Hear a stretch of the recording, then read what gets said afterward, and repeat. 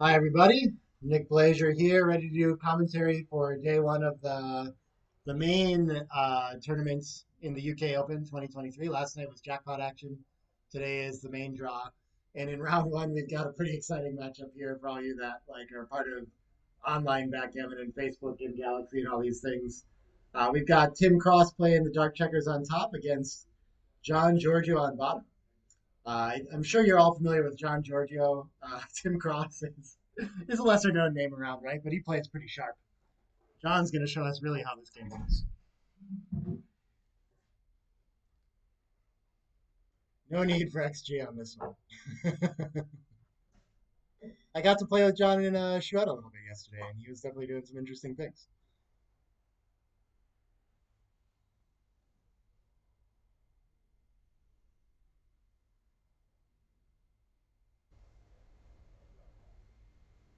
Hopefully, we'll be able to keep up with the action anyway. I'll do my best. Okay, 6-4 for John to open. I have a feeling he's a run kind of guy. Yep, yep. Just wants to win. So this is the correct leading score play. Oh, where's their? Do they not have a clock? They're gonna figure out how to tap or something.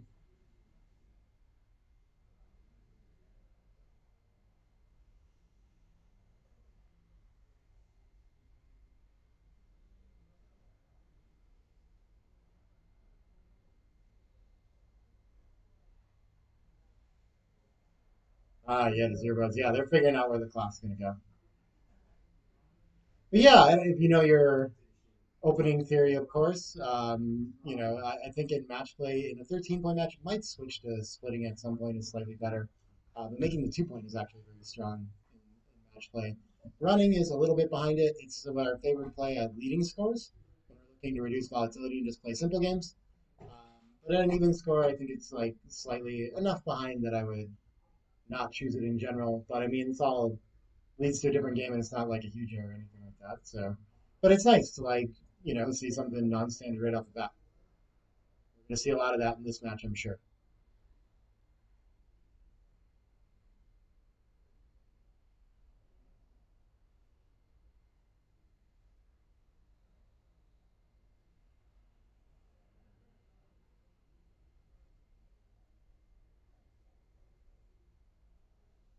There we go. Now we're off for real. 6-4 of his own for Tim, and so I already don't exactly know how to do this, but I think usually when your opponent runs, you like to split past if you can. So I like this play by Tim. I think this is right. Makes it harder for John to land that half escape checker in the outfield somewhere. 3-1. So usually we'd love to make the 5 point, but now we already have a whole bunch of options. We could hit and come around the bend. Just makes the 5 point anyway. I think that's probably right. Gives a lot of freedom. Tim gets to link up with both his blocks here. That looks like a pretty strong play. Slightly ahead in the race too now. So he's happy to play a relatively simple escape game.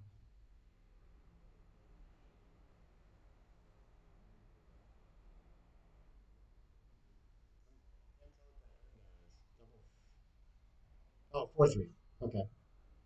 He gets to make the 10 points. 5-4 for Tim. So he's ahead in the race, so he actually has some incentive to run off already. I don't think it's enough to give up the anchor. Yeah, so I think this is probably much better to make a board point. But we always have to think about leaving 18 with left out for it. I think he just needs more racing lead. Yeah, John with a much better board, I think can afford to make the 4 point here.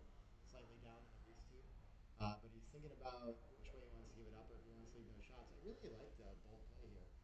Tim is not exactly excited to leave the anchor with all these returns and hit on that 8 point anyway. And it's the rack, right? That'll persist for the whole game. So, for example, here, I think Tim should still go for it and hit because he can clean up with the 5 to the midpoint. But it's still going to leave 5s and 2s as returns from the bar. And he's got that blot in the outfield, too. So there's a lot of hits back for John. And if John can hit back, he's in a very strong position here. So being able to hit and escape doesn't come with no risk. And here we see it. And now, I mean, a fan from Tim could be a disaster here. And he does, in fact, miss. There comes the cube. And can Tim play this with the threat of sending his back and board? Presumably, does he have a lead in the race now? I'm not sure about that. Probably down a little bit. He's down in position. There's definitely threats, and that's likely to turn around. He looks very scary. Maybe there might be a lot of damage when this works. He's likely to have two up. If he doesn't have two up, he can enter one. He's still under a lot of pressure in that best case. But John does have two checkers to bring around still. So, I mean, this is not an easy cube decision for Tim. My instinct would be to let it go.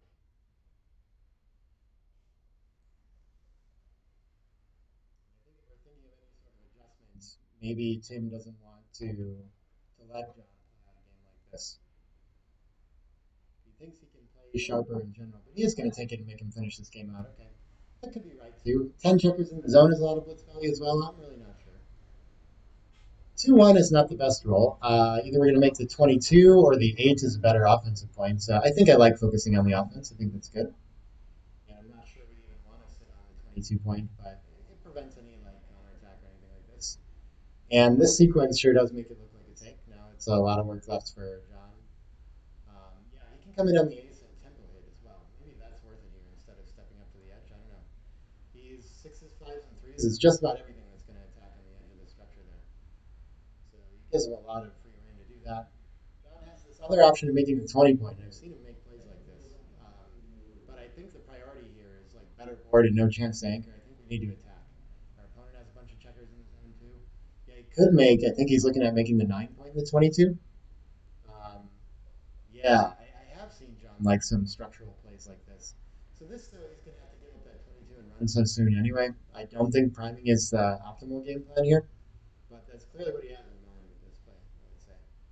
I think two down looks good here, but yeah, this could be okay. Maybe he doesn't want to leave any fly shots at all. And Tim's structure just isn't going to develop very nicely. Difficult to bring this one home. Sixes is beautiful. Okay, go for the attack. That's interesting. He can just run the back checkers and make a six prime. Now I think priming is the idea. But it could be that he wins more gammons if he just makes more board points here. But my instinct for the other play is because it leaves no counterplay for Tim. It's just like a one game. So he can do this too. This is a close enough variety. Slows down any progress Tim might make and makes the gammons a little bit more likely.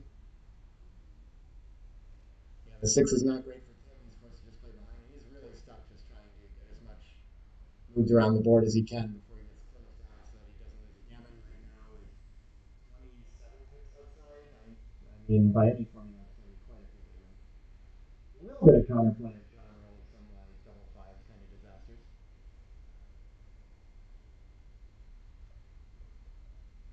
It's so interesting. Like, I wouldn't say that most players are avoiding those kinds of disasters by like looking for that. Well, I know I'm not. But I have noticed that players that play like John end up in these very stiff spots where like they're one super joker away from disaster like that. 3-1, I think it's worth putting in cover. The 2 point, and really we're just trying to buy ourselves time so we can't move more checkers around before we get down. John's gonna come in, no problem. Steps up, allows a little bit of mobility.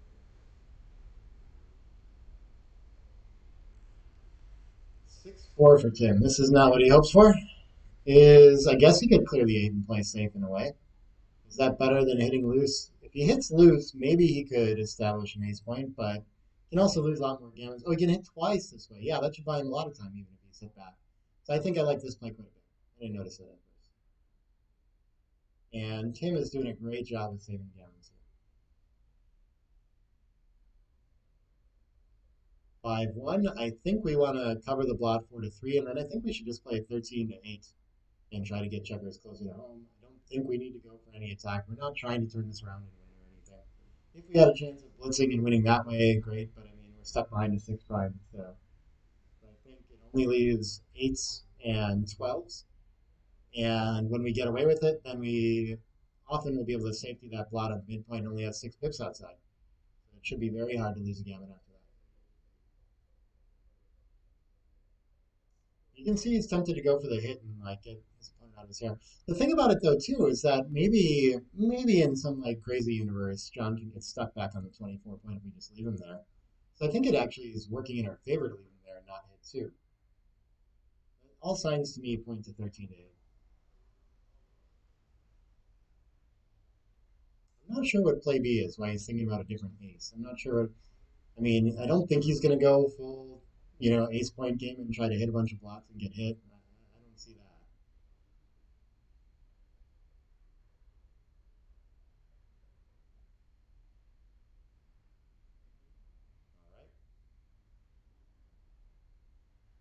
All right. He's ready to go get him. 5-2 doesn't quite reach, can't move the back checker. So I think he just goes as far as he can. Now, any other deuce, like, it's just too destructive on the front side. We can run out of timing. That's the biggest risk here. Getting closer, maybe getting hit isn't a big problem. And huge improvement for Tim to just bring this checker in. And still has a little bit of hope of maybe priming his opponent. I guess. Oh, this is 5-5. Yeah, so same idea here, where I feel like he really doesn't want to take him off the ace. But is it worth giving up the 8 point to do that? Yeah, it might just get too risky and have to leave a shot later. So I think I like this. I think it's just kind of giving up on the cracking idea entirely, just making sure that he can crash safely, and ideally not lose again. Give up a 5-3 here, but that's not too much. More shot leaders after this too.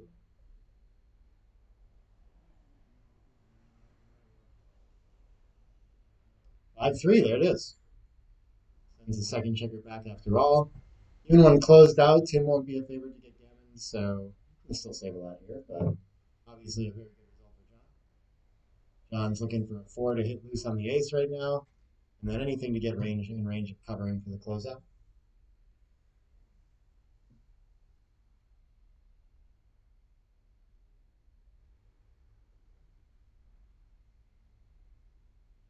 4-1 can't quite cover.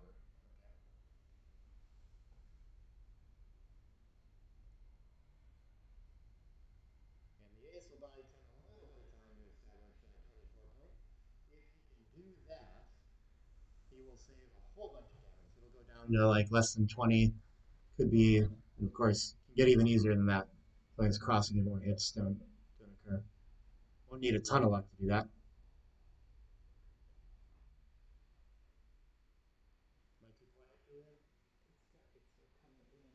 Oh, the connection is pretty bad. I've noticed that. I keep getting, if you watch the screen here, it's like bumping and sometimes it's warning us that the internet connection is no good. So, like, it just broke here. And then the dice are on the table. Yeah. Yes, I think that's what's going on. But I'm loud enough. Okay, okay.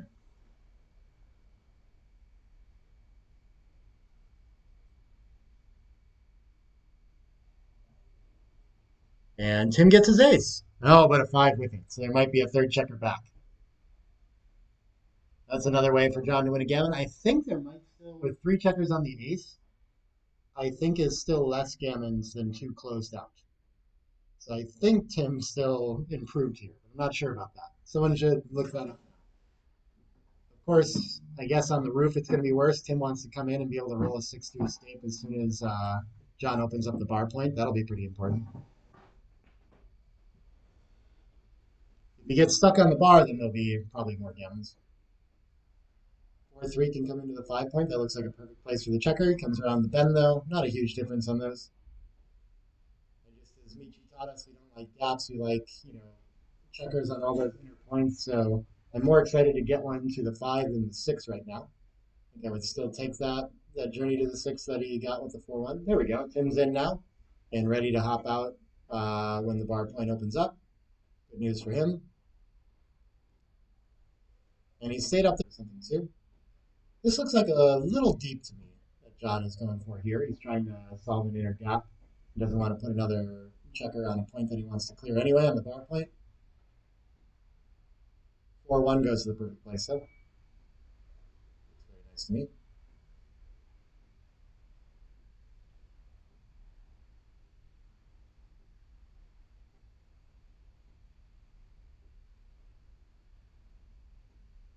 Oh, he thought he still has an ace to play afterward.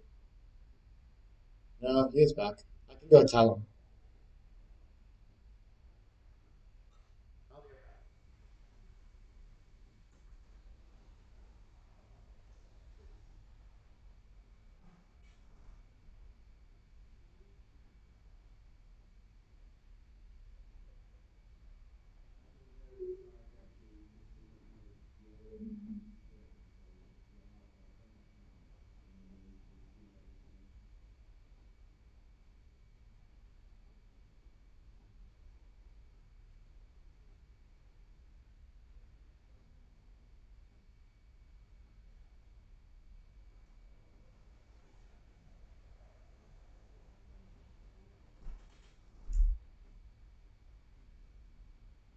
Oh, cool. You must be on some small delay or something like that. So I feel like I got to see myself helping there. Those checkers feel really nice and weighty. I didn't realize how heavy they were. That's the Art Gammon board. I think we've got the ad on the screen for that. They make really nice stuff, sponsoring the UK, maybe the UK BGF or something like that this year. He's going to break it and leave the shot instead of just cleaning up. Interesting. Okay. Tough for Tim to win from here still, but that'll save a lot of gammons.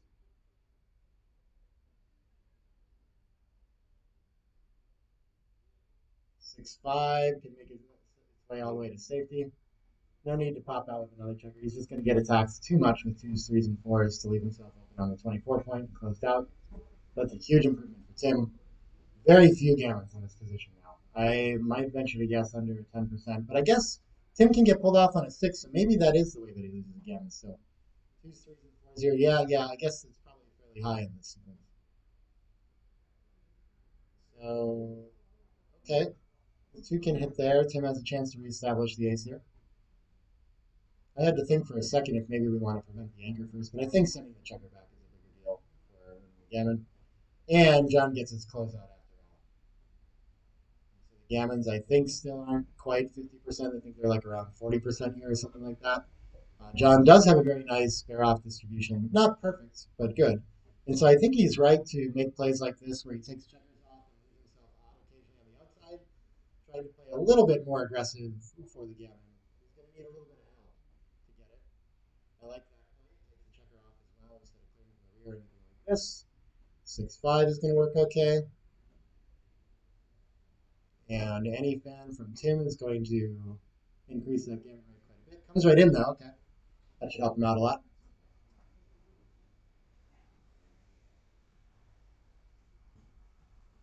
3-2 is not going to help the gammon cause. And oh, look at that. John wants to go for peeling here. I think he should just kind of clear and go for it, but maybe this can win more gammons. I don't think the contact helps Tim so much anyway. So it could be okay. But I mean, it leaves this potential here. He can enter there, and now he's getting a shot. John's going to take two off and go for gammons that way instead of trying to clear the checker out. No hit for Tim. Likely to get one more shot here, though. Just two big numbers. Five what? Yep, 5-3 is going to repeat. Either way, we take one off. Maybe we'd rather have it reduced point. I don't think there's a big difference there. And Tim needs an ace to have any chances here. I guess he can't really win, so it doesn't matter too much. The five can probably come out, and the four could come in. This can win too. Okay, we're going to try a new microphone to see if it's any better. I'm pretty sure it's the internet connection, but we'll see. I might have to shut up a while we do that.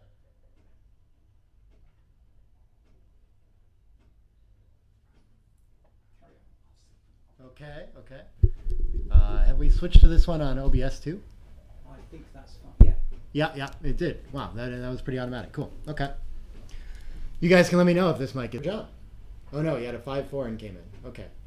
Needs an ace from John. Still. And he gets it. Wow, okay. Saves 2 points. Pretty lucky finish of the game for Tim, all things considered. John's clock is still running. You gotta hit pause quickly. Maybe he's gonna make him play it. Oh, okay, I see. Tim wants the decision, I guess. Interesting.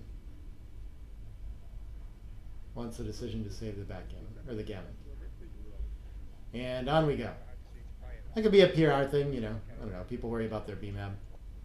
I try to just like play actual backgammon. And if we know it's like resigned to the gammon save, then I just let it go. And I'm sure that affects my PR minorly, but I don't know. I'm not like... I'd rather have the title come from like achieving it some other way and not like working on that. I don't mean to be saying anything bad about anyone else that does it, but it's just kind of how I think about it is like I'll feel like I earned my under four or something like that. You know, if I can get more decisions right that way or something to overcome the need to do that. And look at this 5-3 opening. John is a runner. Okay. I haven't seen that one before. In the McGrill days, I thought we would split, you know? But I guess maybe he just does this with all his opening. Maybe 3-1 he runs. We'll see. We can't get past. I think it probably makes a board point with that. But we'll see.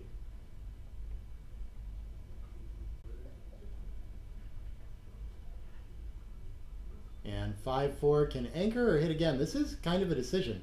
With all these, when your opponent plays two down like this, you really freeze a lot of their potential to improve by making the anchor. So I think I like this decision by John. 6-3 can make the bar point. It can make the 3 points. It could cover the 10 and play behind. There are a lot of options here. Maybe the 10 interacts better. Oh, it could also split and make the 10 or something like this. Yeah, so he's going to provoke contact. I like leaving checkers in front of that anchor when after John makes it. It's pretty scary to hit and leave it. Not when you can hit twice, though. I think John will try this.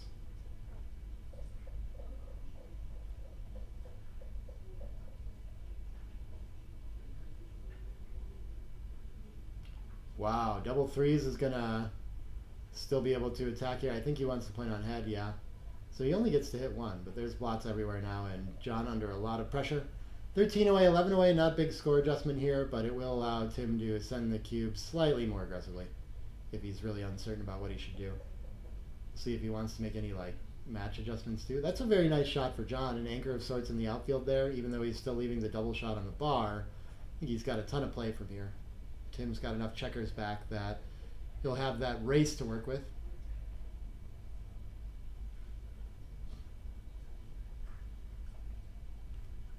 Two, 4. This must have to leave another blot somewhere, unfortunately. Maybe I would prefer to enter deep and not provoke, but I don't really like the 4 after that. I guess if I enter here, yeah, I'm playing behind like him. I'm not sure. I think this seems better, though. It seems like a little bit too big to enter high and play like 6-4 or something like this. 2-1. Yeah, that would be getting hit twice the other way. Where he decides he wants to make the 8 point for interaction. I think I like that, and I think I like 6-5 with it. Yeah, that looks nice. Rather make John give up his anchor if he's going to hit. What is this, a 3-2? Wow, he's finding some awkward rolls that don't do a whole lot. If this is 3-2, I think the best we can do is probably just play 13-8. Is there any reason to hop out to the bar point here? Yeah, I guess it's a lot of stripped points and things like that. I mean, we are pretty safe and tucked away on the 23, so I'm not sure we want to provoke here, but I can see some logic to it. 4-1, I think, wants to hit, and he's going to advance the anchor with it. Yeah, the other 4s don't look strong enough to like slot or clean up or anything like that, so I like this play by Tim. And with all these checkers threatening to attack, is he going to need to go for the hit? With a blot and board, I don't know if he can get away with it. This looks pretty scary. I think maybe I would enter high on the 22 and shuffle like 2 to ace or something like this. But I don't think we can afford to hit 16 to 15. I'd rather enter on the 24 here, but I don't have a 3 that I can see along with it. 2s are reasonably well duplicated. Okay, I don't mind this. I don't know if Tim's getting so much extra out of this. And he's going to roll through it. I think that makes sense as well. I think after hitting on the 15, maybe there's a cube there. What is this, double aces? Yeah, that's going to be hard to figure out. I think you have to hit the slot. And after you hit the slot, then you can still make the bar point. And then the last ace is kind of weak, but, oh, we could double hit like this. Yeah. Maybe I like this better. Distribution looks a little nicer, too. It's a lot of blots around. 2-5. John only enters with 1. I think we have a cube coming. And John's got to figure out if he wants to play it or not. He's quickly going to let it go. Okay. It feels prudent. Felt like a pretty good sequence, and like Tim could add cubes in a lot of those, so wouldn't be surprised if we moved to a pass by then.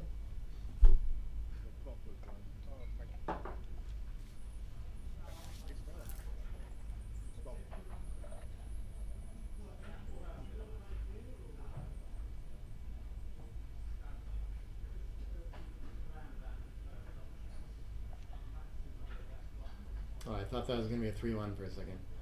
2-1. Let's see if he runs. Oh, he's a slotter with a small one. Okay. That seems consistent in its own way. I bet most aces slot for him. I thought I saw him play 5-4 down the other day. Maybe he mixes it up. I don't really know. It's like in a chouette. 5-4 is going to hit and bring a builder down. Nice opening for Tim. I think this prefers to make the anchor than hit, even though it has to leave the direct shot. This is reasonable too, though. Of course, there's a dilemma here. He has less, like, more checkers back. I guess he leaves a better anchor slotted too, is another problem with it. And if they both end up with anchors, I feel like Tim's a little happier with the racing lead too. So I can see a lot of reasons to go for it, but I don't know. When you're on defense, you want the anchor for the rest of the game. And you're already down in the race, so getting hit with the 6 isn't such a big deal. 4-1. Would love to make the anchor. The ace doesn't look so great, but it'll just unstack.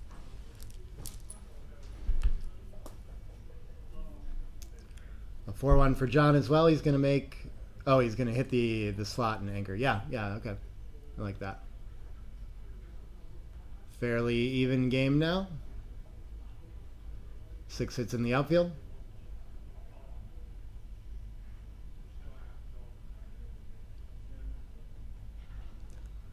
4 in, 6 can't hit anything. So yeah, with 2 anchors, why not just bring one down and try to get a little more material in the zone for attacking should we be missed.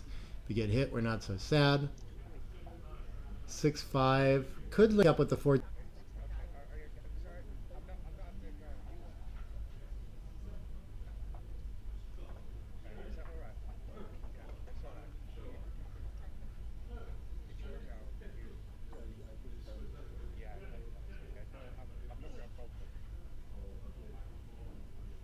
They're having some sort of discussion. Hopefully they remember that a 6 got played. Can run out there if they mess it up. There we go. Yeah, so if we played on here, either I guess 8-3, which we don't want to play behind structure, or we play 13-8, which we had 4 checkers on each, which is how we like it distributed, and this is worse distribution. So that's kind of why I didn't like making that. Like, it didn't seem like they went together for me. Pointing on head looks strong to me.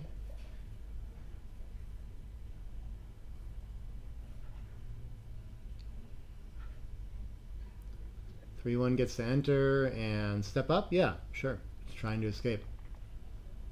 And yeah, this like structurally is just pretty awkward for Tim. Even though he's leading in the race and just trying to get everything home safely, doesn't have a lot of landing points or priming structure or anything like that. Or a very comfortable double anchor game for John.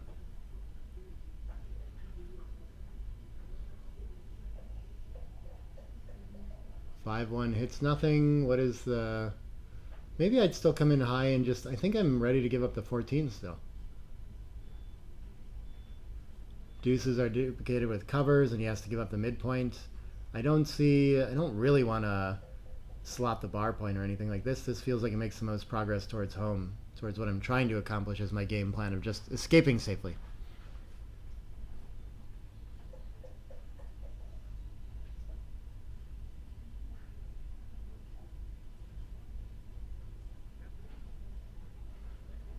Yeah, this is primed and still potentially getting primed, and we're starting at points that we don't really want anyway. I don't know. I don't think I like that too much.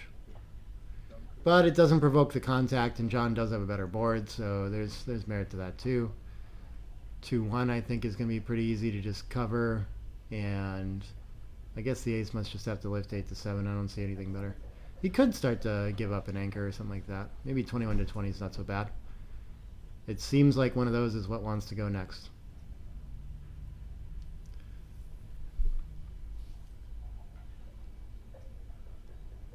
All right, I think John will be happy to hit loose if he gets the chance. Ooh, that's one of the best ways. And cube coming, I think. 5 primes are pretty strong here against no structure for Tim. Tim enters not at the edge of it too. Maybe it would be better to cover the 3 there.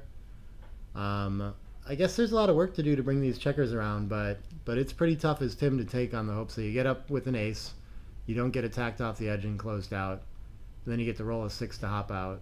Yeah, so I think just letting go is going to be fine here. And on to 10 away, 12 away.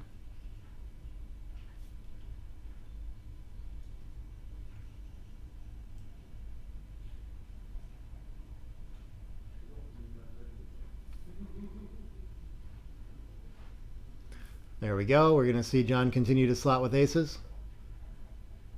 Oh, look at this. He's going to do the old splot. Rarely indicated. 3-1 gets... oh, 2-1. Okay. So then, yeah, we're going to hit loose and bring a cover down. And this is a fun start. See a lot of things happen in this game. Hit and make the 5 point.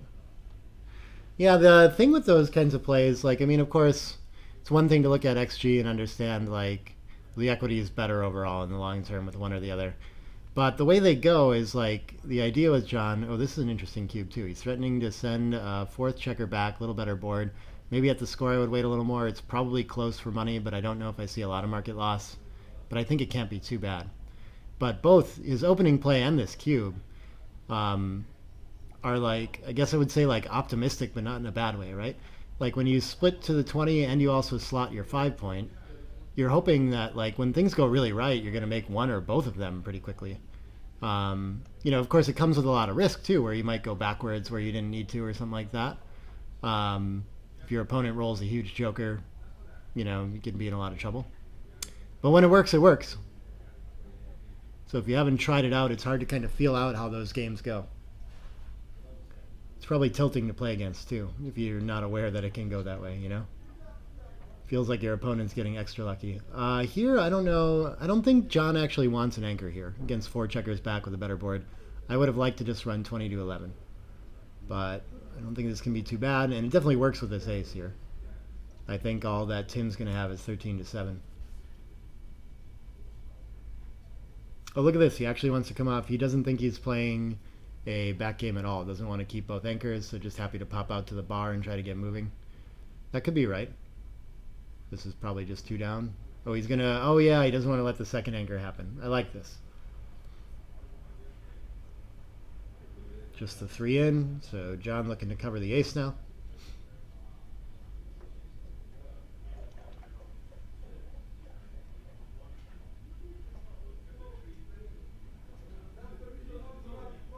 And I guess the 4 is just going to come down with it.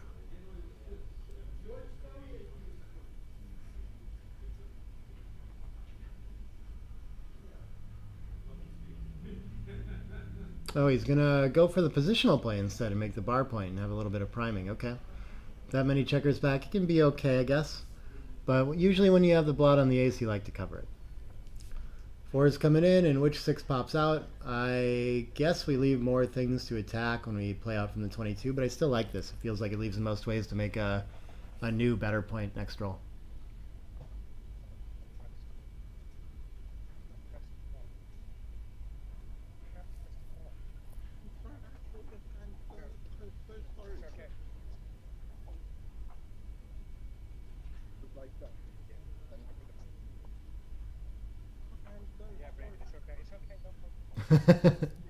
John's trying to help out, grab the dice and play it.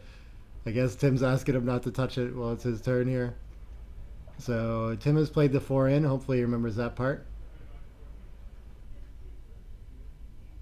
And he has the 6 out. It's the clock. John's turn here. 4-6. I think I still like hitting in the outfield and covering the ace.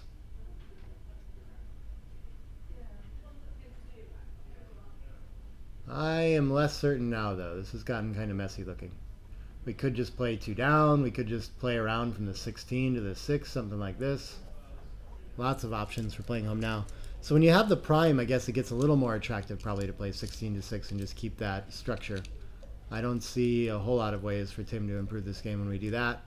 Of course, we're going to give some freedom to those back checkers when we switch 7 to ace.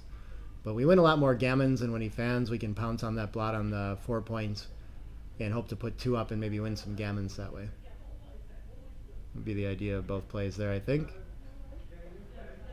And so if he wanted to keep the prime, I wouldn't be too surprised to see him play down from the mid as well, but I like this play. Works really well on fans for sure. Should work pretty well on this too. I don't see too much reason to switch an anchor around, so I think we should pick something to hit. And the outfield seems like a good choice. These probably less returns. Not by a lot though, so I guess 6 to 5 is probably a good option too. 4-2 misses the outfield checker, but it can hit and board. I think he should do that. I'm not sure which spare. Maybe I would enter on the 2. Oh, he wants to remake the prime. I kind of like entering on the 2 and hitting 8 to 4. I think I want to take advantage of the better board and all those blots around and not give my opponent a free roll to improve here. So Tim, I think, should be happy to hit twice here. And this could improve rapidly on a bad entry from John, so a little bit of hope here.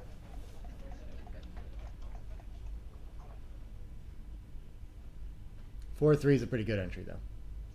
Sends another checker back. Tim's just looking for a way to establish a second anchor and have a game that way. 5-3, no such luck. Maybe he should just hit again instead of giving up the midpoint. Or he can pop out. Yeah, this must be better. Okay, we just need mobility. Even though we'd really like to make that anchor, we're just giving our opponent a way to cover there. We cover the outfield this way, too. Our opponent having 3 checkers back, maybe we do need to go forward. This must have to play from the back somehow for John.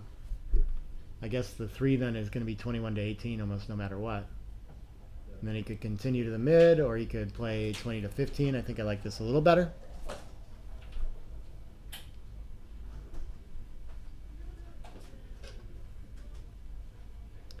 Six three cannot hit, but it can establish the 16. I guess it can hit and board. Maybe that's worth doing since there's no other 3. Yeah, I think 22-16, and I'd probably favor 6-3 just for the distribution here. Of course, we'd rather make the 5 point, but we don't really have covers for it anyway. It just looks very stacky and awkward. These would be 8-7s worth something. I don't prefer 6-5. It's a little too front loaded. But we might be happy to give up the 8 to attack and make points. There we go. Tim finally gets his double anchor game. And he looks to be in reasonable shape for it. Of course, just unstacking 6-5 feels great now.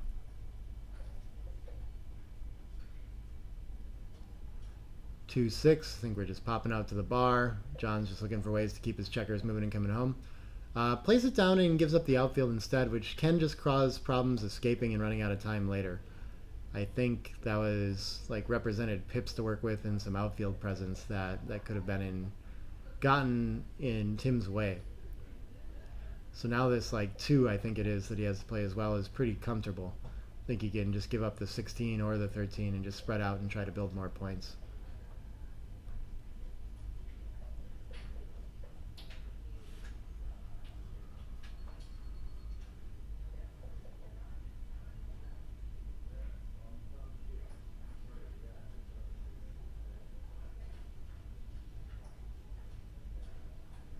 Six three is going to hit both. I'm not close enough on the pip count to exactly. I imagine that overtiming is a good idea here. But that was a moment to stop and think about it for sure. Would we rather just have this position progress forward somehow? Or do we need to hit? He could get like counter primed or something like this too, so I think it's worth sending the 2 back. Those can be tricky though. I like this for Tim. His timing looks a little sketchy though. He definitely needs to get those checkers off the 22 out to the outfield. So he's going to need to roll some 1-5 and 6 kind of stuff.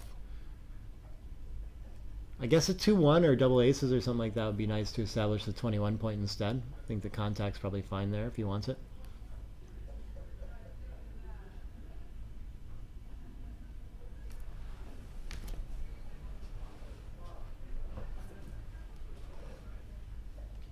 What we got for John?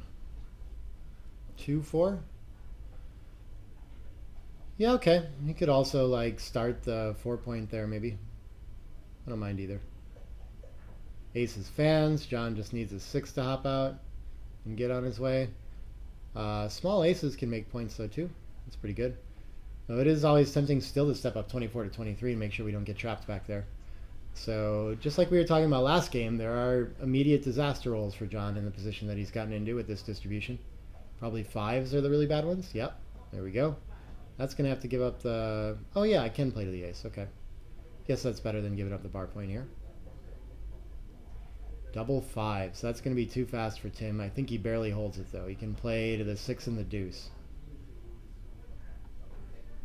And now really needs a 6 quickly here for John to open up more and give him more ways out.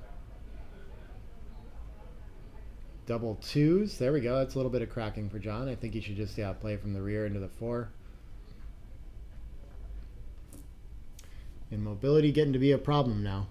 5s and 6s for Tim are great. 5-4, that'll work. Oh, he can even cover the deuce too. That's pretty nice. John needs 3s and 6s to hop. 3-2 will work.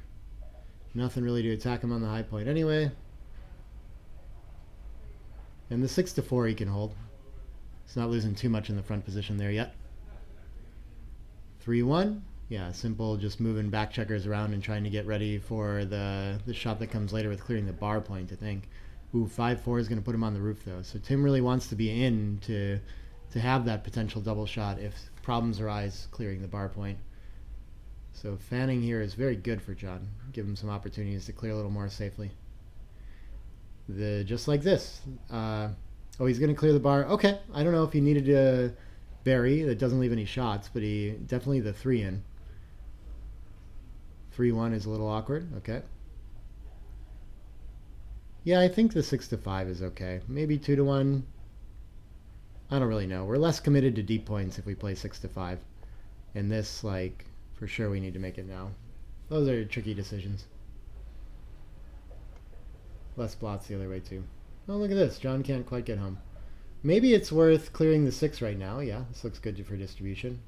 And then we can just link up 12 to 11. I like it. 8s and 9s for Tim to hit. I don't know if he's ready with a 9, though.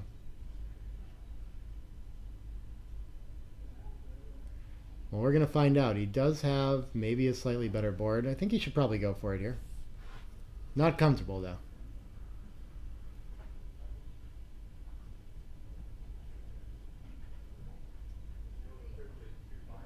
It doesn't feel like he can really lose more gammons by hitting. He's in big trouble if he just passes up the hit and misses there. 2-4, okay. So there can still be some stuff like this where he hits but maybe has some awkward numbers on the other side. Maybe he can still get stuck behind a prime, things like that if he enters too deep. I think it's worth hitting, though. I would take the checker off the deuce and leave the other one stranded on the ace. That seems like a nice combo. I don't see too much merit to entering high. If we do this, then we have to hit on the deuce. I guess it could allow Tim to reestablish the anchor, so that could be the idea of this play. But I don't really want a second checker involved when Tim's board is okay. You know, getting hit could be a problem here.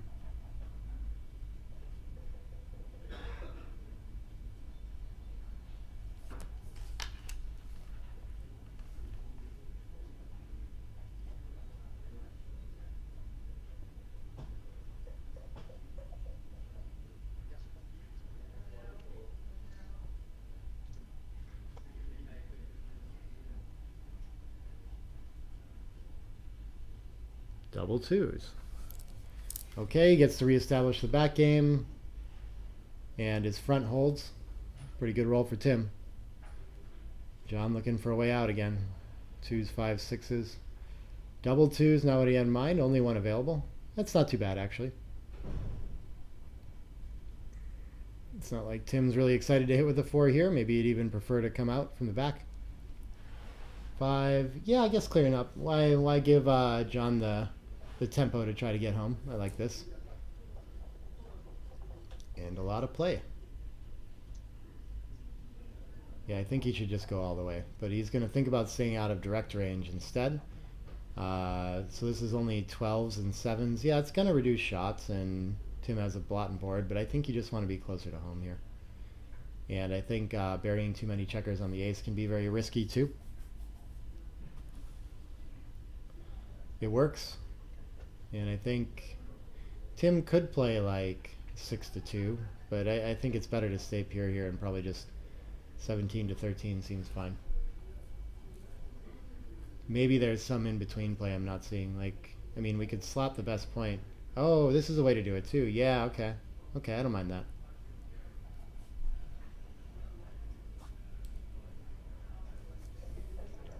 Four 3 is going to hit.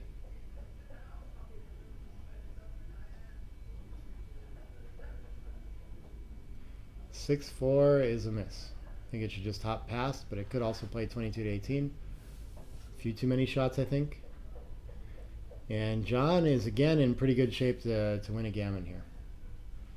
I only see 1-2 available. I think there's only one play to play at. I think he has to do this because it's the only way that lets him play his role entirely. Forced to leave a shot. Funny game. 4 gets to hit again.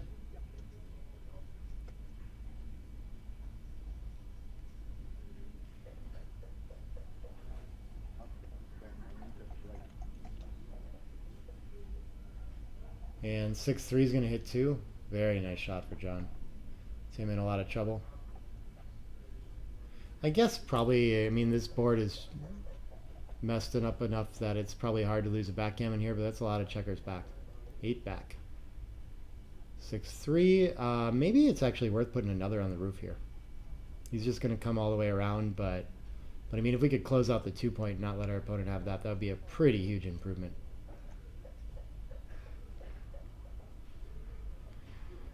4-1, can't move the checker outside, so there's going to be one way to play this. John continuing to find these inflexible situations and positions. 4-1 fans. Not a good shot for Tim. I bet there's a lot of rolls that are like forced to hit loose there. Ah, he can switch to the deuce. That's a very nice roll for John. That's huge.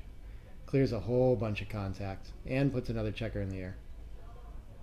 He has a lot of shot levers next time, but like he should have a lot of time to bring that blot around, even if it gets hit. Oh, look at this. Pretty nice roll for Tim, though. Maybe both should come from the back to work on backgammons, but I guess the threat isn't that big there right now. John looking for a big set. Any set, I guess, will do. 5-2 avoids leaving the shot.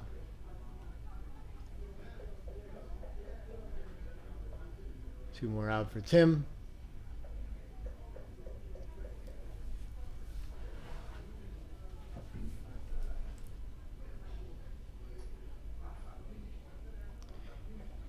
Three gets to clear safely. And now John's just peeling checkers off that mountain on the ace point. Tim, is he going to save himself the backgammon decision for a while? I think it's enough where he can't save a gammon very often at all. What is this? 12, 13, 14, 15, 16, 17 crossovers? Yeah. Small miracle. And a lot of big ones there, too. So I think he can just leave that checker on the... I think he's going to do the B-map thing. Two more crossovers, yep.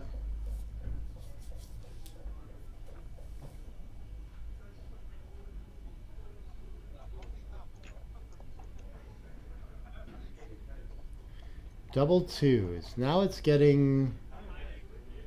Maybe we have to spend the crossover to like give ourselves chances of saving gammons. Might be a small error, but might take away some decisions too. I don't really know. It depends. If the gammon's like 100% lost, then no. So 13 is 4 rolls. Yeah, I guess I don't think he can do it. I don't think he can. Yeah, Tim needs 3 rolls to get there. He's not going to have 3 rolls.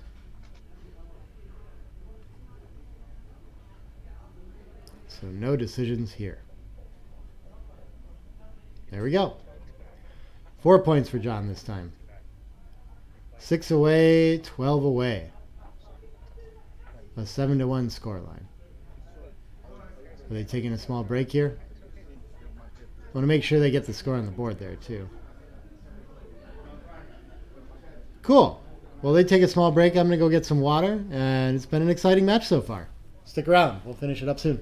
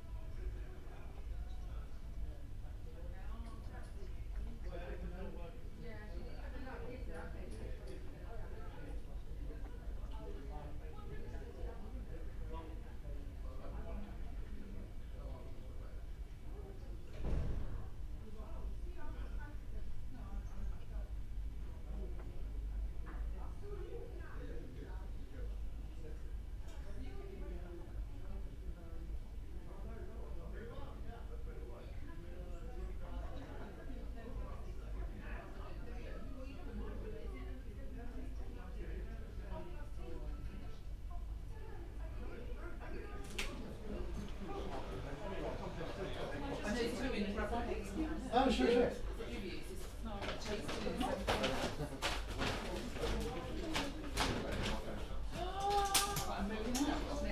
Oh, okay. Miss you.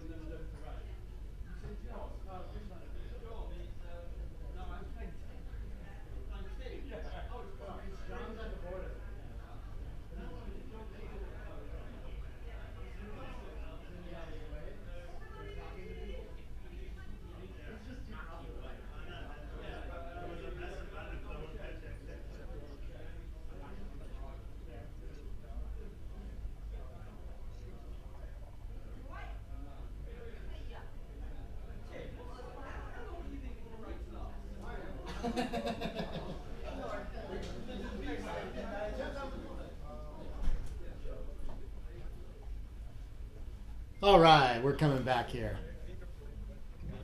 John's watching the stream between breaks on the phone to see if there's anything he needs to talk to me about, he said.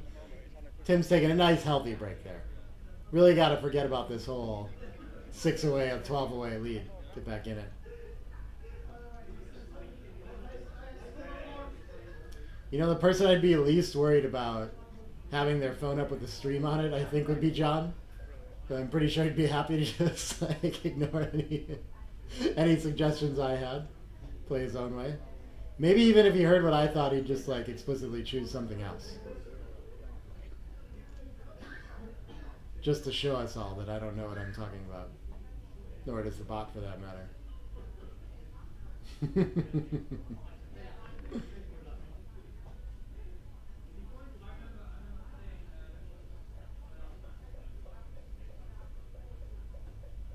Also, how much cheating can you even do when I'm not looking at XG or anything?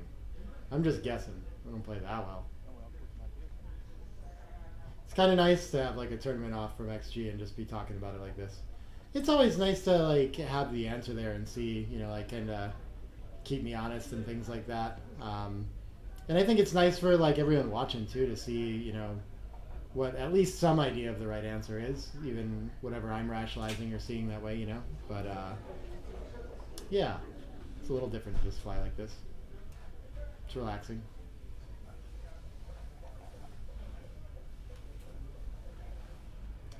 All right, John gets to start with the bar points. So with a 6-point deficit, even in a longer match like this, I think we are going to see a lot of score impact. So if we get into gammonish positions and things like that, I think it should adjust like one of those 4-way, 3-way kind of scores most likely. I talk about this in my book a little bit. I'm not sure I've ever looked at this specific score on its own to know for sure exactly what it looks like in other positions. Here's a classic John play, the split, where I think a lot of us would probably make the 4-point there and unstack the 6-point. But he doesn't want to give up his bar and his prime. We can see some of the kind of game plan things that he likes a little bit better here. 4-2 a little bit more confusing for Tim, but with the much better board, I'm inclined to just make the 4-point. I don't feel like I'm giving too much with a direct 5. And when it works, we're really happy to have the rack there.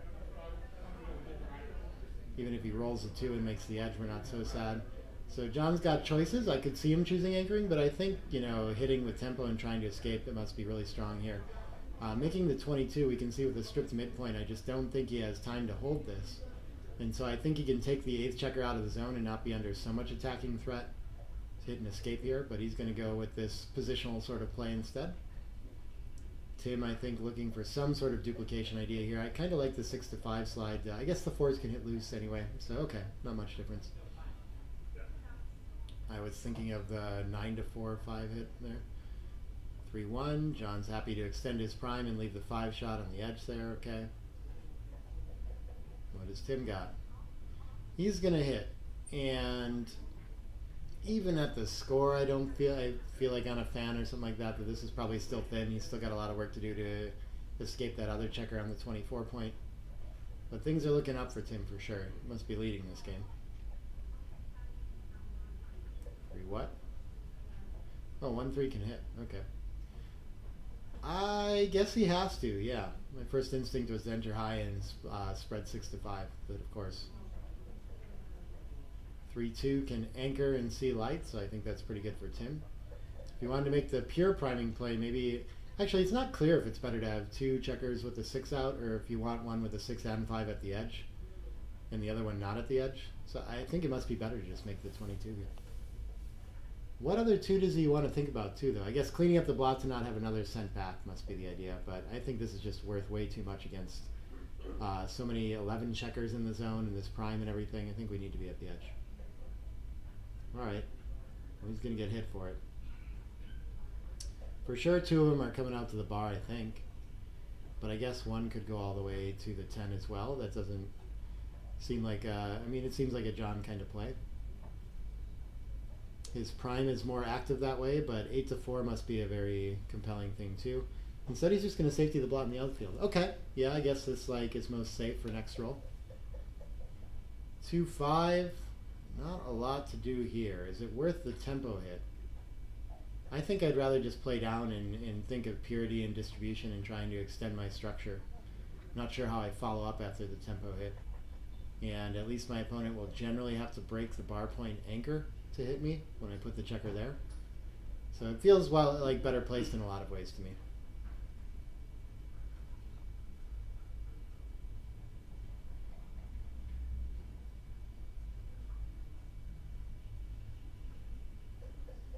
Two one. I think John should take the opportunity to try to get by. Oh, but he can deploy those like really poorly placed checkers on the 6 and 5. Yeah, this is probably better here. Just a very efficient use of checkers. Looks to me like something's coming 13 to 5. And then I don't know what the rest of it is.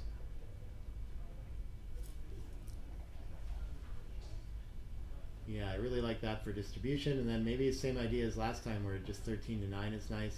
But the tempo hit has follow-up this time now, so I kind of, yeah, okay, I can see that. John, with a giant lead in the match, is ready to cube. I think with play and everything like that, Tim can largely ignore the gammons and just kind of go for this. I am not 100% certain that I would send this for money even. Maybe it's good for money. But probably at the score I'd be thinking to wait. But I don't know. I mean, this is pretty confusing position. And yeah, Tim really needs to respect that prime and make sure he doesn't run out of timing. So he's going to hop out. Wants to pressure that blot instead of just continuing. That's very interesting. The 2 down I didn't see. But it duplicates the ace that he could come in on anyway. Okay, I can see that. So 1's probably going to hit and 2's going to clean up for John, I think. John tends to prefer not having a lot of blots around like this. I guess the 2 could step up to the edge and focus on escaping too, but for whatever reason I expect to see him try to escape. He's considering just positionally leaving that checker on the ace for Tim too, though, I see. Okay, that's something. I think better to have more checkers involved than try to win a gammon, I would imagine, but there we go.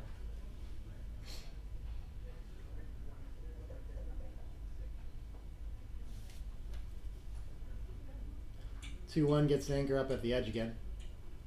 Pretty nice shot for Tim. And he is not going to have, I mean, in an evenish game with gammons going both ways, he's going to have to send a lot of 4 cubes there. So he's watching out for things and needs to be very ready with the cube for sure. Still 4 behind to 5 prime. I don't think he's close enough here, but this is the kind of game that can get volatile for sure. Maybe like a back game with a shot would be enough, for example. 6s is going to make a lot of progress for John. He's going to take, making the 2 point is crucial here, I think. I think you'll see that part of it. Prevents the second anchor, puts another checker on the roof. And so after that, yeah, I like popping out, and why not remake the 8? I guess we could just make the ace too, is this idea? Okay. Feels to me like maybe not getting that checker stuck back on the 24 is more important, but we've seen, I mentioned this a couple times, that he just like is comfortable in relatively stiff positions like this. Just enough room to play this, for example. Can get up to the edge, can make the 14 and play in. But these are the kinds of like problems we start to have when we don't escape from the back. Well, we have that chance last roll with the double 6s. Does this leave it more flexible? It doesn't really leave more 2s to play, so I'm not sure why like double 2s are still a problem here. So I don't know if I see why he wanted to stay spread out. Okay, 3-5's going to hit.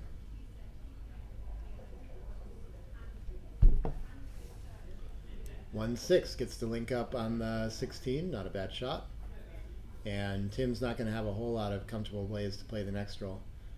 I guess something like a 6-3 is kind of fine. What is this, a 4-2? So he would love to pop out and park on the bar point. The 2's not looking so hot after that, though. So maybe, yeah, his distribution is pretty good, putting a checker on the 5, so it does look a little better here to me, like this play. And still sees the whole board very well, so nowhere for John to pop out and hide, except if he lands on his anchor here. That's a beautiful shot.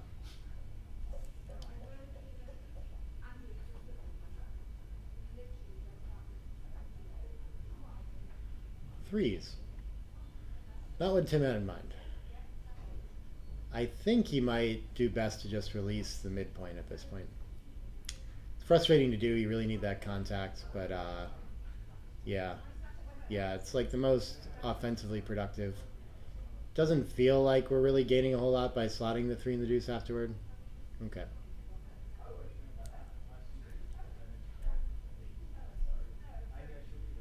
And now John gets to spread out in the outfield if he wants, or just makes it all the way to the board. I think this is probably better. It's a little confusing though. I mean, he could choose to. I'm not sure about this. Maybe I would spread out 16 to 12 as well. He leaves the 7, gets hit. But what you want to avoid is, I mean, Tim could come out with that 5 and kind of park there and then play a 2 in his board. Now he's got good outfield presence and control.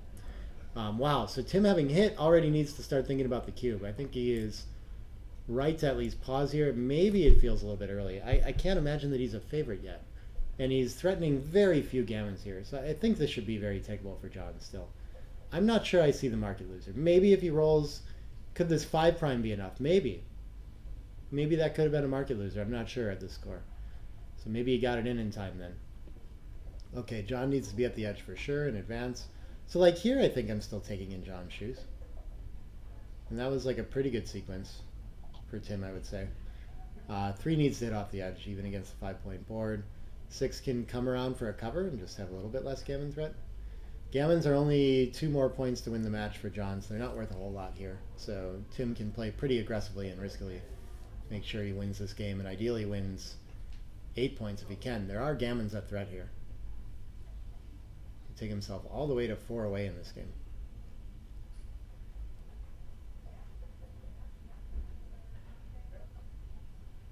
Three, 6 misses, 5s and 7s cover.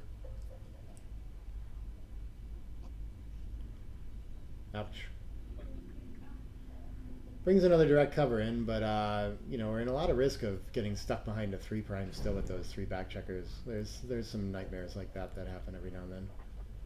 Okay, now we got blots around. Oh, never mind. He's not going to break it. Maybe this is right. I would have thought to just play 15 to 12, but there are a lot of variations where Tim's just going to attack on the ace and kind of scoop everything up. I think it's probably worth making the ace to prevent movement here. I'm not 100% certain about that, though. I guess play B. He could hit loose and not give up the prime. So 5 to ace doesn't look terrible. Probably too many shots. But yeah, what does 22 to 12 look like?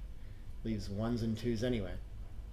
So I guess we might as well freeze our opponent's motion or something like that and hit somewhere. It's kind of my instinct. I'm not sure which way to do it, though. They all really look like compelling candidates.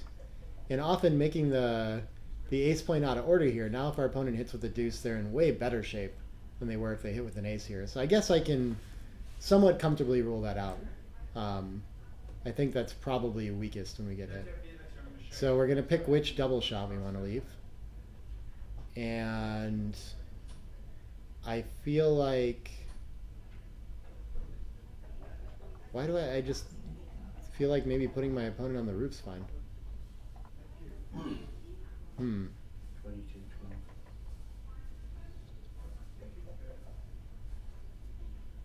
Yeah, I mean, my opponent could roll a set or something like that and move the outfield points. I like hitting somehow.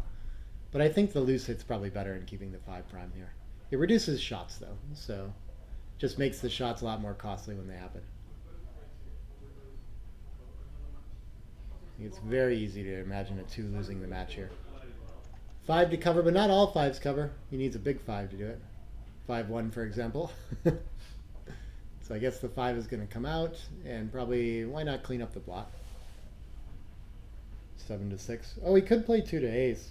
Feels early for that, and like we really want to win a gammon, so I wasn't really thinking about it. But the 2s are pretty devastating in this position. There's a huge swing on it. So maybe it's important enough to lift it. These are hard ones to find for me. And of course, making the deuce point isn't like a huge key to winning this game quite yet.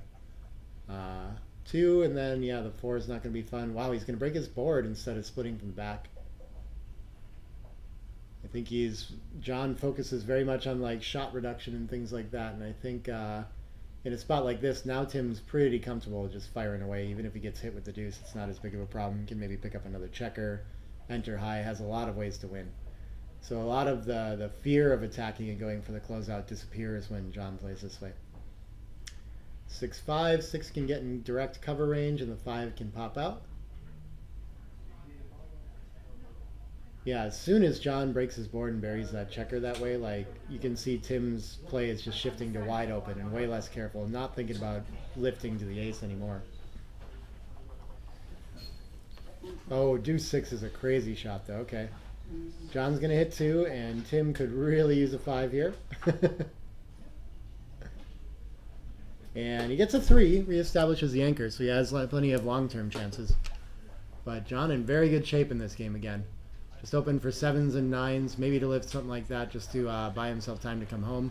I hope he's not thinking about the cube. I think that there's plenty of wins here for Tim to take for a long time.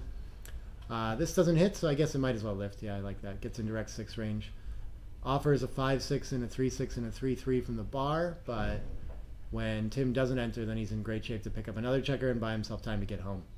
And the gammon threat is back on John's side here.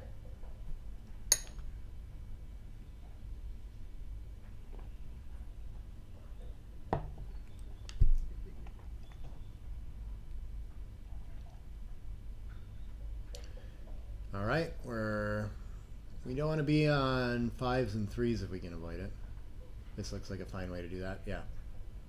Kind of feels like the instinct play anyway. Oh, we are on double 5s here, though. Okay. Maybe there's a way to avoid that.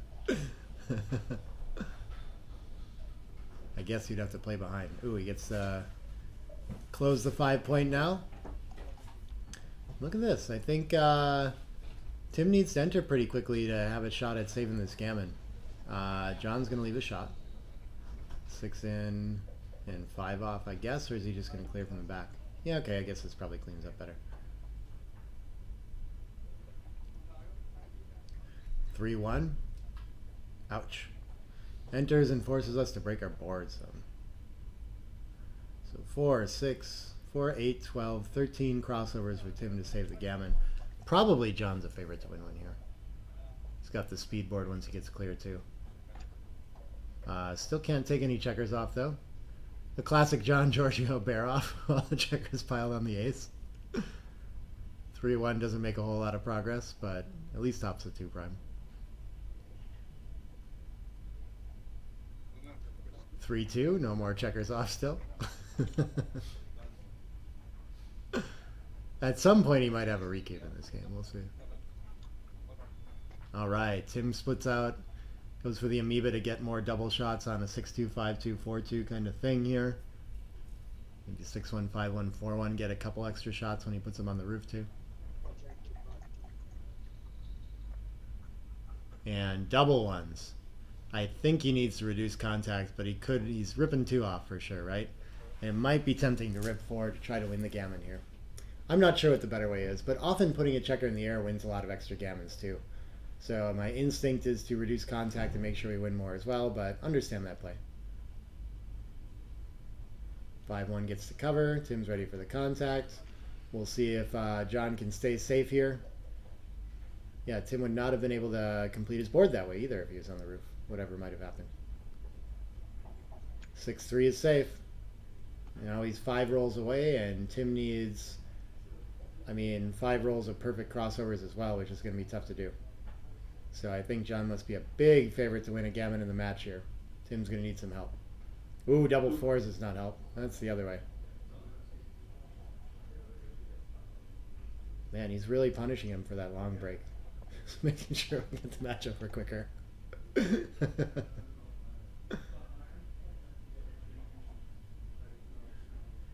Looking grim. That is enough. You're going to have John Giorgio advancing. I don't know how many lives we get in this tournament, if Tim Cross has another chance in a consolation or something like that. But, yeah. The double 1 move was interesting. Yeah. I would have been tempted to hit the block. Yeah. Interesting match all around, though. Yeah. I will check in to see what's next, but my understanding is we have like 5 rounds to play through today, so I should be back with another match shortly. Thanks, everyone, and we'll be back soon.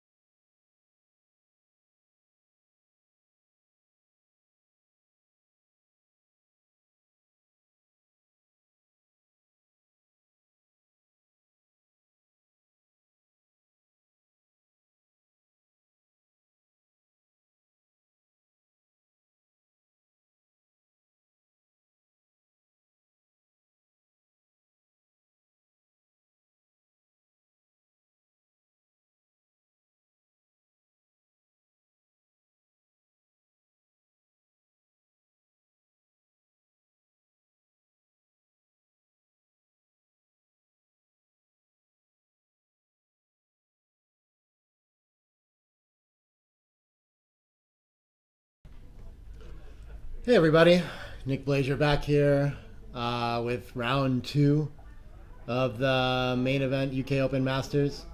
And we should have Rachel Rhodes playing the checkers on bottom, someone who I've seen out at a lot of the international tournaments. And I don't know if I've met Jason Champion before, but he'll be playing the dark checkers on top. Or it looks like maybe they're swapped around, I don't really know. I'm sure we'll find out if that's how it's going too. But yeah, I'll be back with the start of this match really soon.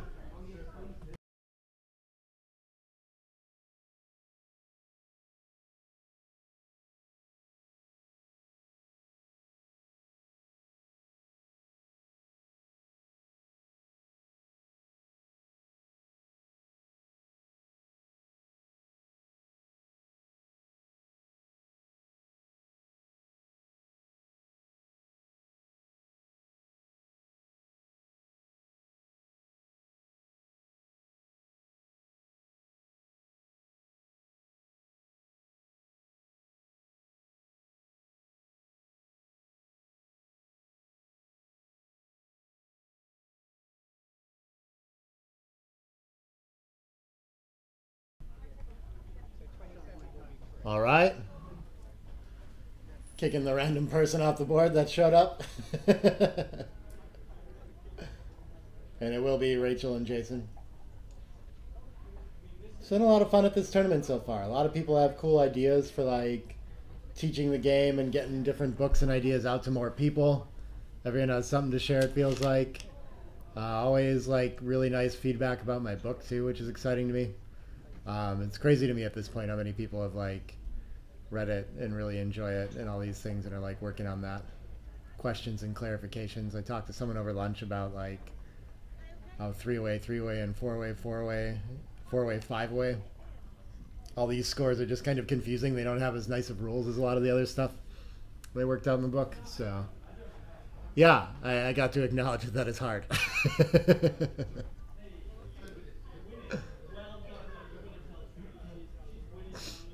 Looks like we should get going soon here. Right, they're sat down. Yeah, I'm ready when they are, Julia. Okay. Cool.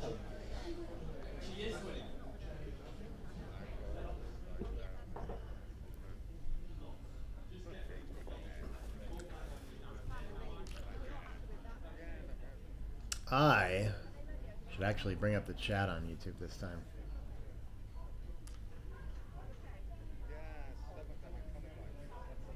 Oh yeah, is it the same one as before?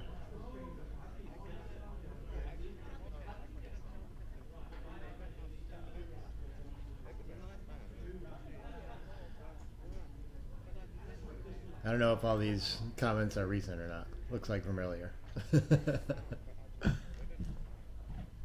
It looks like, I feel like we started the stream over, but maybe it just keeps going on the same one. That's interesting. I'm not sure how that works. Adds to the end of it. We're off. 6-3 to open for Jason. Split is the bot preferred play. That's what he chooses as well.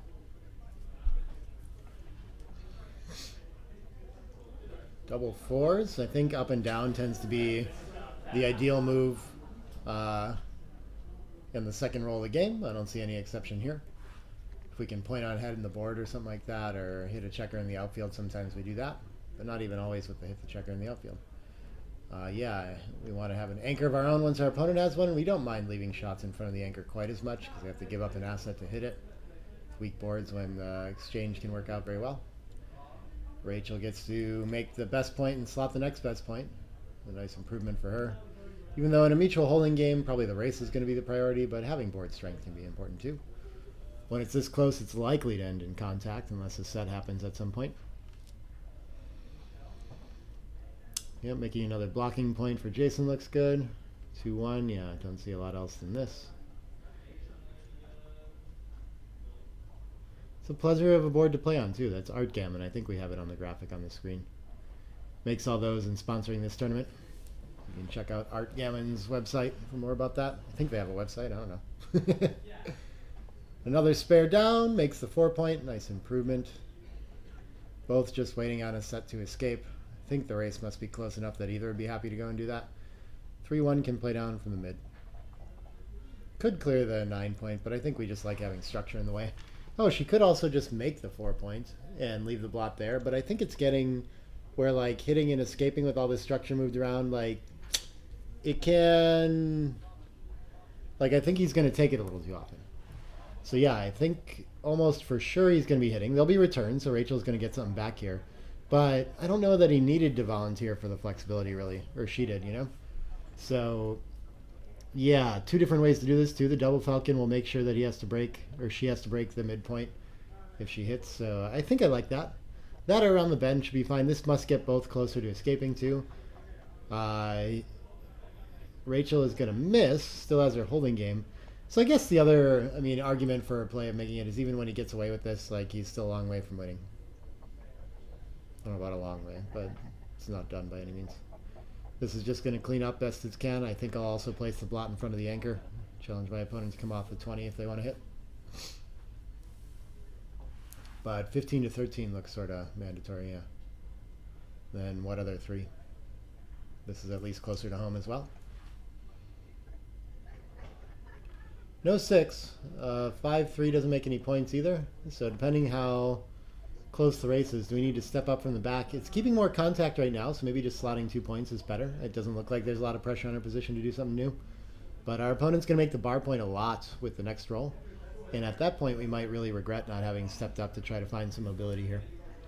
Maybe it's even actually worth popping out and challenging that blot on the 11 somehow. I think most of the time that's going to get cleaned up.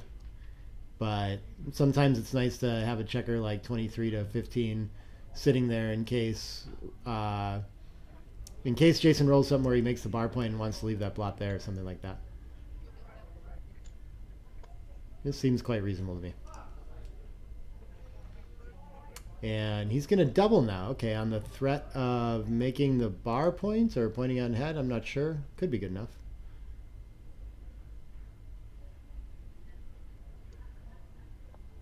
Must be close either way. It feels like the take should be easy enough. Still a lot of work to do to bring this home. Not sure what real like technical pressure we had to get this cube in time, you know. I think Rachel should just keep rolling forward here on the offensive side. Yeah, slot the next point, make the 3. Big board advantage. Could get a shot on this roll. She will not, though. I don't think. I don't see a play that volunteers. I don't see one that like clears the mid effectively. Oh yeah, what do we do then? I mean, maybe it's just 9 all the way to 3. So if we make the 3 point, then yeah, what else do we have other than clearing this? I think this looks nice and long-term flexible, nice board point. Yeah, I don't see a reason to volunteer a shot against this strong board. 4s, we're running out of room for this kind of stuff.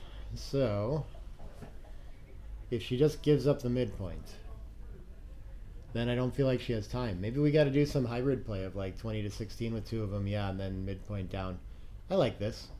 It does seem like it leaves that checker back on the 23 vulnerable, but it should be hard to fill in the 5 or attack it effectively against Rachel's strong board. 2-1 is going to put an extra builder on that checker on the 23. 4-1 could make the ace, or it can bring a cover for the deuce. Either way, I guess we could bring 2 covers for the deuce. That's kind of nice. 5-2 looks like it could make the ace point to make the attack a little more threatening, but probably just the spare down on the 6 is fine. It would get rid of too many active builders for that 23-point checker, so I think I like this better. 2 builders for the deuce point looks nice here.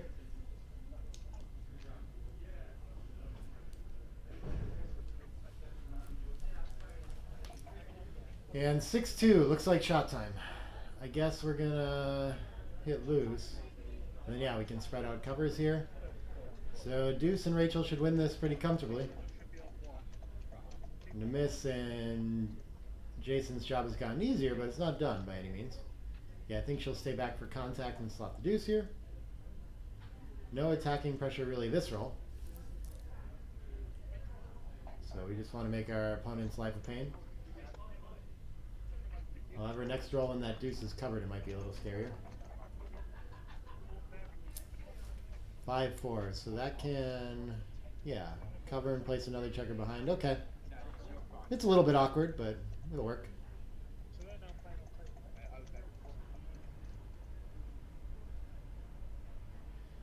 6-4, I think she should probably just go from the 20.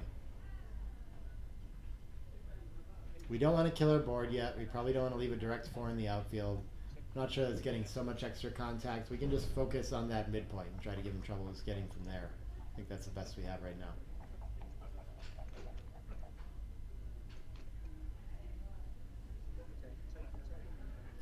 4-2 can't clear. So you can keep one checker out to have another playable 6.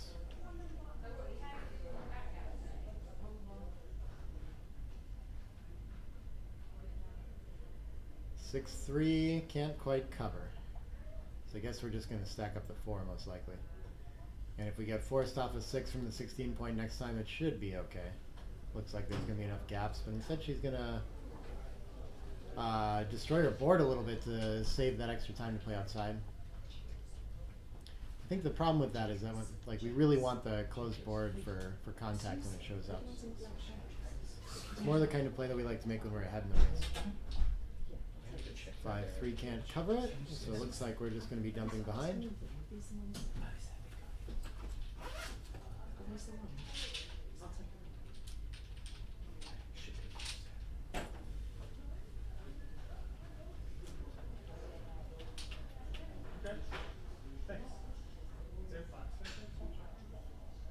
It's like a dead even race after this. Okay, so maybe she was on the right idea there. Saving instead. Just making sure she doesn't leave a shot. Nope. That's going to put him back in the lead.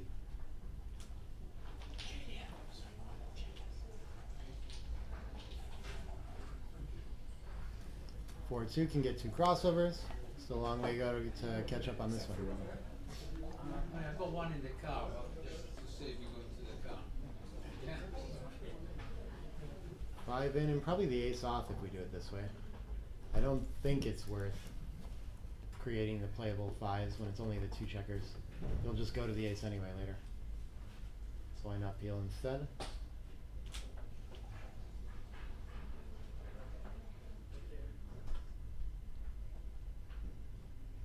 Yeah, it feels like playing like this is to avoid putting a checker on the ace later, but we kind of already did by not taking it off.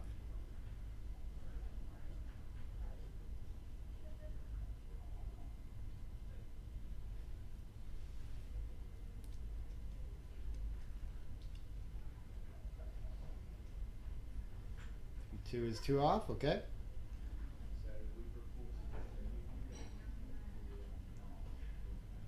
Yeah, same either way. We're going to put a checker on the 5.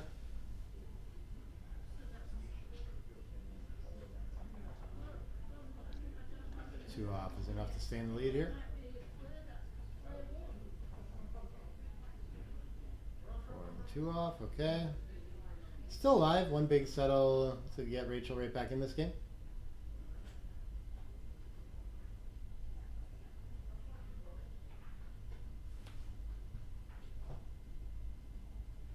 Another 2 off.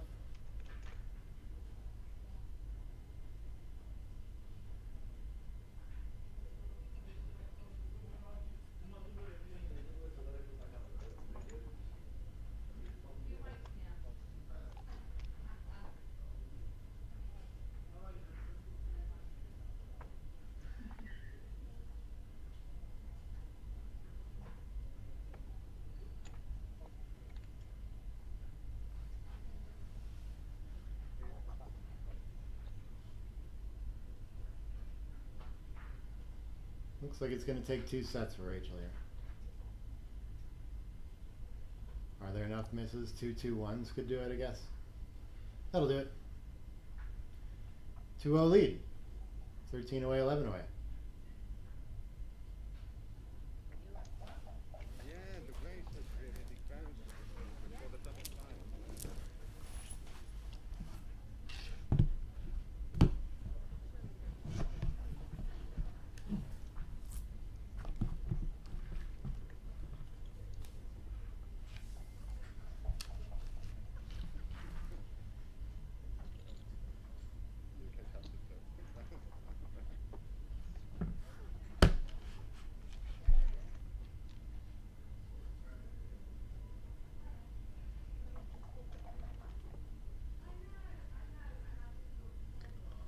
Four one to open. Should be a standard splitting play.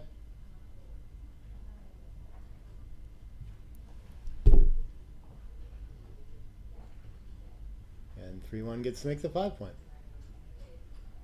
Nice start for Jason. Bar point is a decent follow-up. Still feels like advantage to Jason here to me. More material in the zone for Rachel for sure. Yeah, but now we have the rack and an advanced anchor, or a middling advanced anchor. The 22, the butterfly. 5-1 cannot do much about the blot on the. It can lift like this, sure. Yeah, I guess against that strong board, it's probably worth doing. Your opponent really wants to play off the midpoint as well, so if they don't get a 6, maybe this is a really nice place to be. Yeah, I think 3-1's going to have to hit. And then do we want to lift one of them? Yeah, don't give them 6 from the bar for the most part. Okay, I like that. 1 in, nothing but 5 down. And so, fairly clear advantage for Jason here. Is this enough to cube already? It's only 8 in the zone, but he's got the better board, probably the race. You know, and it's just one of these positional situations where he's got an anchor and improvements and she doesn't, and that's going to persist for the whole game. So, might not be able to split comfortably after this roll. 6-4 is pretty awkward, though. I guess the 4 is going to come down, I would think. And then would we rather slot in the front and give 2s to hit? Or we could run off the anchor, I guess, here. It doesn't look so scary to challenge a stripped mid. I think the butterfly anchor is the one we tend to run off here, too. So maybe I actually would have liked playing out 22 to 16, but maybe that's a bit bold to start. 3-4. Ugh, just nothing for Rachel to do again. I guess we can duplicate aces if we play in front. Looks like the 3 wants to go to the 5-point, kind of no matter what. So maybe we should play behind with the 4 to the deuce or something like this. I guess we could just make the 4-point too. Would we rather give up 4s for some reason? It is a board point. Yeah, less blots around too. I can see some logic to this. Yeah, and this still looks pretty strong for Jason to me. I think his market loss, I mean, a hit and cover, there aren't that many of them, but maybe a cover is enough, you know. Still just a very persistent advantage. I like the cube. I think Rachel can still play it. But I tend to overestimate the takeability of positions like this, if anything. 4-4, that should work somehow. Can't cover. But it's not too bad. Oh, we can make the 9-point to reinforce that blot on the 3, though. I like that a lot. Big roll for Jason.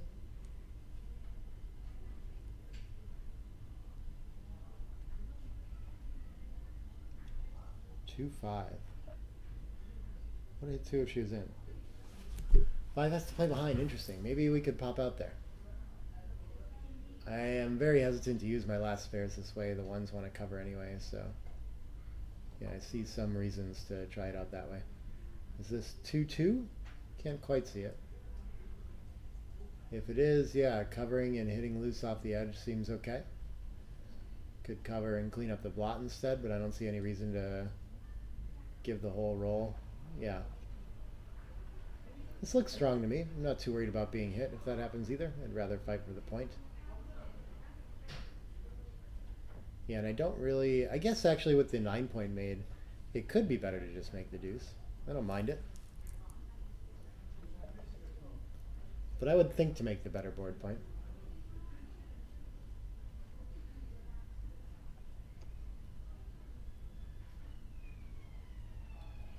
Yeah, it's very well reinforced. 1-6. I think this has to pop out now. Yeah.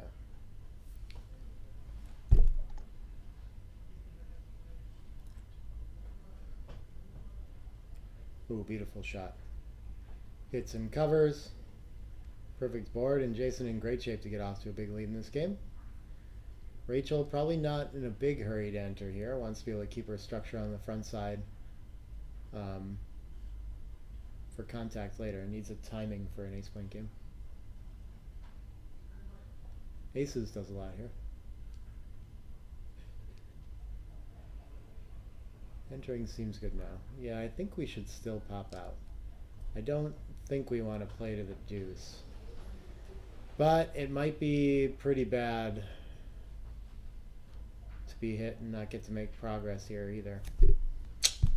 This is very difficult. I just don't know on this one.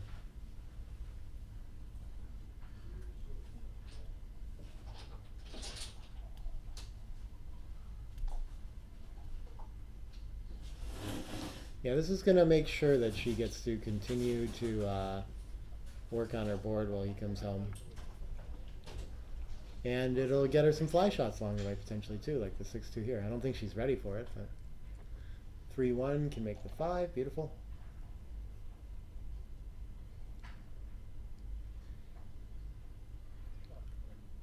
The 4-1. I think however we look at it, we're going to end up playing to the 4-point.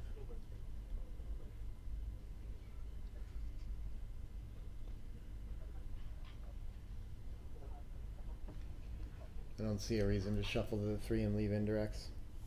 I mean, again, I don't know if Rachel really wants to take them here, but I'm not sure really what we gain by putting the checker on a weaker point anyway.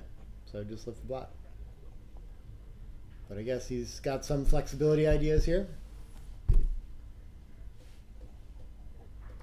3-1 gets the cover. Yeah, sure. Play down. Getting those checkers in soon would be nice too to make sure we don't lose a gammon here.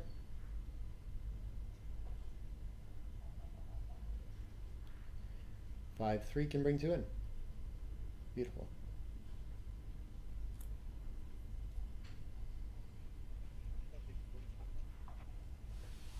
3-2 is getting one crossover somewhere. I guess there's only one place. Oh, she wants to slot the bar. Okay, yeah, part of structure. I saw that too, but I think probably better to take the crossover, but I don't know. 2-1. Only safe play is 5 to deuce.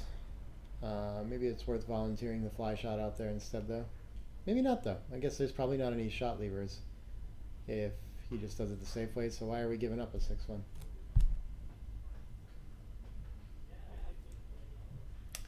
Six. Not gonna hit, but it's gonna make a lot of progress in saving the gammon. Now I think it's okay to have the bar point. Should still have timing for some shots in this ace point game without having to crash too. Oh, especially after the 5-5. Should be relatively comfortable splitting. Probably not this roll ideally. Could still be pointed on, but next roll I think. I don't know though. It's possible she's supposed to run one already just to capitalize on those gammon saving pips. 5-1, one off. I think she should want to run one now. Yeah, 6-5 is too deep to bury checkers. So I really think we need to be running one from the 24 here. 4-3 clears safely. And 6-4 is forced to go now.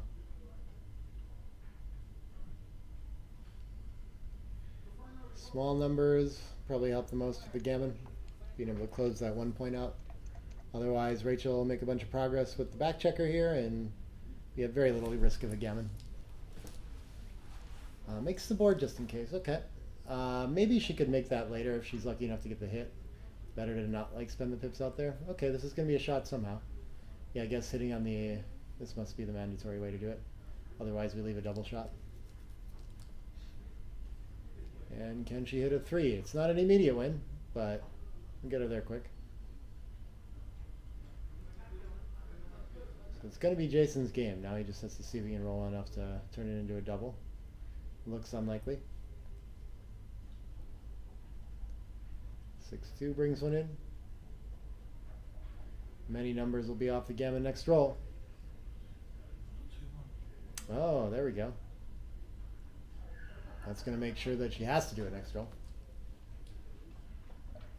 5-4 is good enough. 2 more points. 13 away, 9 away.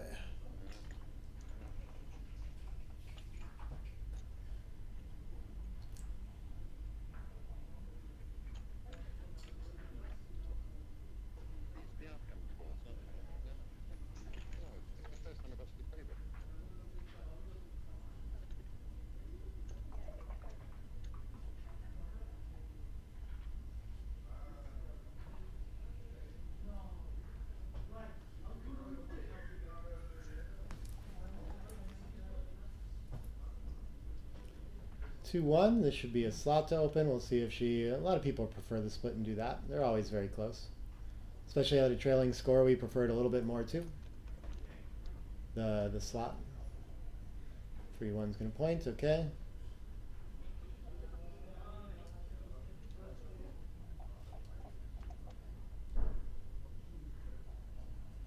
Four two gets to make a point.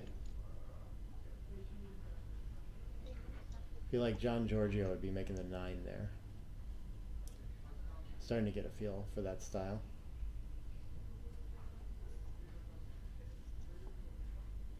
Four two. I think it's worth giving up the direct shot to make the 4 point. It's kind of a common theme when we can make the rack in the early game.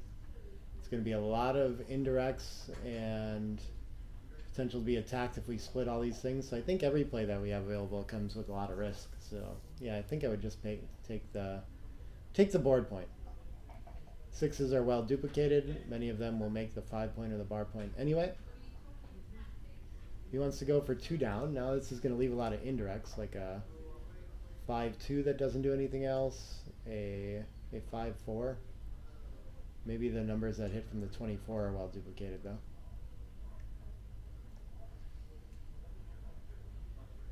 All right, Rachel gets the rack first. What's Jason have? 5-2 gets to make the rack. Oh, it can hit too, huh? I think with the weaker board we should just catch up on board strength, but I don't know for sure. Feels like a lot of blots around to come out and hit here.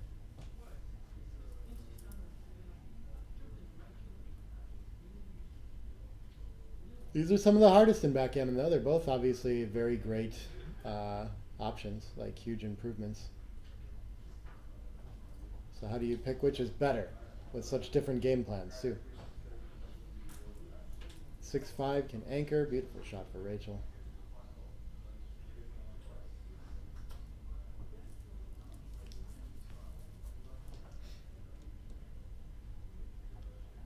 Six five escapes one. I think we can leave the blot in front of the anchor. More important to get the back checkers moving now that Rachel's solved that problem.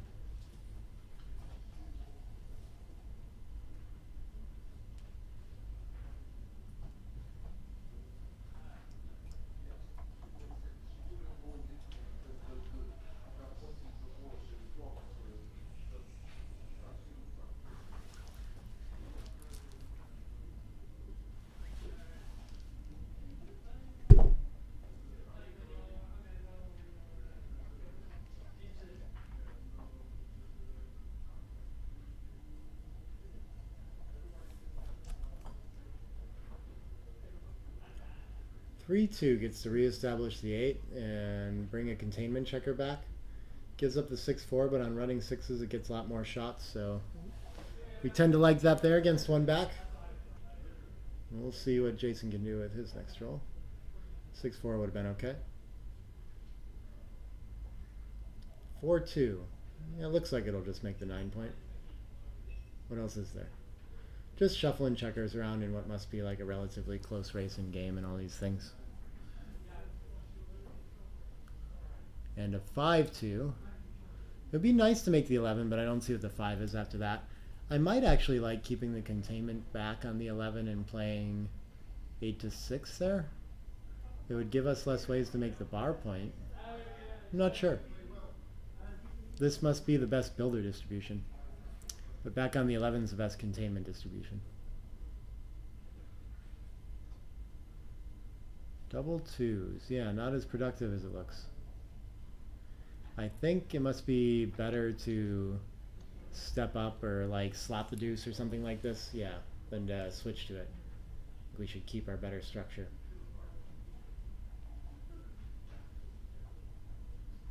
Doesn't want a blot and board right now, I guess. Okay. 4-4. This can escape to full freedom if she had enough in the race. If she is, she should go. 131 to 125 before the roll, if I counted right. So this should put her 10 pips ahead. Yeah. So then I think just 18-14 with 2, 13 or 9 with 2. Looks great. And really, I mean, if we stop and try to look for some other play too, like what would it be? I guess we could shuffle things around in the front. You play 2 down and then play to the 5 and the 4 if we really needed to stay back for contact. That would probably be a candidate play if we weren't ahead in the race. Okay. Jason's going to be ahead in the race, but still stuck back with the 1 checker, threatening to make a 6 prime in some ways. This looks like, especially trailing, a pretty reasonable cube, just in case we do something too spectacular. Making the... Ooh, I think I would rather... Yeah, especially now that I think we're slightly down the race, or at least close in it, I think I'd much rather make the 3-point here. And keep containing that back checker. Don't want to let it run. Like 6-4, we're just getting a shot without being hit. The other way. 6-3, we already have covered all these things. This looks a lot stronger to me.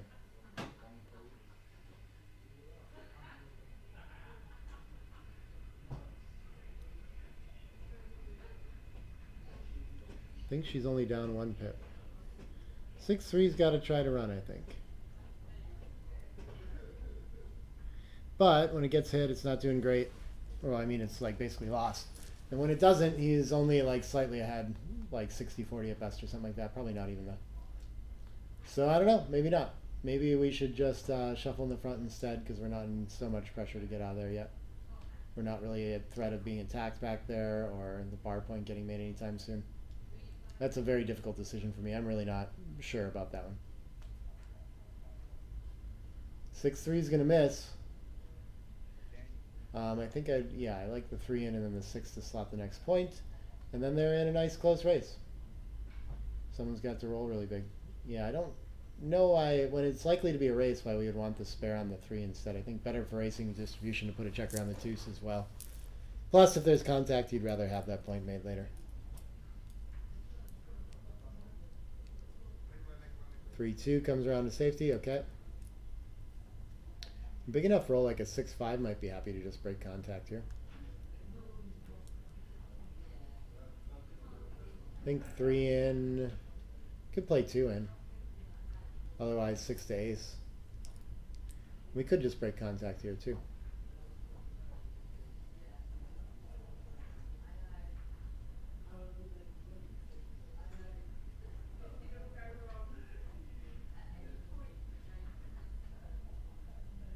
I think it's 97.91 before the roll. So 89.91. So yeah, still.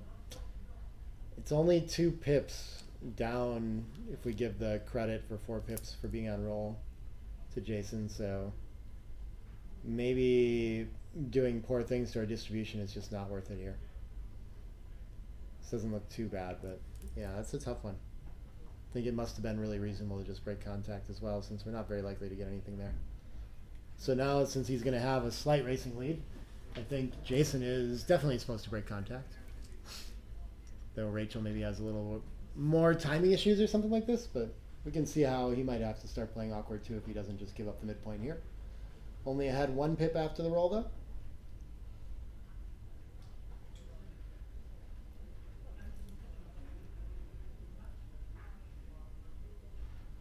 So really close race after he breaks contact, but the wastage favors him too. And the crossovers, I think.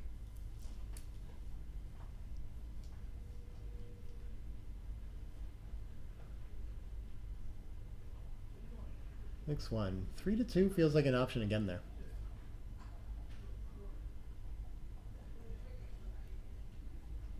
I'm just really not liking my stack on a deep point like that. You're likely to have to spend some aces and deuces fixing that later. Yeah, the next 2 in, and we're stuck with 5 checkers on the 3. But I guess if we roll, I mean, we're not really trying to roll aces and deuces anyway, and if we do, they go to decent spots, so. Work toward fixing that situation.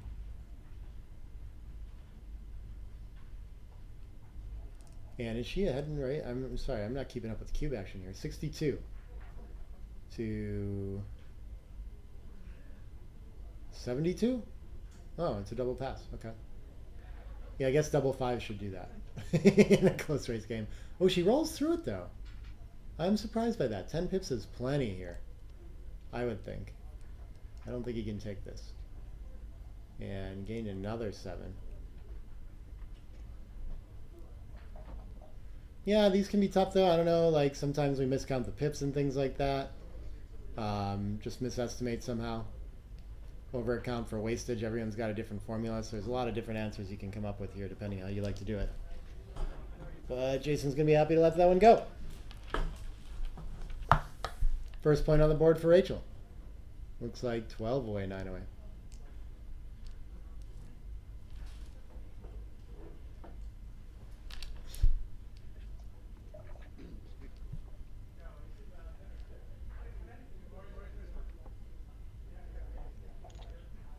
All right, we're going to start with a split.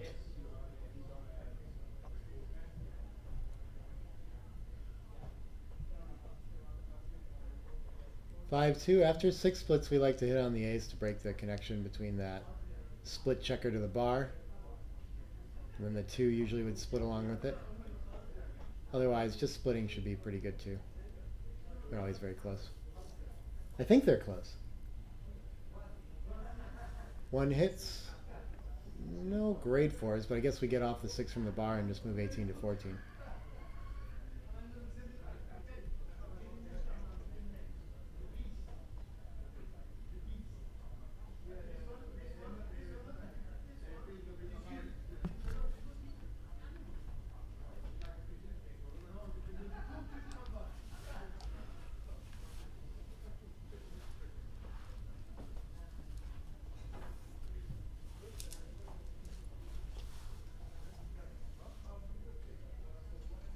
No dice on checker here. 5-6. Okay, it worked. We got off the 6 from the bar. Probably just run past. But down looks pretty good here too, actually. Yeah. I think Rachel's too busy to really be wanting to hit with tempo here anyway. So I kind of like getting a checker into the zone a little bit better. This feels like a nice distraction play too. It's going to end up getting a hit. It's going to cover the 10.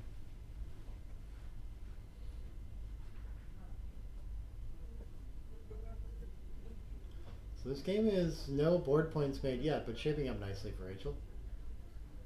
Especially with the score deficit, she can get in a cube a little bit earlier.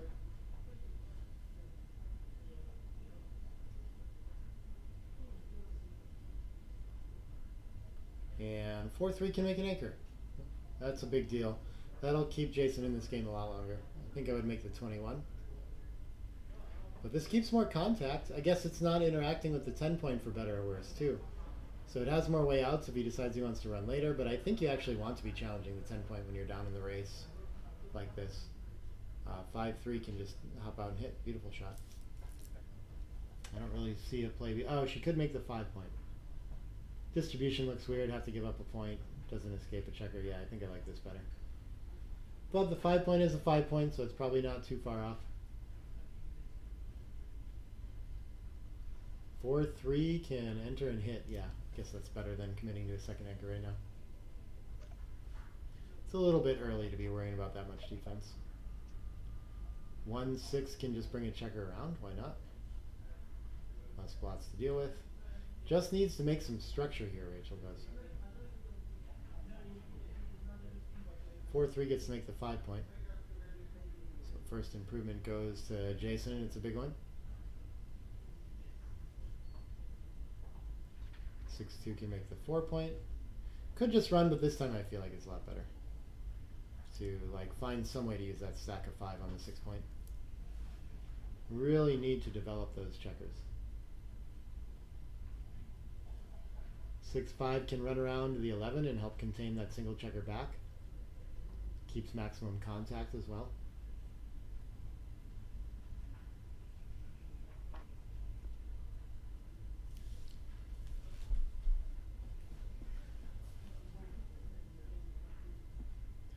Rachel, trailing in the match, wants to pause to think about the cube, and she is going to send it.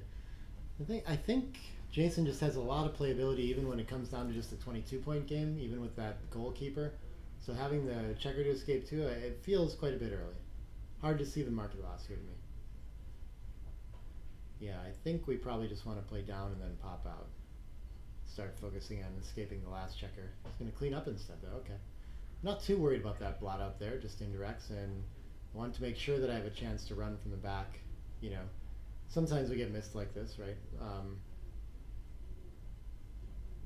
but also before we run out of timing or chances, or if our opponent makes the bar point or something like that anyway, you know? Can end up getting very stuck back there. The 2 would be nice, but then there's no 5, so I don't know about that. I guess, maybe we'd rather have the double 6s blocked than the 6-4. I don't really know. Double 3s get there. I think that's exactly what should happen. We can make a 5 prime. The rest of it's not so good, but I think escaping and sending another checker back is just worth much more. We have good distribution to fill in the 5 later. Feels more urgent to get out of dodge. I mean, the 5 point and completing a 5 prime is just a monstrous improvement, though. I guess if we do this, we could still pop out to the bar point. Maybe that's the thing to do. I just didn't see as good of plays for the last 2 3s. I don't think we have any reason to want to hit off the ace. That checker's already placed in a poor position. We just help them move. Yeah, see, like, I really think we need to stop wasting spares on the front position, though, and step up. Okay, I think that was too many 3s, but okay. I'm allowed to go out there and correct him if I'm certain, you know. I'm not completely certain. It doesn't feel like game-changing. They don't seem confused about it. I'll let that one go. 6-2 needs to hop out for mobility. You just can't have that extra checker behind the prime. And it does good containment work on the single checker that wants to escape too. So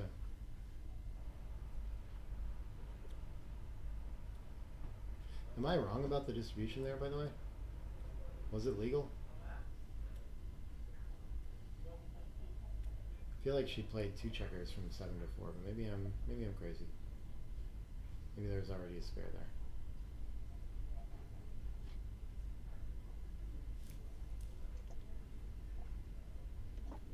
Yeah, there was already a spare there because she had the option of hitting loose, so she probably played illegal. Okay.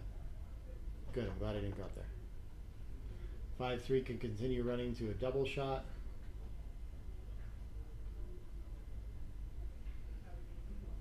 Why not try to make it all the way home? Yeah. I like that play, I think. But I've been wanting to run for a while.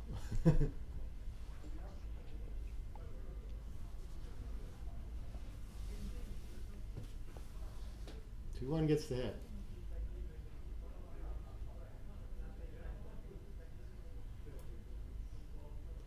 I think advancing 16 to 14 is fine. We leave the 4-6 from the bar if we step there, but it's a better builder, so maybe that trade-off's worth it too. Maybe I do kind of like 12 to 10. That's tricky though.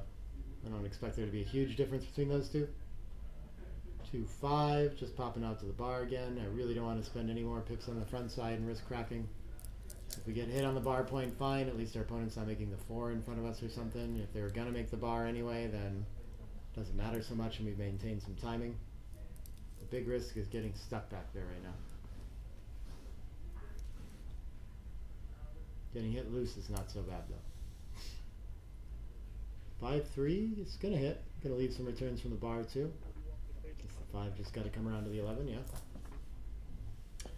Any 7 to make the ride home a lot easier. Aces can just step up to the front. I think I'd just come all the way up to the front. The distribution 6 to 5 does look okay, but I feel like I'd rather be on the 21 than the 22. I guess we're less likely to be, our opponent's less excited to make that point, so this could be right. This definitely has a lot going for it as well. Less provocative, better distribution, sure. 5-3 is going to point on ahead anyway.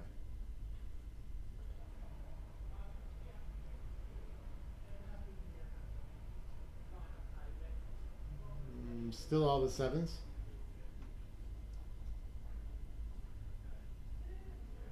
Four 6 is pretty good too. Hop right out. So you see kind of how the cube was early. Like I think if she gets away with this, it's still not clear to me that it's a pass. Still good contact in the 22-point game. I guess Jason did have to do some things to convert it to that. Had to run at some point and get away with that. I think why not slot the next point we want to make.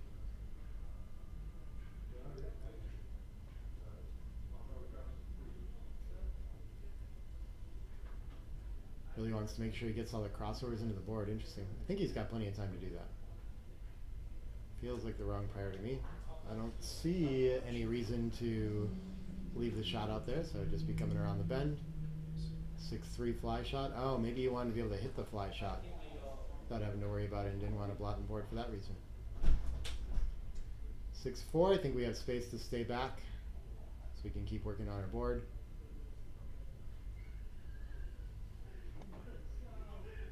He's going to slot the better points instead. Sure, okay.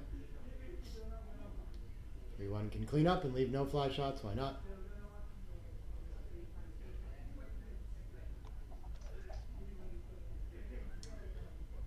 And 4-5. I think the best thing we can do is make the 2 now, yeah. So he's going to do that.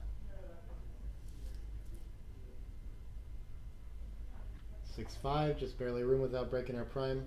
We could clear the 7 point, but I think it's probably better to play 8-2, 6-1. I wonder.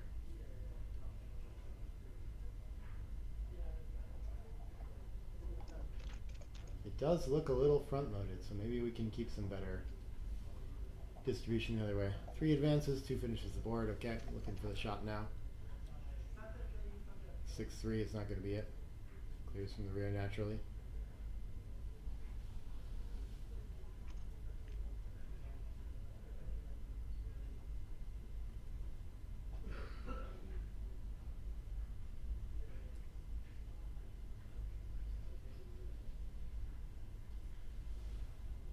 Alright.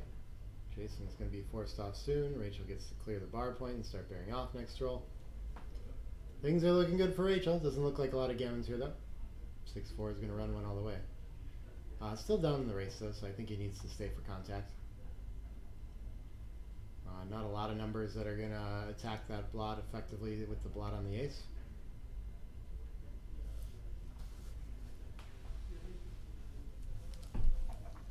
Two-one will though. Pretty sure it should hit and cover the ace and leave no shots, of course, yeah. No need to be pure and make the 3 point here and maybe lose the game if we get hit on the ace. 3-2 can't enter. And with only 6 pips outside, it should be less than 10% gammons, but it is possible. Looks like 2 are going to come off the 5 point here.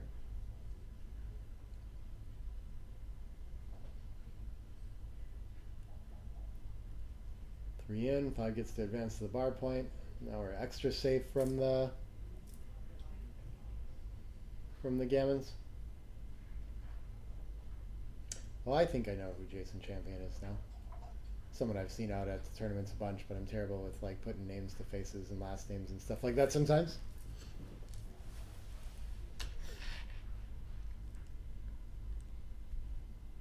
Some combination of the hat and the shirt finally tips me off. 4-1 looks like it's going to take 2 checkers off. Yeah, okay. I was looking for a way to take a checker off the 6 point. That could be right. 6 must cover, 5 to deuce. Wait one more time. I don't know if there's any shot levers next time, but I think we should still try to stay. But that's a valid question. Maybe we're just supposed to run if we're not going to have any way to hit a shot next time anyway. I think maybe he could afford to break his board a little bit and wait for a shot next time.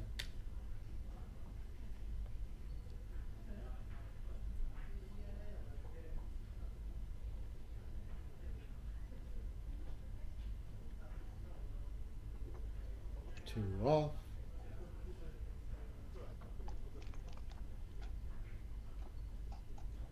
Yeah, so something like this.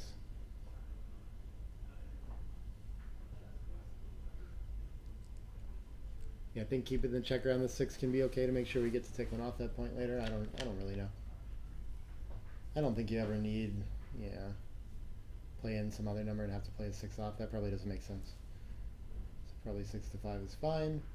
4-2 looks like it should clear from the rear, but maybe she's thinking about taking a checker off the 4 and clearing that instead, hoping that he has to leave first. Even if you go for that and get away with it, it doesn't look like it's going to win more gammon, so yeah. I lean this way. Not forced out with the 6. Yeah, 4 is just going to force him out either way. Alright, closes the board too. Rachel with the massive lead in the race should be able to hang on for the 2 points here to get to 10 away, 9 away.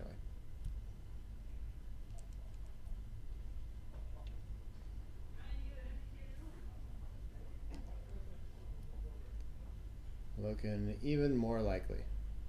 Jason ready to let it go.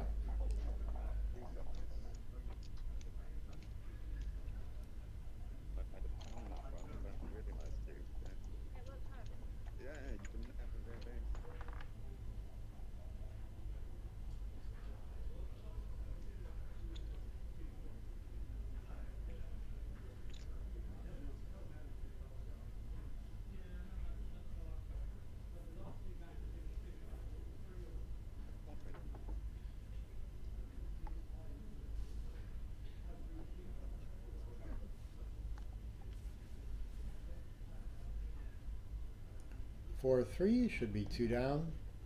Normal score play, slightly trailing play. We only start adjusting when we're ahead and trying to win or get an anchor or simplify somehow. 6-1 gets to make the bar point. And Rachel, hoping her distribution lets her make the 5 point on this roll. It will not, so it's either the bar or the 3. Bar strips the mid, but might still be the better point there, I'm not sure. 4-5 could just run and challenge a stripped midpoint, why not?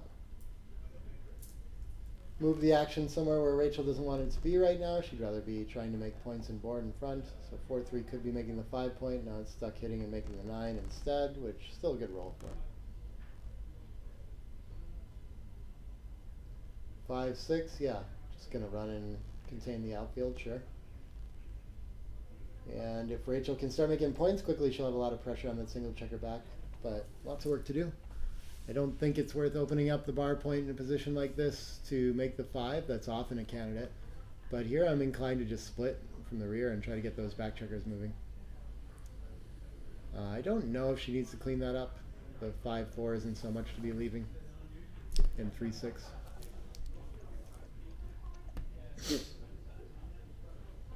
Good rolls either way too. 2-1. Jason could be in more of a position to make the 5 point here. If he's down in the race, that would make a lot of sense too. Otherwise, just spreading out seems probably fine as well. Gonna make the 12 and create some active builders there without leaving any fly shot risk. Reasonable. 5-3 could run one checker out, but probably making a point is better, even though it doesn't communicate well with the 9 that you already have. So we're looking to fill in the 4 and the 5 now pretty urgently. 3-6 gets to escape. Beautiful shot for Jason. And if he's got a race lead, he's doing great. Even if he doesn't, he's doing great. But race lead is probably enough for a cube. 2-6. Can Rachel afford to make the 22 here? He's going to step up for mobility instead. Depends how far ahead she is.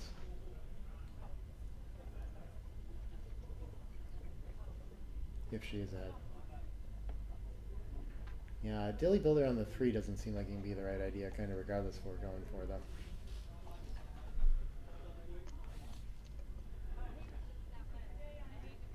129 for her, and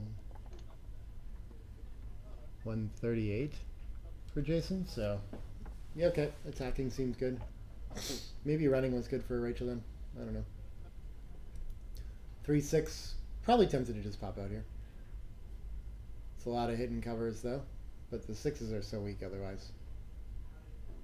And we still have enough race to play for here. And I don't think Jason has enough threat here or lead in the game, but you know, he definitely has ways to make it more decisive. This Rachel will be able to anchor after a lot of those too and still have plenty of game.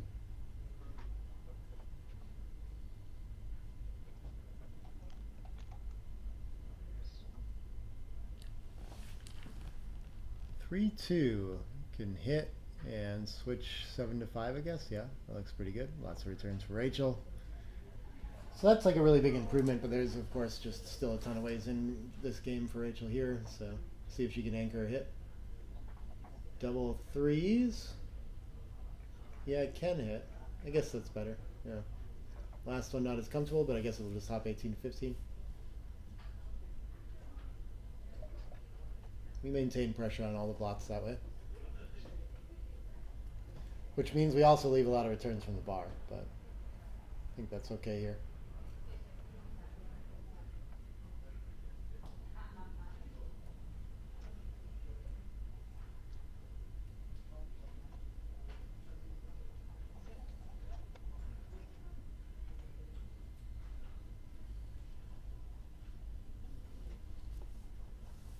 Five hits.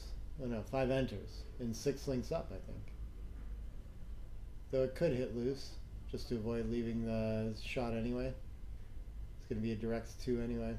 It's a nice piece of structure to cover up there, though. Does seem like a lot of things are going to get attacked on the 5 as well if we don't, though. I don't really know. That feels difficult to me. 2s hitting the outfield, 1s are pretty happy to hit on the 5. But it's a piece of structure. 4-5 gets the hit while running. And 2 checkers back now and near escapes. So if we're not hit, things are looking good. But he fans actually. Okay, a fan could be enough for a cube. There must be pointing rolls are going to be too much to handle here, and she'll be escaping with the racing lead. But it looks like there's still work to do and a lot of play here. So I think Jason probably still has a take. He's just going to let it go there. And even match. 9-away, 9-away.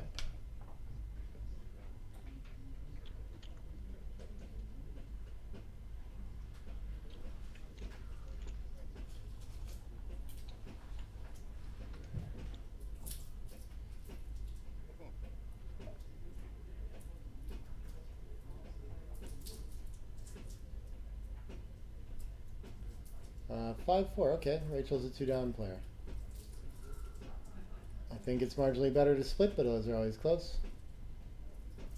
6-2 is going to hit.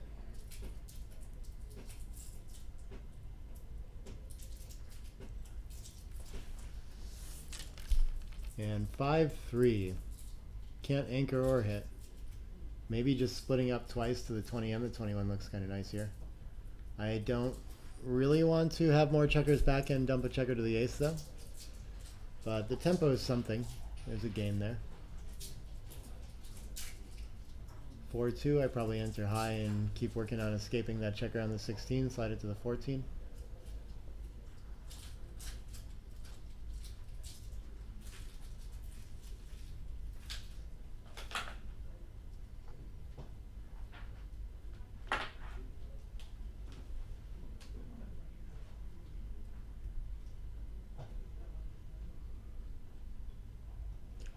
Okay, brings the builder down instead though.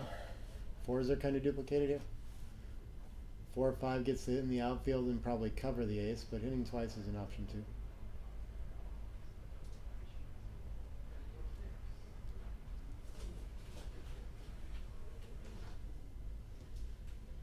5-3, yeah, gets to enter deep and hit. 4th checker back for Rachel while the ace point is made. Not what we're looking for usually.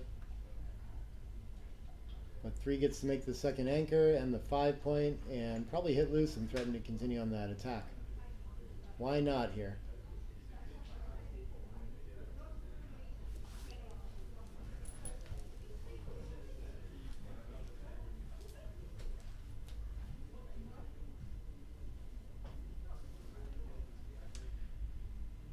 Another return for Jason, and he can cover the 11 while he's at it. And an interesting game. All the structure belongs to Rachel, so even though she's got that made ace point, it still looks kind of, she could go forward or backward here. 2-6, maybe she wants to give up one of those anchors, yeah. I think so. I think that's less important than we can't afford to play back to the deuce, give up the midpoint, anything like that. So I think that's the one to go. 6-5 could... I think he can afford to just play simple instead of hitting twice.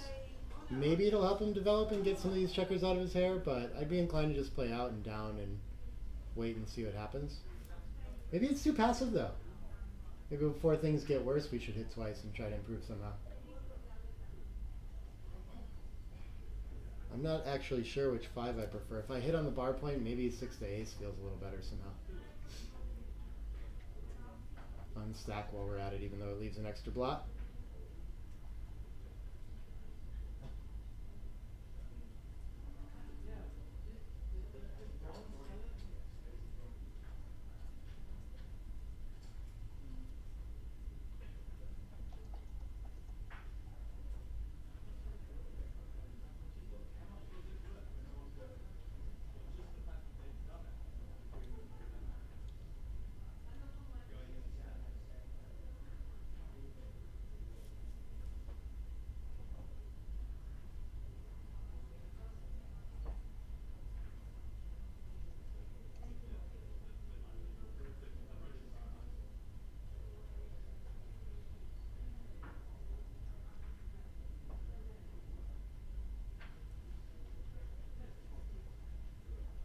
Alright, didn't get hit, but isn't able to cover now. So maybe he is stuck.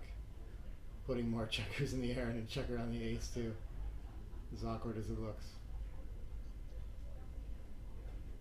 Ugh. Yeah, it kind of feels somehow like we have to do this.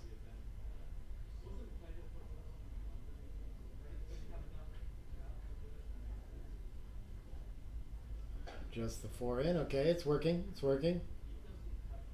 Sometimes we cover both or roll an ace to just make the ace. 5-4, perfect. And now all Rachel has to do is roll a 4, and he'll be annoyed to have 4 checkers stuck behind. Maybe he'll be happy to attack on the 4 for that reason here too, but still has like not much stronger board if anything. Wants to pause and think about the cube though. I think there's still like just a lot of contact in play here, and Rachel has the purity advantage for sure now. So I don't think it's, I think it's early, but he is threatening a lot of gammons when this goes well somehow. I just don't see a lot of rolls here that are really gonna like deliver that knockout blow, other than like double 2s or 4s. 6s could be pretty good too. Things like that. 5-4 probably still worth hitting loose. It's kind of a disaster if she makes the 21 point here. And then the 5 can just come from the 16, I think. Yeah, I don't see a reason to play passively, let her enter and start moving things around. Getting the board more ready. But he's just going to run a check around instead. Okay, work on the race part. 2-6 fans though. And so he feels like he's solved one more problem and wants to pause and think about the cube again. Okay. I'm still happy to take on contact here as Rachel. I think it's going to be really hard to bring this home with the deuce and the ace made behind the anchor. So I think Rachel's going to be in this game for a long time.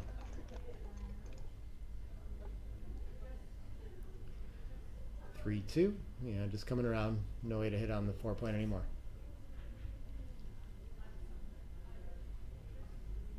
Not with that roll. Oh, and she gets to make it. And the 6 can just pop out comfortably, keep all of our structure. And this looks like a great game for Rachel. Holding the cube now, too.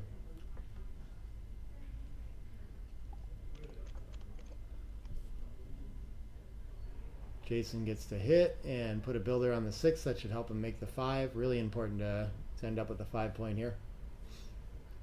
5-1. Oh, she can make it now. I think it's better to have the 20 than the 21. I like this. Yeah. Great contact with that 11 point.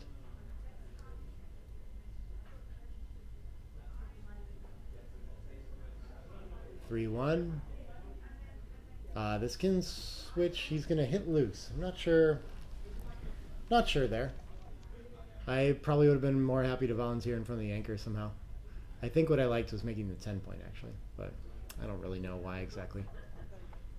2 down for builders. Okay. Rachel's going for the closeout, which is going to be tough with 5 back. She's got a lot of work to do. 4-6 gets to pop out, and a little extra coverage out there too now that she split the mid. So 3s and aces to send him back again. And she gets both of them. I think we can just make that point. It's a valuable blocking point for containing right now.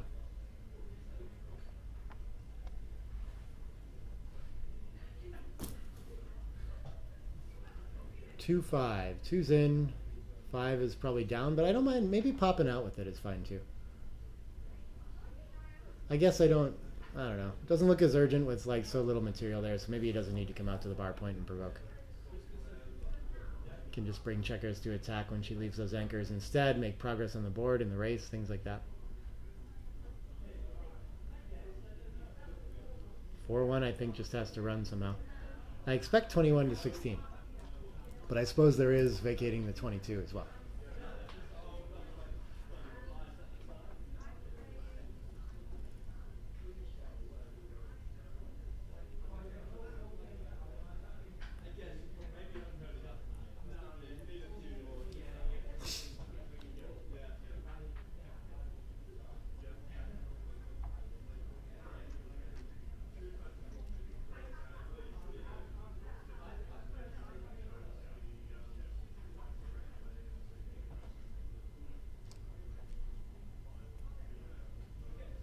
Alright, decides to leave 8s out there instead of the directs in the outfield.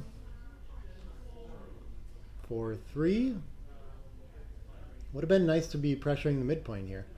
And so now I think Jason's best play is probably just 13 to 6. So there's some upside sometimes in popping out to the outfield like that. Just random blot pressure we achieve. Double twos almost reaches. Gets stuck though. We can just make the 4 point. Yeah, this looks beautiful. Rachel's front position coming together.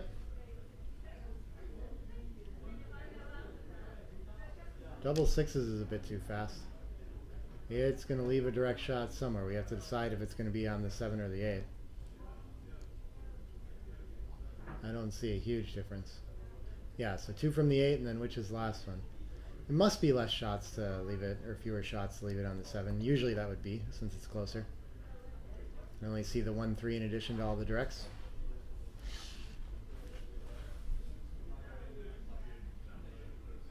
And Rachel already has one back too, so she can be hitting with a 6 or a 2 or a 4 or a 1-3. So maybe she's going to lose her market a lot here. Maybe this is worth a cube. Should be takeable depending on how he's hitting things like this, but not looking good for Jason anymore. 3 checkers buried behind too. I tend to overestimate Jason's side in these, if anything, so I'm guessing that probably Rachel's cube is fairly clear here. And maybe the take is even in question. I don't know.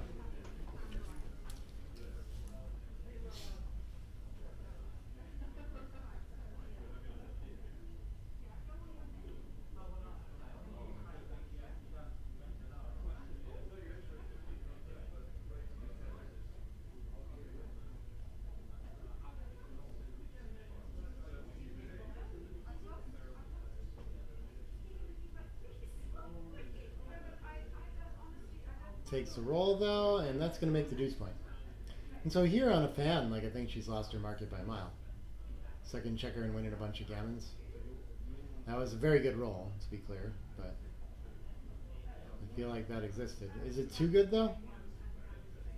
If he just enters, I think he's doing really well. So I don't know if she's supposed to take a roll there.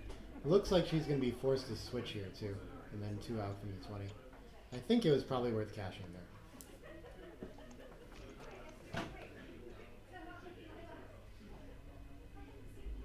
Now more so.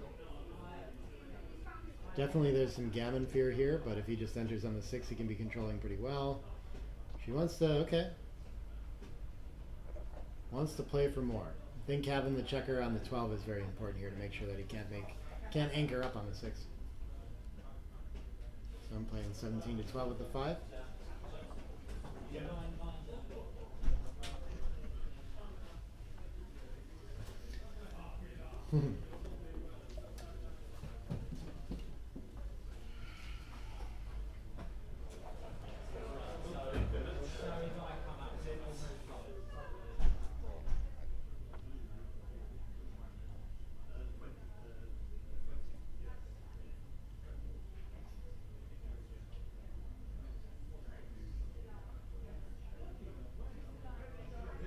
Alright, 6 in under no pressure instead.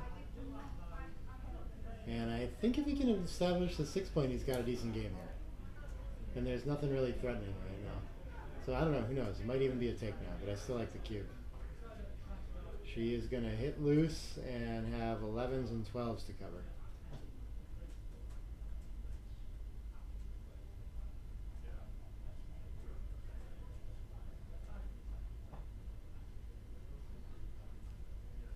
Alright, we can bring the direct 6 into range. Maybe 18 to 12 is a little bit better.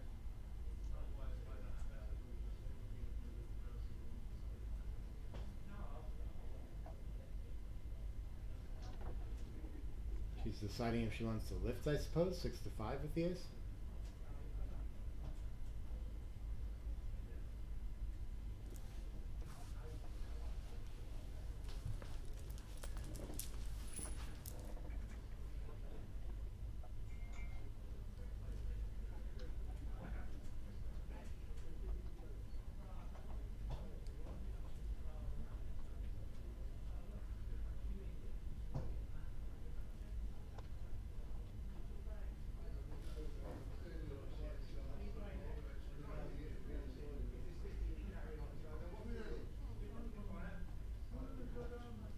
Alright. So now I think probably 17 to 10 to have more covers.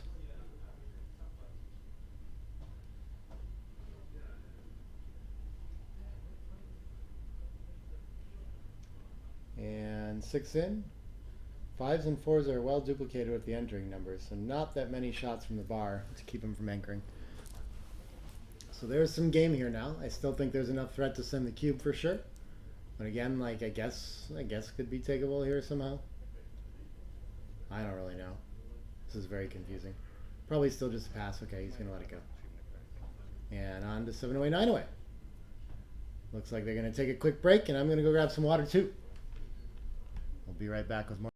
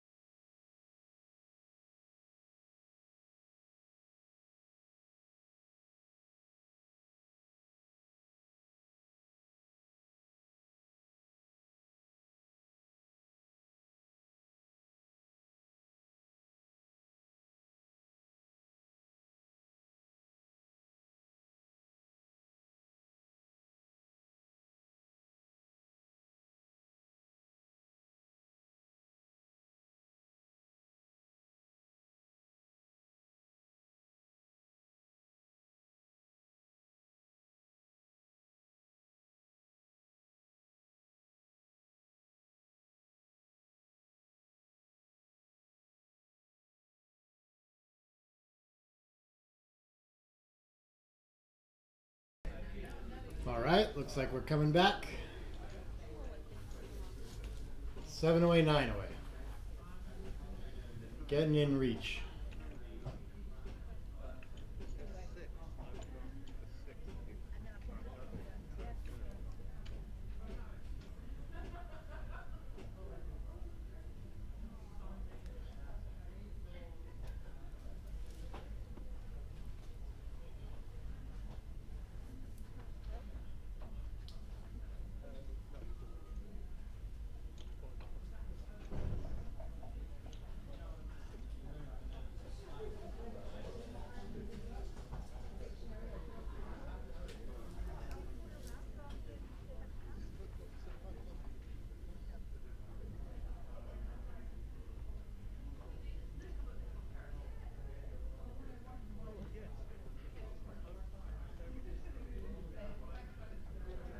I like when the camera goes off the edge of the table a little bit, and every now and then there's just like a foot.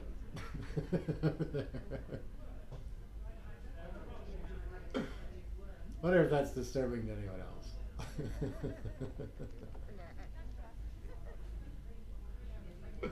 6-3 to open.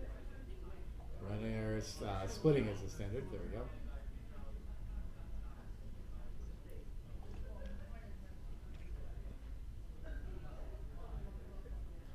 Six five can hit twice. With the ace, we would bring one down to reinforce, but with the extra checker in the zone, we like going for the second hit. Putting 2 in the air. 3 in. Small match deficit, but not enough to be firing this early of a cue.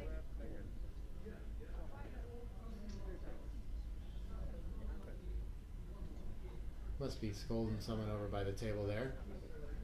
Or conversing about another event, I don't know.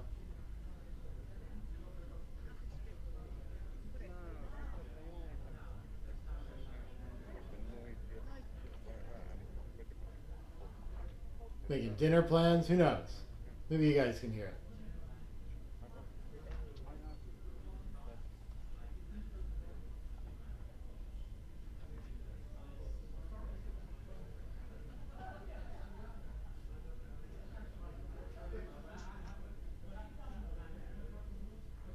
Alright, Jason's had enough. He's going to leave, take another break.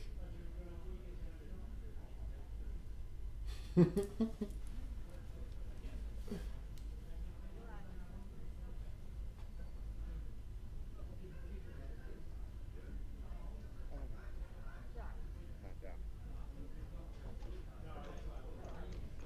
back, so the 3 entered. 6-1. Can't take the checker off the board, but we can cover the ace that we slotted, so I think we should do that and probably split along with. Tends to be better to cover the ace than to make the bar in a position like this, I think. Yeah, we can have the racing lead if we don't get hit on the ace. But he's going to go for the purity instead. Okay, understandable. Probably the more comfortable game to play. I think I like the 10 and the 3 here. But of course, making the 5 points an option too. 2 points just feels so much better than 1. Shifting 10 to 7, I just don't think is as strong as unstacking the 6 point. 1-5 can't escape, so I think the ace can step up to see the light. 5 can cover the ace now, though. Well, he wants to make the 23 against all these checkers in the zone. I think he needs some mobility to be able to escape with the racing lead. But it does make this roll a lot weaker. So maybe he's onto something. Maybe 4 down and 5 behind. Yeah, this is awkward. It's a funny looking game with deep points made everywhere and these little like 3 primes across the bar point. 3s wants to get up to the edge with a prime, I think, right? Especially again with the racing lead. Then he can just bring his spare down. Just neutralizes everything.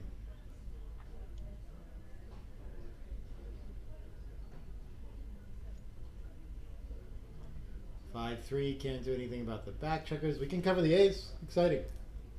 Why not have an asset instead of a liability like the back there? I guess she also could make the better point in the 3 point and just leave it there, the blot outside, let him hit if he wants, but can't be bad. I just don't know if the 3 point's enough better. maybe, probably. Whatever the race is, it's not enough to send the cube yet.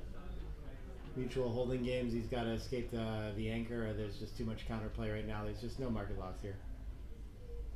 Double sixes that came all the way around would still leave a playable game with the 5 and 4 point open.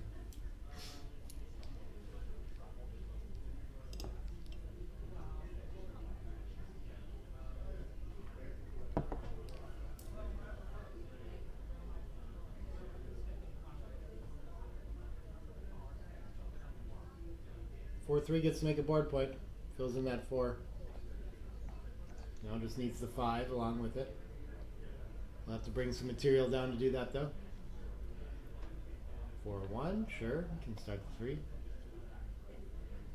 Okay, now he wants the cube. Yeah, I still think there's just way too much play here. Maybe he's making a small score adjustment, but usually holding games are not the kinds of games where you want to adjust based on the score almost much at all. Should play very similar to money, just take point based. No strange gammon things or recube issues going on. Or not as much of them anyway. Just a 2-6 to hit, and she's not really ready, so probably looking to fill in her board. 6-3 I think can play off the mid and cover. Yeah, that looks best. Now Jason has a 6-2, another 8 of his own, and he is ready. 3-1, next best thing. Maybe better, actually. Yeah, it's coming together, but I still, as Rachel, would not be inclined to pass this yet, so... I think 6 down and we can slot the deuce, potentially. I don't see us coming off the anchor here, because we can be attacked. But I guess it depends what the race is like. Maybe she needs to. Maybe she doesn't have space for anything else. 120, so 110 after the roll is going to be to 50, 81, 111, 113. Oh, she's ahead in the race. Yeah, if she's like slightly ahead, then maybe it does make a lot of sense to hop the prime here and not crash. If we do that, I think we should go all the way to the 12. Of course, we don't want to leave a direct shot. Yeah, I actually feel kind of sold on that now. I guess our board's pretty weak, so maybe not. Maybe we could just start the 4 and the deuce. I don't know what to do here. I think with the strong board and 5s and 4s being able to attack loose, I think Jason's just so incented to do that in a close race. I don't think we want to bury checkers here, though. I think I would want to find a play to keep them all alive instead and play down. But I guess her idea here is containing that running checker from the 20. Alright, 6s are just going to come all the way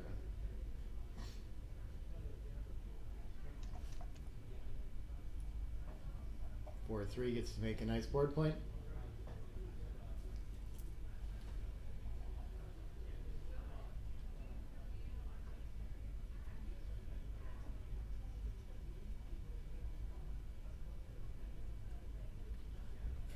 I think I don't see much reason to leave fly shots. I mean, it is going to put the checker on a point we want to clear. So it would be a little bit better, I guess, to play 8-5 and then whatever ace. Yeah, I can see the merit in this. Prepare to clear from the rear. And it's just a 6-2 with a blotting board right now, so I guess I'm fine with either.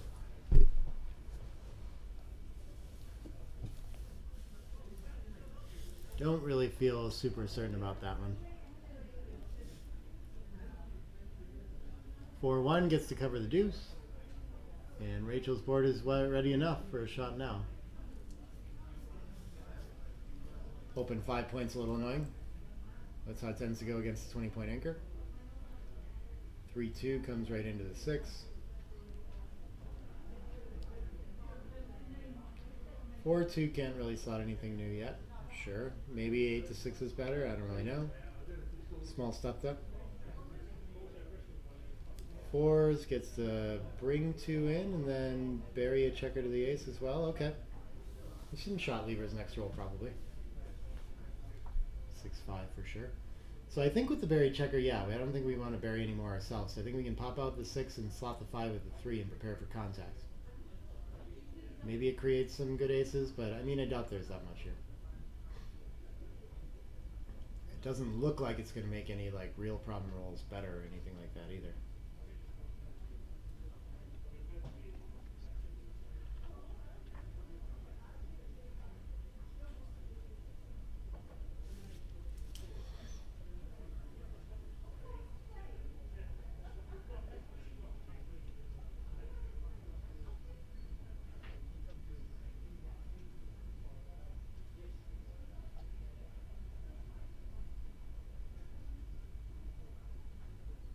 Ooh, 4-1 plays a little nicer. Could be some gammons here after that one.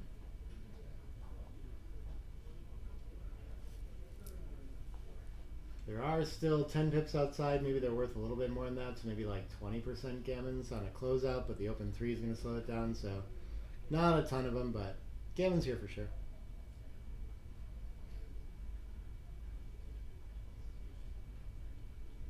Pairing off reasonably well, too. 3 in, 5 down. It gets rid of a whole bunch of them. Still some potential to win for Rachel, too. Alright, 2 up. Would we rather take 2 off, or, I mean, we might break contact if we hit and continue, so I like that, and that can win more gammons that way, too, just by stealing a roll. 4-2 fans. 4-3, probably just boring clearing, yeah. I don't think there's enough gammons here to play for anymore.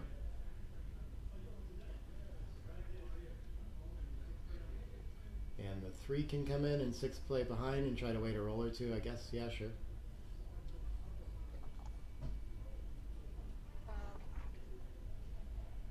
Six one, 5-1, 4-1, 3-1. Can't slot the 5 though. He has to bury another checker, so it's going to be very hard to make. So hard to win even after a hit. 2-1 just gets to peel twice. Maybe she's going to be forced to leave here. We'll see. Yep. Forced to run. And so that should even up the match to a 7-point match.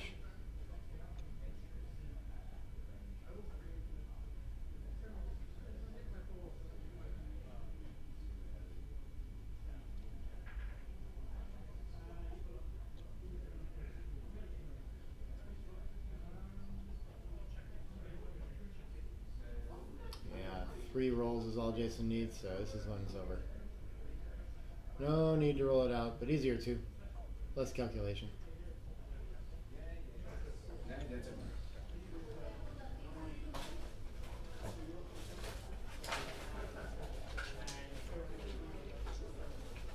Who's selling the book on openings? What's the opening book? Is that you as well? Okay, put me in that then, man. Alright, 2-1 to open. We saw Rachel like splitting with this one. We'll see if Jason likes to split her slot. He is a slotter. Okay. Aces, I think, can make both points. I always forget on this one if it should hit or not. The 3-1 I know hits, but I think when it's 2 points, you'd rather do that.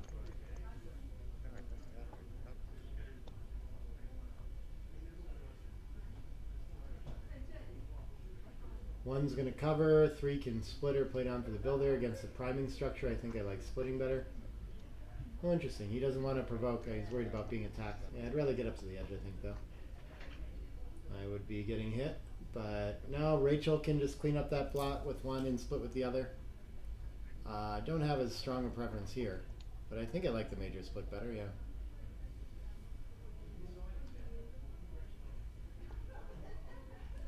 Five 2 is going to hit off the edge loose for sure, and then a 5 brings more material down in the zone.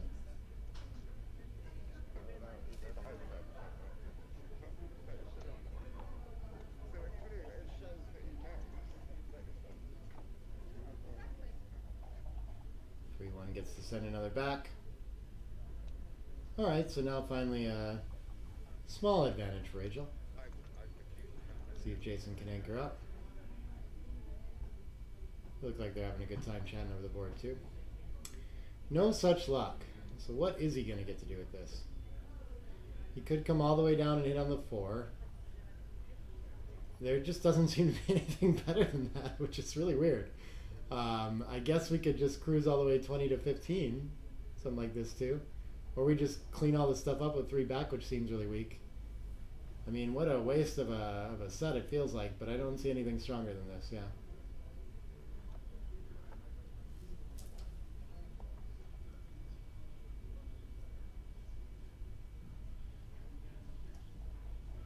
Two in, 3 hits, sends a 4th back. Probably needs a little more improvement to like send even on fans and stuff like that, but it's getting very strong for Rachel. A fan is going to be tempting, but it's only in the zone. Still 2 back. Still he has a 5 point. So I think he can take, like, pretty clearly. It's harder to find the market loss, but maybe a 7 or a 9 is enough for a point-making number. She should hit the clock. And there we go. And Jason gonna take it. Yeah, I feel like that's probably well timed. Let's see what she can do with it. 5-1 is a bit of a whiff. I guess it hits, so she wants to turn her priming structure into blitz.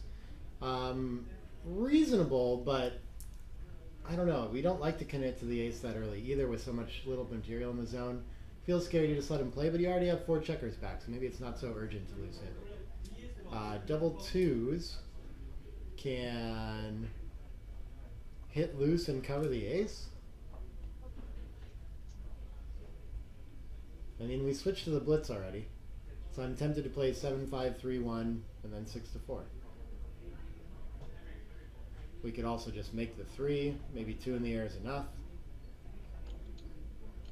Yeah, maybe her play is better.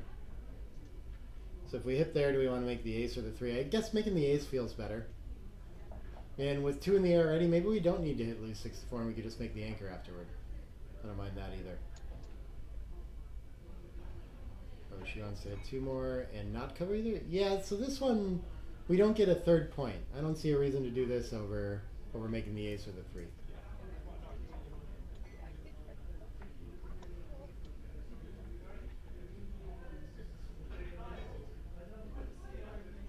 Two one's gonna hit 2, okay, and that's gonna even this game out.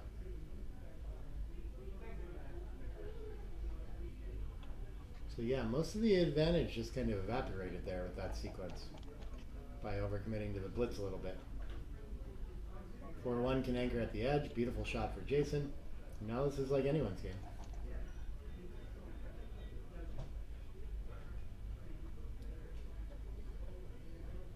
(5-1). We could just get a checker moving from the back, 21 to 15 or something like this. Yeah, I don't mind bringing. I think I like bringing the fight to the outfield. Stripped midpoint. We need to get on both sides checkers out to the outfield. So I think it's nice to kind of go have some presence there right now, rather than just safetying up blots on like the 5 or the 7 or something like this.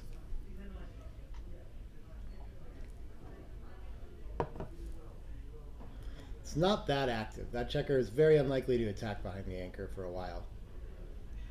So I think that's part of why I don't really like it there. 5-4.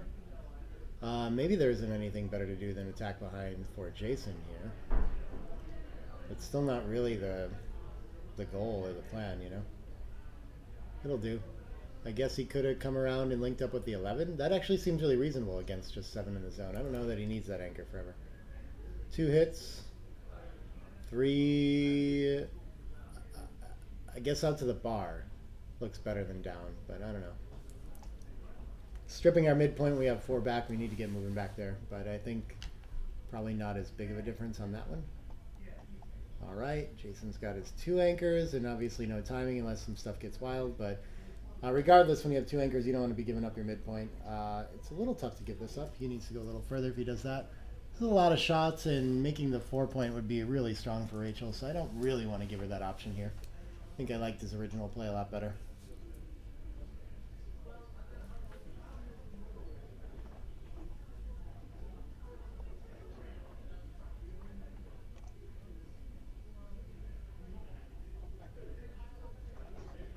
I think we're hitting twice. Beautiful shot for Rachel.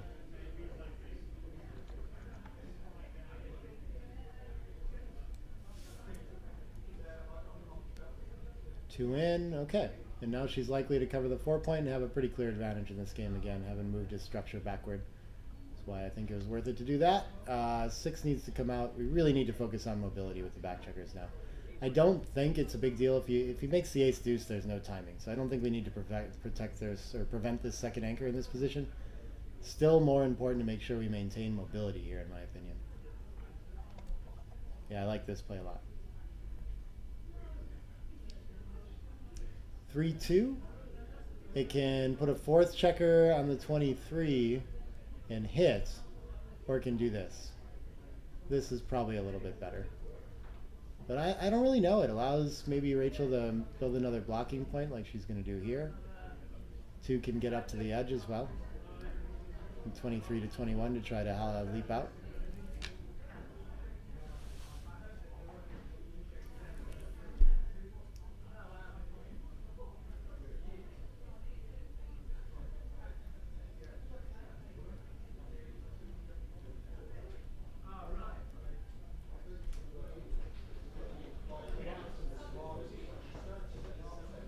Decides to bring a checker in instead. Okay, that'll help with the bear off later, but it could cost a little bit of timing at some point. No playable 3 or 2 later kind of thing. And she could get stuck on the 23 somehow. 5-6 fans. Fanning not so bad here. Just Jason does not have timing for this game, so okay, that's gonna help out a lot. Yeah, I think he should bring all 3 out. I like that. And then okay, well he could make the deuce as well. That's why he's thinking about it. Okay, that seems reasonable. Maybe bringing the fight to the outfield is a little better though. Not sure we really want to try to blitz and buy time to bring so many checkers around. I think we're going to need some like pure structure to get around instead. Double threes. Doesn't do much. I guess we're going to leave the 17 and go somewhere. It was really nice to have that 17 linked up as a landing point for either of those checkers to pop out though. Sad to see that go.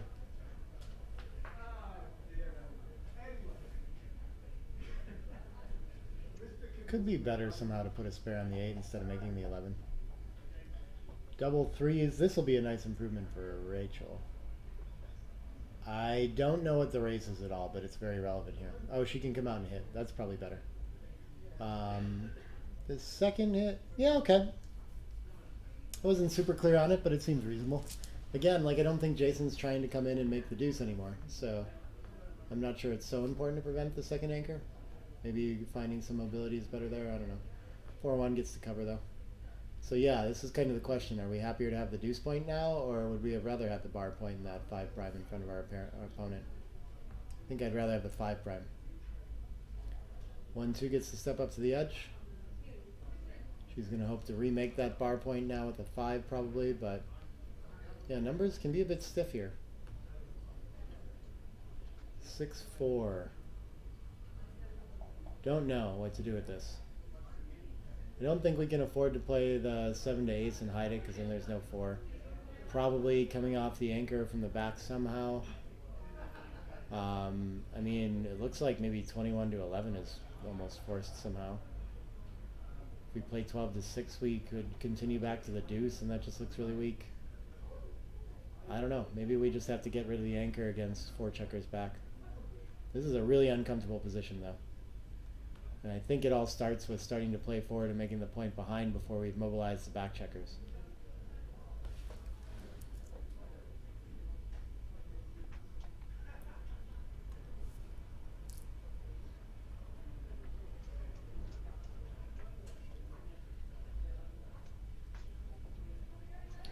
Yeah, maybe my ideas early in the game were wrong, but they would have been easier.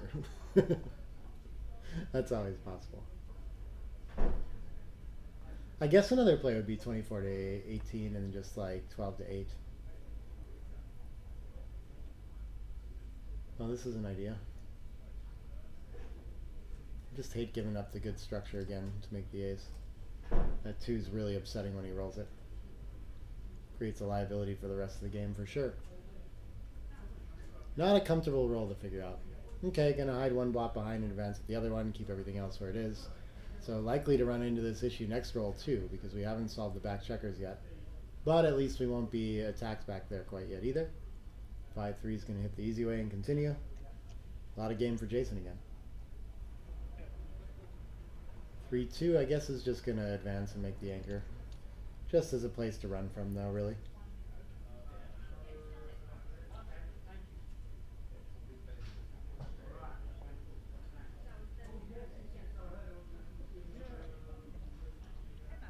Two, 1 gets to land on the 11. Beautiful.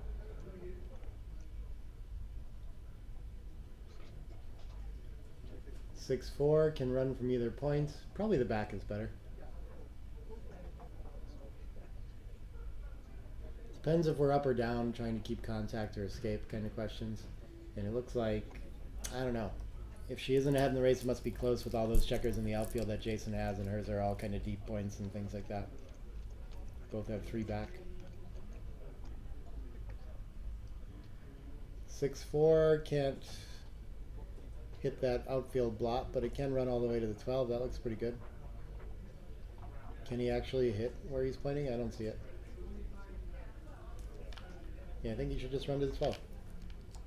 Simple games sometimes, these like goofy mutual holding games. We both just want to make a bunch of progress around.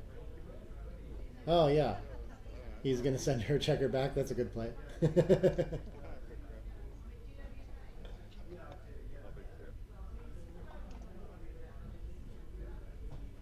Eights and nines? Is it all of them, too? Most of them, anyway. 5-1. Just going to clean up the blot, it looks like. Nothing exciting with this roll.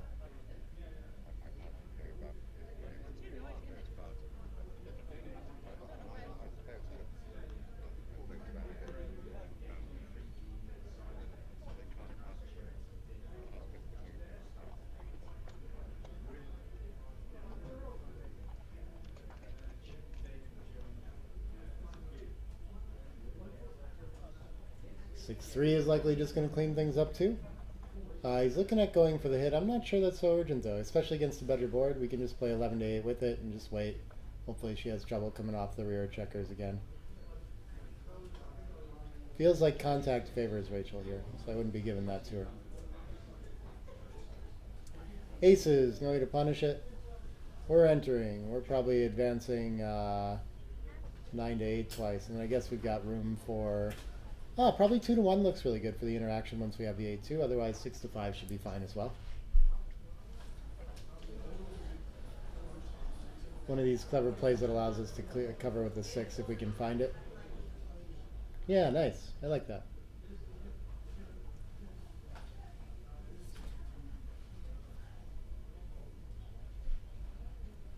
Six two can. He wants to hit again. He can cover though. Yeah, covering's probably a little bit stronger.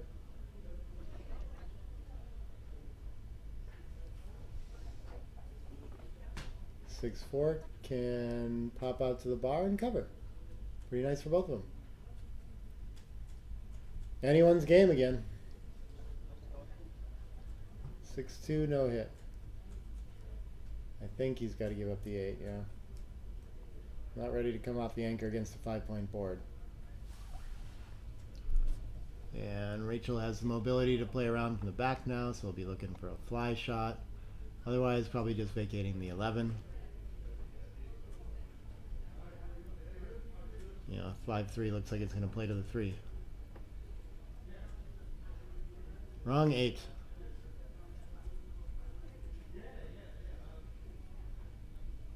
And Rachel's probably a favorite in this game, but a small one here, so not hating having the cube over on that side as much anymore.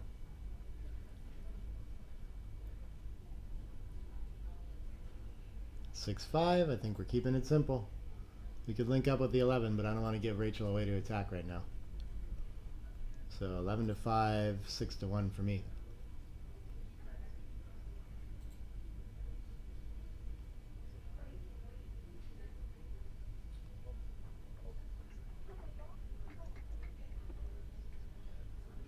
Oh, he's going to go for it though. Okay. 2-1's going to have to hit. And there can be some gammons here if she's missed and closes out.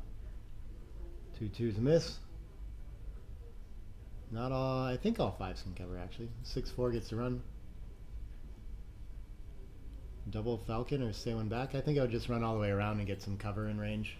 6-2 will cover from there. Not a whole lot of covers, I guess. 4-4 and 2-2. I don't see a reason to have 2 blots involved there, though. Park out with the double Falcon. The 3 hits, okay. The 5 comes in. Jason back in the driver's seat. Rachel the favorite to enter, but it's harder to continue the attack now. 4 is great, though. Wow, what to do with the 2? Yeah, I guess this is least blots. Sure. Needs to fade a 6. Jason will lose his market on a 6. And a 4-2, that's tempting. So if he rolls like a 4-3 or a 4-5, how's he doing? Pretty well, but maybe not good enough. Can't tell what the race is.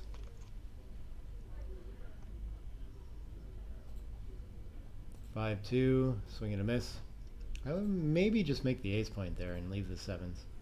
Since a lot of the 7s can hit loose in board anyway, but I guess, yeah, no, we probably don't want another blot because we're attacked in board so often.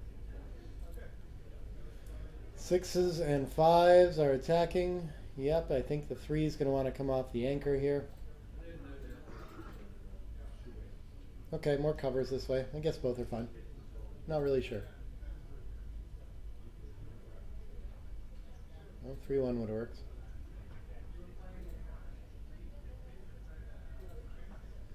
I miss. 5 or a 2 to close out and be... I guess the gammons are all gone. 5 gets to come out too. Nice shot.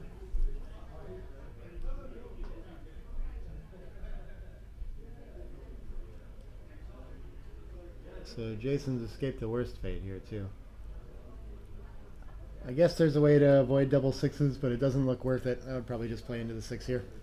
But this accomplishes it. Double fours. He's going to stack up that 3 higher. Kind of awkward distribution, but not trying to win a gammon anyway, so I guess it should be okay.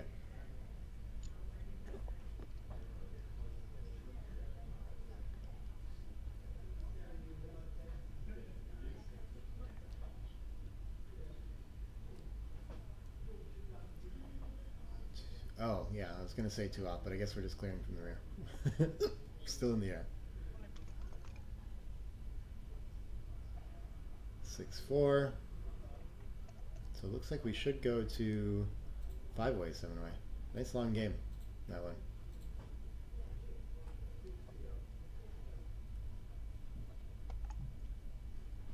Go grab some water while I finish up this game.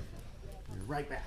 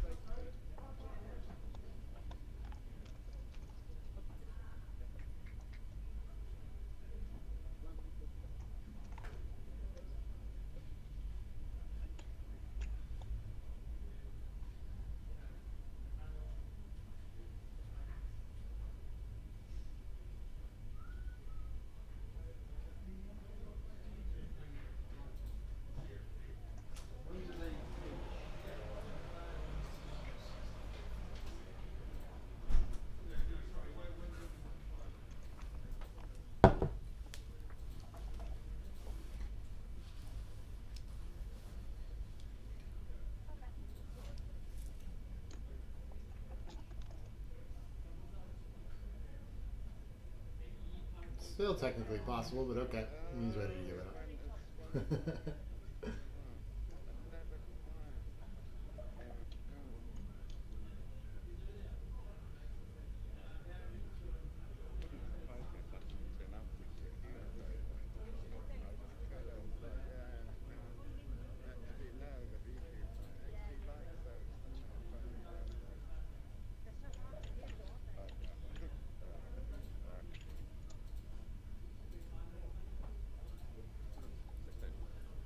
There's a checker missing somewhere.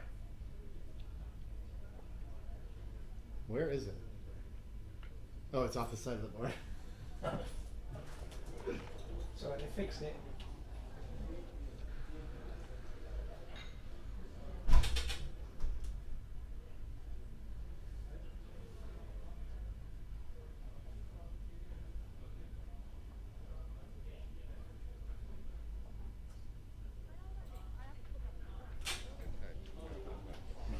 Yeah.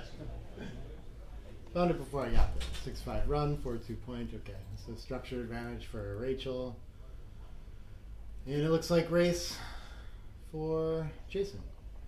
I think, yeah, the ace up. We don't like to be on the 23, but we don't want to leave shots in this particular position. I think it outweighs there. 4-3, probably some sort of split play I would want. I don't think the tempo on the deuce is worth it. I don't know which split I like though. I mean, 2 up looks fine. I mean, all of them look fine. I guess I don't. Maybe 2 down's okay as well. If we play like this, yeah, I think I like the 3 down with it. Okay. Leading the match, maybe, I don't know, 5-way, 7-way is not a big deal. So 2 gets to hit, and I think 3 wants to come down for a builder.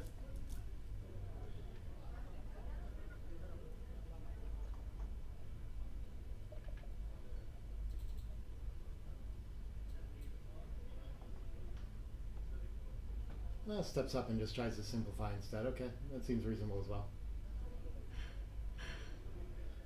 3 in, and 6 is probably going to want to clean up here. Awkward position for Rachel now. More checkers back. Delayed builder on the 4. Jason threatening to just run away. Maybe should try to do that again. I mean, 13 to 8, anything like this doesn't look strong enough anyway, so if we get to the 15 this way, if we're missed, I mean, we're going to get hit with a lot of those numbers on the 5 point anyway. And this way we have the upside of maybe escaping. And we prevent our opponent from making the 5 point. 3, and then goes for the triple split back there. Slipping up to the 21 could be okay too. 3-2, I guess, is probably just going to try to step up and escape one more time. Yeah, if we come in with the 3, then I definitely don't see it at a better 2. Our opponent has such good indirect coverage over the outfield there. I really don't want to leave all that. Plus, we're activating the ace on the 4. Seems like this, like probably every number is going to hit here.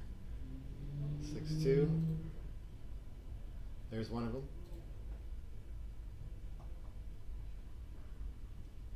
3 enters. Not sure what to do with the 6 though. Tempo on the deuce or just run off the anchor. Both don't look pleasant. Can't imagine the double shot on the bar seems a little too much though. I think that's my least favorite of them. Probably the tempo on the deuce.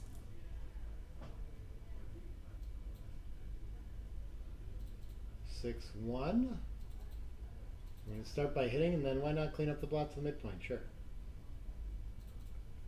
No reason to leave them 2s from the bar to hit, just trying to simplify the game a little bit and bring some racing lead home now.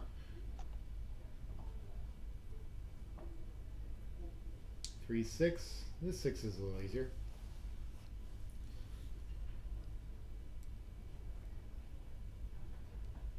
And 5-6 misses from the bar. I think she can just run all the way out, challenge that stripped midpoint, try to escape the checkers. Everything else is looking kind of in a good place right now. Put the pressure on Jason to improve. Ace can cover the bar. The 4 doesn't look so clear, but maybe I just pop out from the 22. We don't really want to be hit on the bar, but it's not so scary right now. We should have a lot of returns. Just mix things up a little bit. Play for some contact. 5-4, I probably like making the 10 and playing one down. Just again, like consolidating blots into new structure, helping us make the 5 point later. Finding a safe ride home. With what looks to be a racing lead. 5-1 for Jason, can clean up that, yeah, there we go. That checker is activated and working around the board now. Considers the slot, there is some good 3 duplication here. Maybe he's right to do it. Yeah, okay, I like this. Guess he does need to improve his board kind of quickly. Could allow Rachel to escape with tempo with 3s up, you know. But 5-4 is a little awkward. 5 I think is coming down, and then is it better to stack up the 4 or play behind to the deuce? Both look gross. This is a weird looking position for sure. 6-2 gets to cover the slot. Very nice shot for Jason.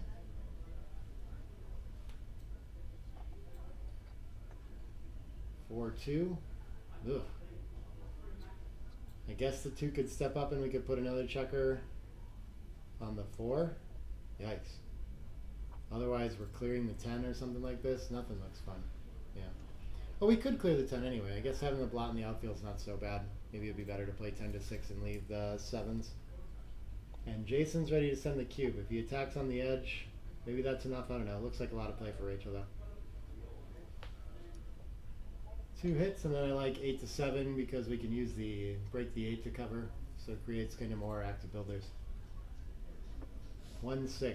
1 is clear, and then I guess the 6 is going to make the 4 point a little taller.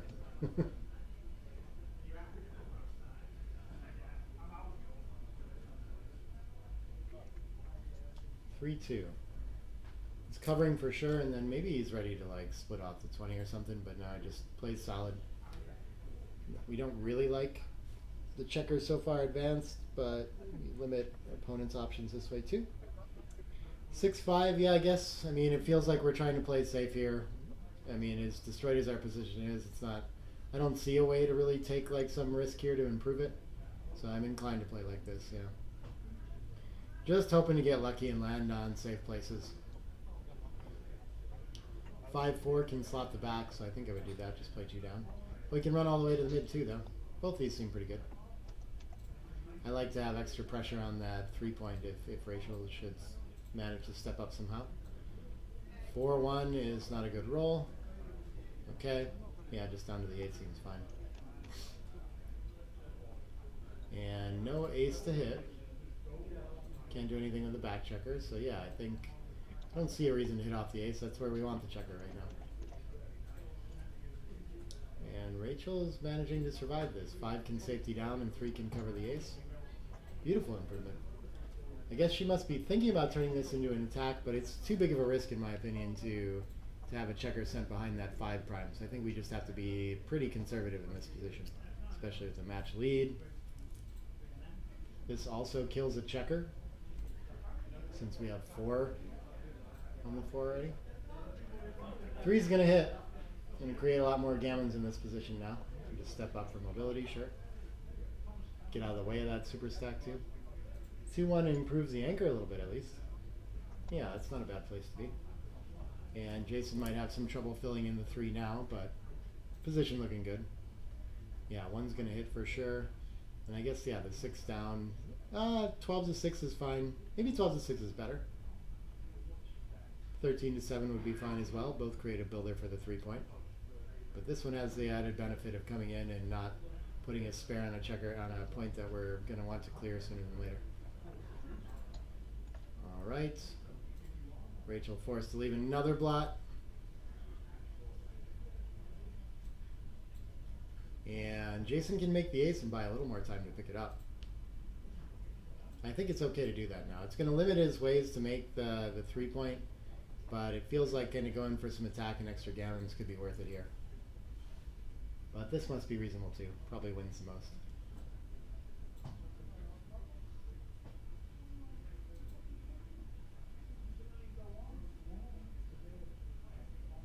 Same dilemma. Oh, he wants to slot it now. Okay. Oh, he could actually, if he's going to do a play like this, he could hit loose on the ace and hope to get recirculated and pick a bunch of stuff up. What could really go wrong there? That seems like a lot of fun to me. Doesn't want to play with the back checker and wants to slot the front instead. Okay. Ace 6 is going to be, I mean, it's forced. And it could work, but usually Jason will be picking up something on the 2 or the 3, I think. 3. And yeah, now I don't think we want him to have an anchor, so I think we should just keep firing away at those blots on board.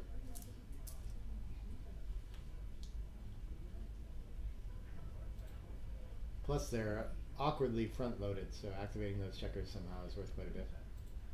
5 comes around, that could be a huge step in the right direction for Rachel. And Jason looking to hit off the edge. So I think the, yeah, 4 to 3 is clear.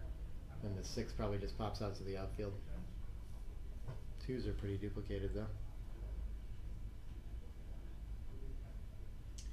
1 in and safety's a checker with the 6. Not too bad, huh? Yeah, she's gonna have to play that too. 2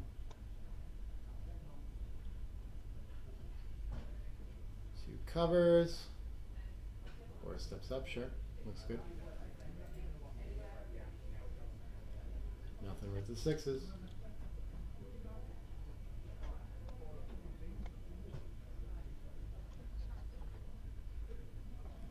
4-1, yeah. We're just going to continue to hit off the edges of the 6 prime and roll this home smoothly. I don't even know, Rachel probably prefers not to hit with the deuce. It's going to be tough to maintain much of a board either for this pair off. A lot of gammons in this position, I think. Nice shot for Jason. 3-2 cracks a little further. Oh, it doesn't have to. Sorry. Yeah, probably just 2 off the 4-point then. Decides to pre-clear instead. Okay.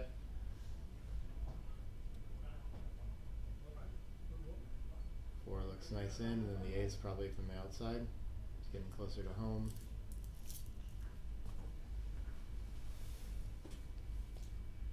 It's a nice ace for Rachel. We'll fill in that 4-point board, and then she'll probably be able to hold it with all those spares on the 4 as well. Yeah, I don't see much to do here other than continue to the 8.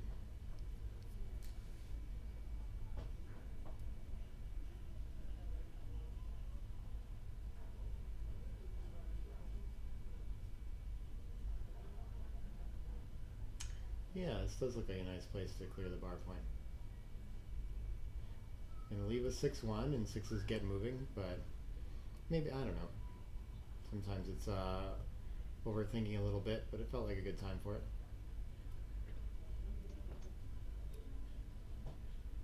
5 in, 6 off. Okay, bear off is looking nice too. Yeah, sometimes all it accomplishes is letting your opponent out with a 6-1 roll early. But 6-5 would have left a shot the other way too, so you did avoid that.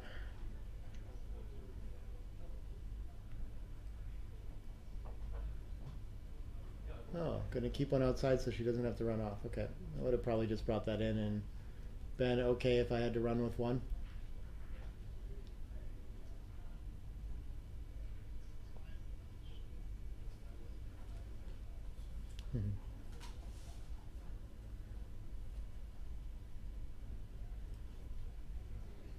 All right, small numbers are probably the best way to win a gammon here for the closeout. 3-2, just like that.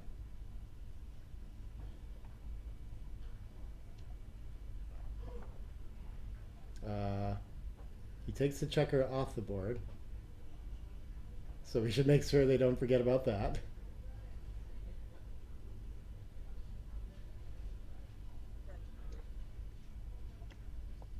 Okay, he's no, yeah. We need to pause this.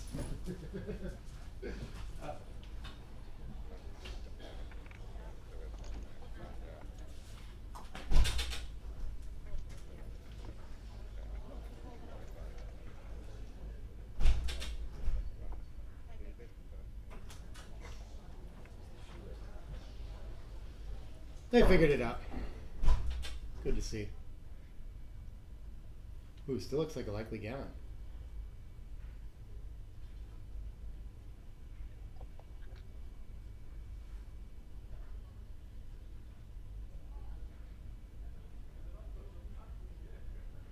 All right. I think the 5s are going to save it. Yeah, I don't think there's anything that misses here.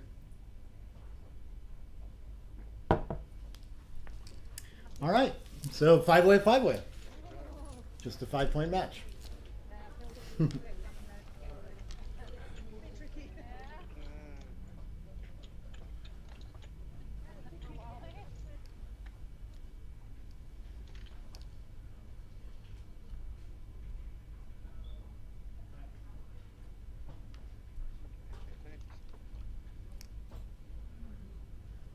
4-3. I think we're still going to favor 2 down.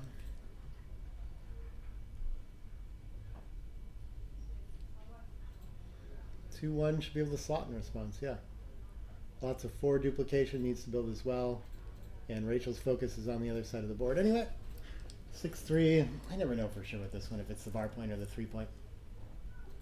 Better point, but leaves the distribution really awkward.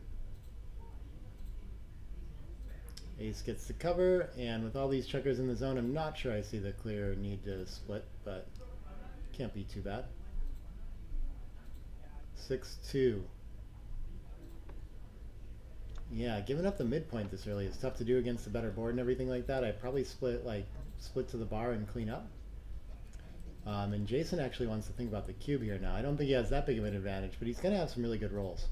5s and 4s and 1s that are going to send a third checker back with the better board, and take the 1s take away outfield presence entirely. Hard to maintain that anyway. So yeah, Rachel's position is definitely under a lot of pressure here, so I don't mind this cube. Feels early. Rachel's happy to take.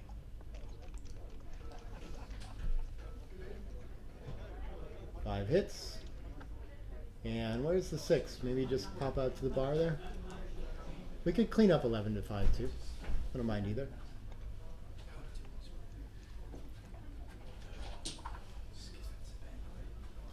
Two in, 5. Does it want to come down to not leave a double shot in the outfield, I suppose. It's tough though, because then our outfield presence really is gone. Maybe a tempo hit's okay here. A lot of options, but yeah, I'm not sure how to salvage this one. That would be the instinctual play there. Just damage control. Aces. Can't really do as much. Yeah, could make the 10, but maybe it wants to step up. I'm not sure it wants to leave a blot or advance that much. This just feels so like crunched forward in a way, so I'm not sure. I think I would be inclined to do something with the back checker and get it working instead.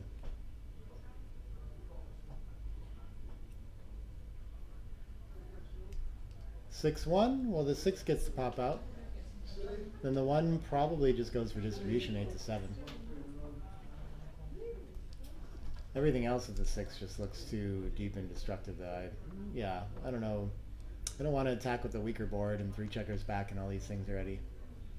But yeah, it is leaving like a cajillion shots outside, so I see why we want to find a different play. This looks like it's probably just going to make the 3-point, yeah. Making the 9 must be an option too, but just feels weaker. He does want to look at the loose hit, though. I guess it allows you to make this loose hit. Leave a bunch of blots around out there. But yeah, I guess he's feeling like the tempo is very important, and that doesn't seem like an unreasonable idea.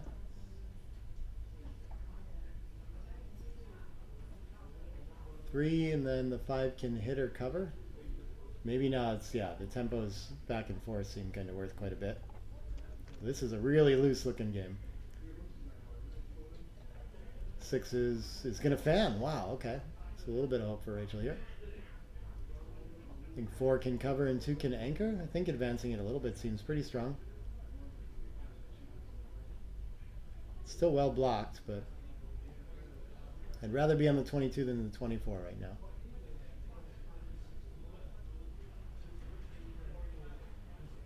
Yeah, what other 4 do we have? Or sorry, 2 do we have, I wonder. I guess you could play 6 to 4 and just stay back.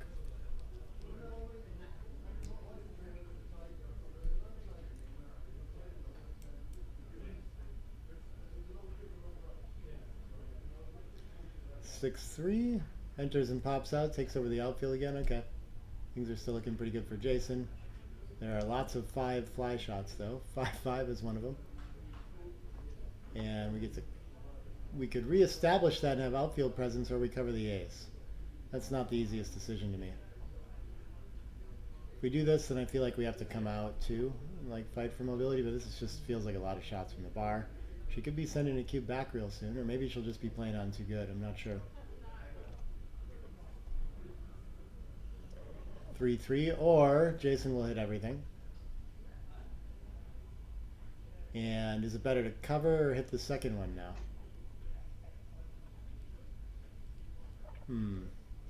I feel like I'd be hitting the second one.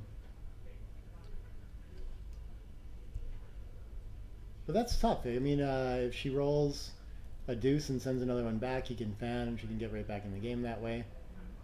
I'm not sure if there's as much counterplay when we just make the point instead. But maybe there were a lot of indirects anyway. 5s is a fan. Okay, Jason back in the driver's seat. I think he'll be covering with this one and making the 4-point.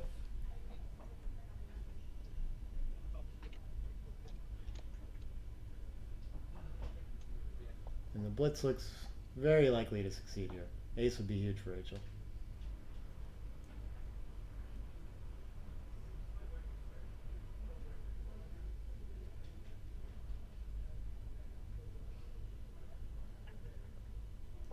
And a fan.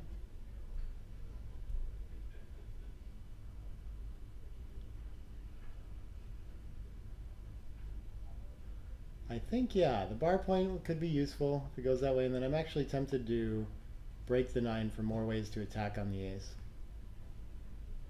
3 comes in, and Jason really would love to hit both. 6s is perfect now. 5-1, I guess we'll hit off the front.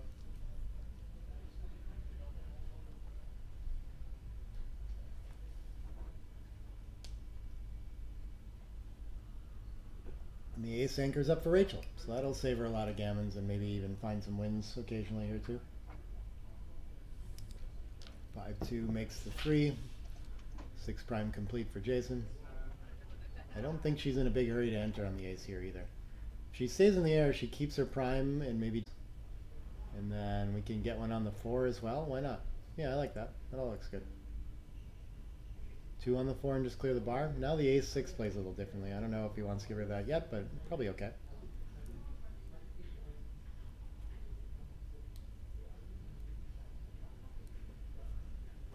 love the 5 in, but then we want to play the 6 down. Yeah, better for distribution, but we leave an a6. I don't know if it's worth it.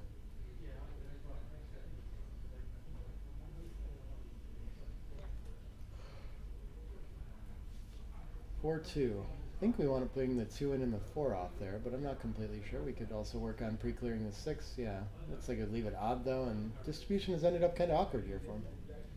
A6, beautiful shot for Rachel.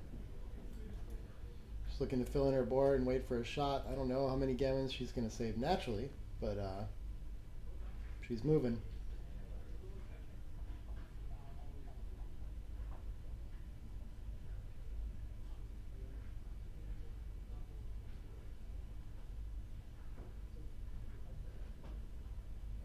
I think we got to clear from the rear here. Not sure though. Oh, that's tough. 6-1, 5-1 our shot levers. The other way was just 6-5, so maybe it's less the other way. Maybe she should just take 2 off. Or he. Rachel looking for crossovers to save the gammon the natural way. I think that's wise. I think she's got a good enough board and doesn't have to worry about playing too much inside like that. Yeah. I think either should be okay though.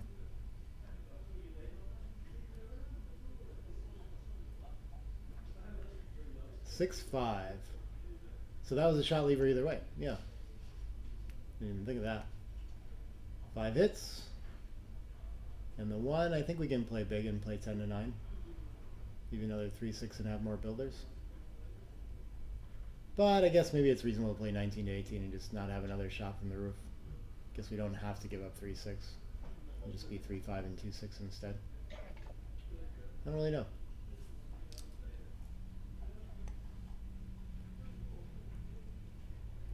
How many checkers off too? It looks like 11-4 off, so I think she really needs to be closer to closing out to send it back, but when she closes it out, she'll have lost her market. So the cube is coming soon. After this roll, I think this is a well-timed cube if he fans. 2-5 pops out. I think she probably should hit it and then cube now, but she's getting really close. 2 gets there, 6 can just come from the back. Maybe coming out so he can't hit with like a 2-1 or a 2-3 actually. That could be nice. And I would like to send it here. Take point is higher too, so it's possible she should have sent earlier. I don't think so, but this could also be, I think it feels like a pass. He's going to let it go. On to 3 away, 5 away.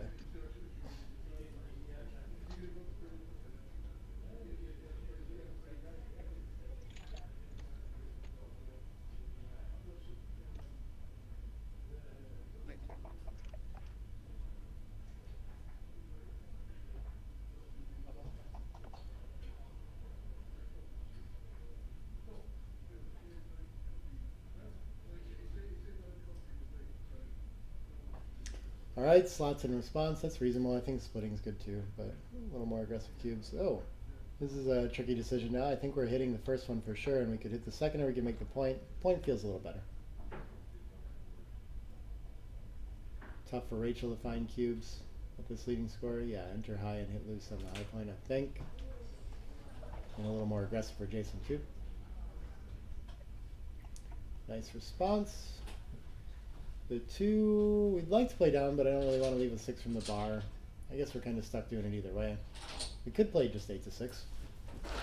Or just get moving, yeah, sure.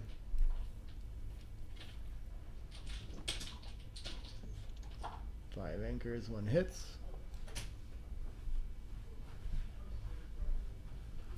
2-6, no good 6s. I think we should unstack the super stack now, even though it leaves a double shot, yeah. Just too much better for distribution.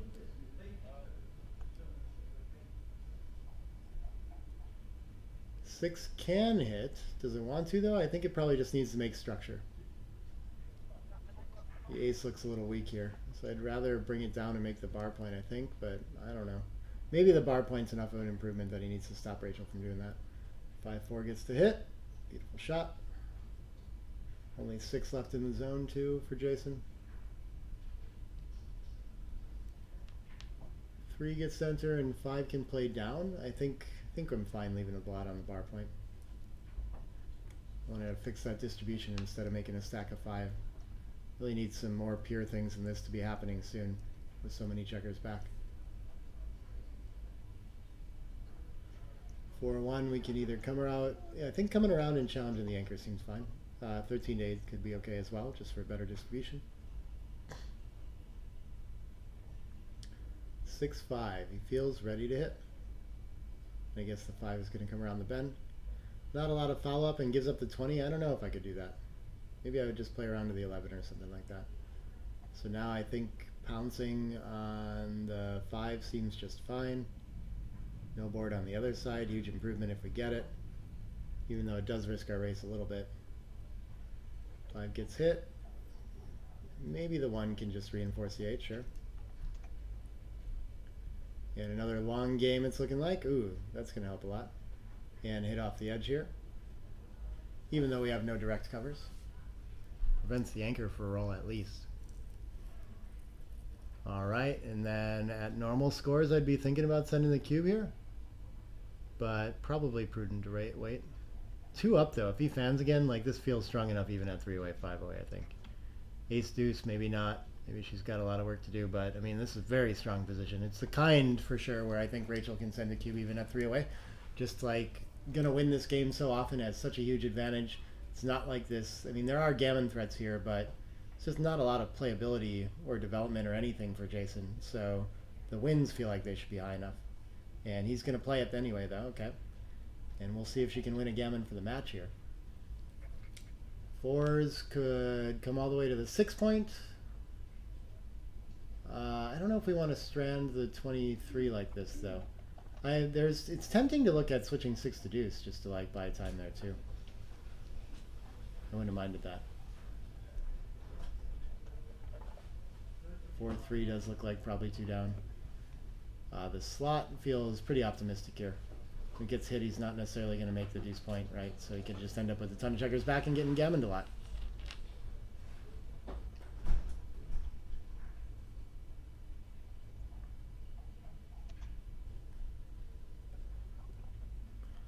Double 4s. Maybe this time we're going to be forced to switch. Oh, we can go hit loose. Let's just do that. 1, 2, 3, and then bring in the 9 to 5 for a cover. Yeah, much better. Buys time to pick up more blots, and Rachel's in good shape to win a gammon for the match in this one. 2 doesn't do anything to slow it down. 3 to cover. I think the covering with the 3 is better than hitting. Little step back there too, though. Does she need to bring a checker down as a cover? I would rather get off the 23. I think I like this play a lot. Yeah. I don't see a better 4 either. I don't know why we'd want to stack up and reinforce the 5 point there when we're currently getting a couple 7s to cover.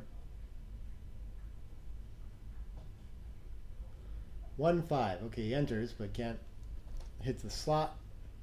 So I guess the 5 is just going to come down. Rachel's still in the driver's seat here. 6-1 covers. Could hit as well. Is that better? Maybe hitting's better. Yeah, I don't mind it. Probably wins more gammons. Maybe the deuce point isn't so important and it prevents him from building right now. Ooh, almost a 2-6. That would have been scary maybe. Still a lot of work to do for Jason no matter what. 1-6 I think is going to pop out. It leaves a lot of shots. Maybe he could just play 13 to 7 to avoid being on the bar here. 5-3 does not hit. So it looks like it covers. Yeah, and links up 14 to 9. Best we can do. Still not much for counterplay here. A 6 might be nice just to have the bar point, I guess. 4 to hit, maybe. We don't love it. I guess he's gonna... Is he even gonna bother? Yeah, maybe not. Maybe just start a board point and wait. That's probably a good decision.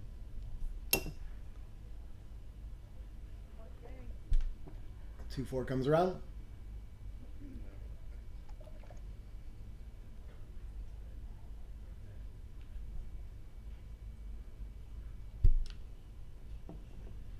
Five down, 2 covers. Okay. So Jason's board's starting to get in order here. Got a little more time before Rachel's bearing off. Ooh, that's going to speed things up. 2 down and 2 in would be my play here. Oh no, she can limit the... She can prevent him from escaping with 6s. So maybe she should make the bar point while she's coming home here. Yeah, if we're going to play in, we might as well play 2 in, I think, though.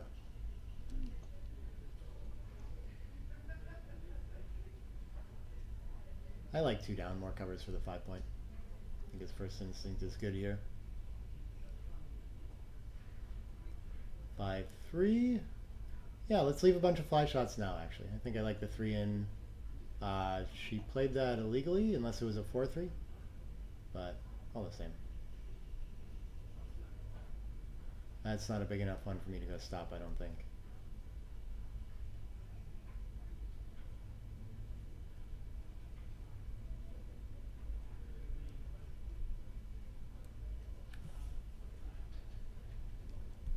I think I'd rather slot the bar point there. Hope to make it help me clear later. Yep, like this. Gets off the double sixes. Only the 6-3 fly shot for now. And 5-3, close. Slot the next point. Maybe bring the 9-6. I don't really know. Or actually, maybe just both off the 8 is good. This play is trying to save gammons. That seems reasonable as well. 6s plays. Now the gammon race is on for sure. So I think he's lost his chance to save the gammon naturally, so he should work on his board, most likely. And I think keeping the 8 is still a valuable part of the prime. Yeah, so I like that 9-6. 4-2. Yep, even out the outside. Well, there's something to be said for 4-3, I guess, there. I don't know. 6-5 can run from the back. Yeah, let's just get all the way out to the midpoint and look at making that bar point. I don't think we usually want to break the 8 to try to make the deuce here, though. We just don't need to. It's not really improving our position. If anything, it's kind of hurt it a little bit. Double 4s, okay. Could leave some more shots, but gets a lot of checkers off and reinforces the gammon when she gets home safe. 4 is going to cover. So I guess the 5 is coming out from the back, yeah. Not worried about a backgammon, no different than a gammon here. Overage. 3s is going to leave a shot somewhere. I think we want to reduce shots. So for sure, and then 2 off. And then we would have to leave a 2-2 and a 3-1 in addition if we didn't play from the rear for one more checker off. Yeah, I think reducing shots is just worth more. Does leave it odd, though. I don't know. Interesting question. And he hits the 2 right away. Okay. 4 to the bar. And if he can cover the bar as well, then he's got to go pick up another checker to really have an advantage here. Ooh, 1-6. Wow. What an amazing shot. He still has aces to hit back from the bar. Otherwise, Rachel's trying to scramble home here.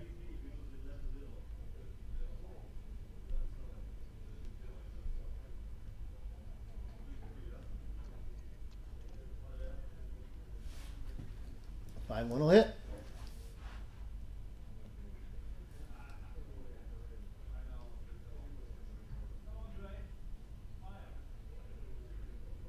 Yeah, I think there's still too much work here to do for Jason to send this. He can, if he re-whips it and never picks up another checker, then Rachel can just enter and like win. She might still be a favorite that way. And he doesn't always lose a gammon.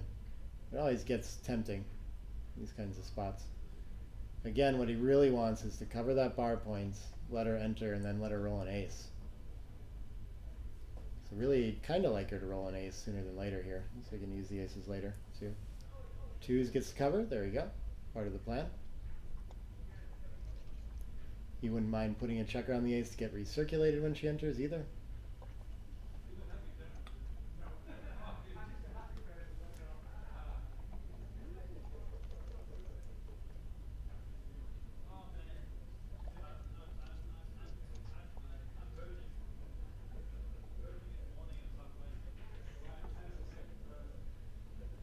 All right. She's in. So he doesn't want to hit loose now. He wants to just move from the back and wait for her to roll an ace. And maybe if she just even rolls this ace and leaves the shot, this could be enough to cube on the threat of rolling it. Here it comes back. And I don't know for sure I don't know the numbers well enough to know for sure if this is a take or pass of the score. I think it's just a cube and a take. But that would make it seem like it should be a pass at this score. I'm not sure though. Ace would be a huge improvement. No such luck. He's forced to come in high. He wants to hit loose with the 5. Hopes to get hit with the ace and have another checker chance to go get it. Rachel's happy to just stay out.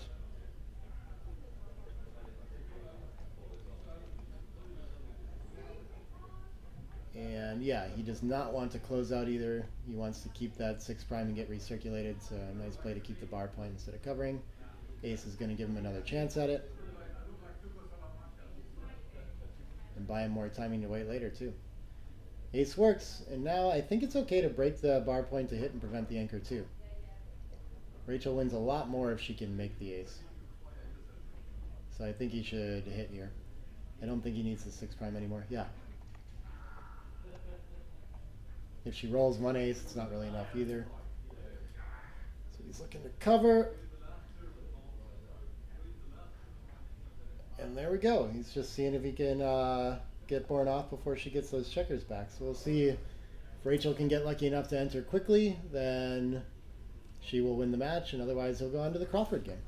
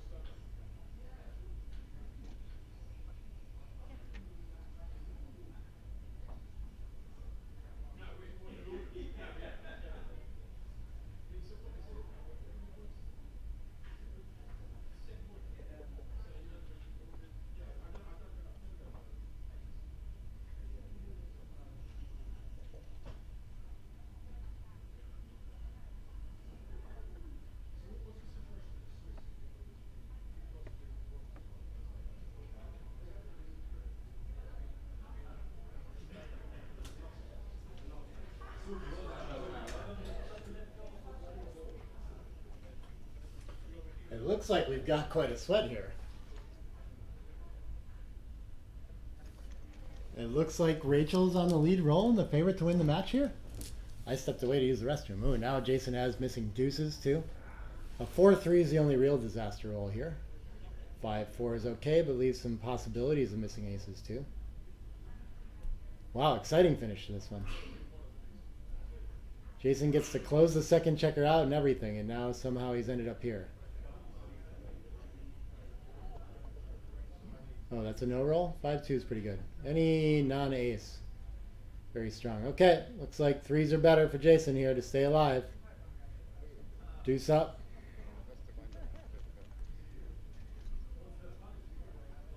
And Rachel's going to survive.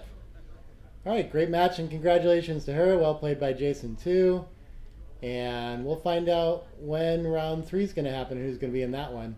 I imagine it'll be before dinner, but it's like 4:30 now, so it's getting a little close. But yeah, probably. I'll find out. We'll be back soon.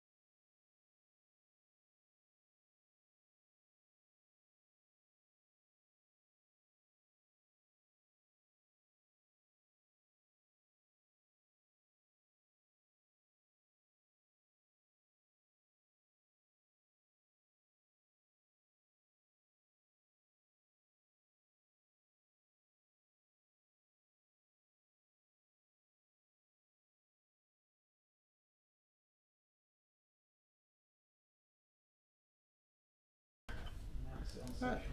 Hi, everybody.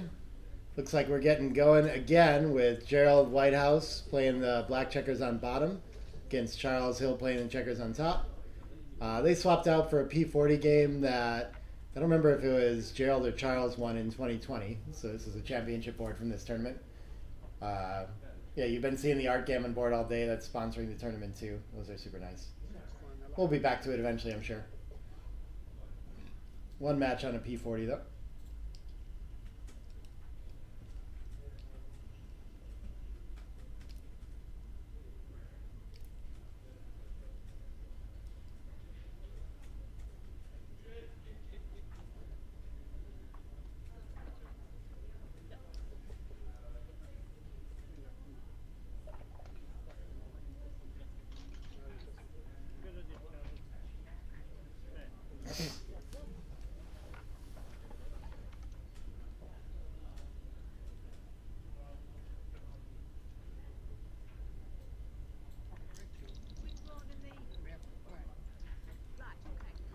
Three, two to open.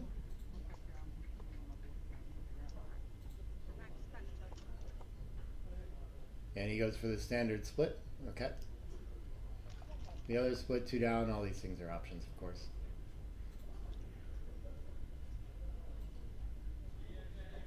5-3 is going to point behind.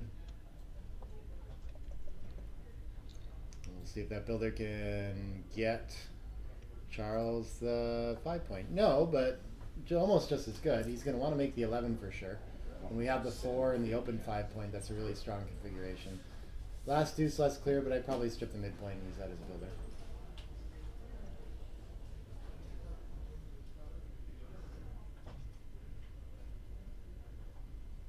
Four three looks a little too passive to just like split or something like this. So I think the double hit is called for. Yeah, it's a little awkward. Our opponent has a little better board. White doing much better structurally here. No ace to hit though, only the deuce, and we'll see how Gerald can follow up on this. 6-1 continues the attack. Definitely want to put the checker in the air and cover the ace. Way better than the bar point here.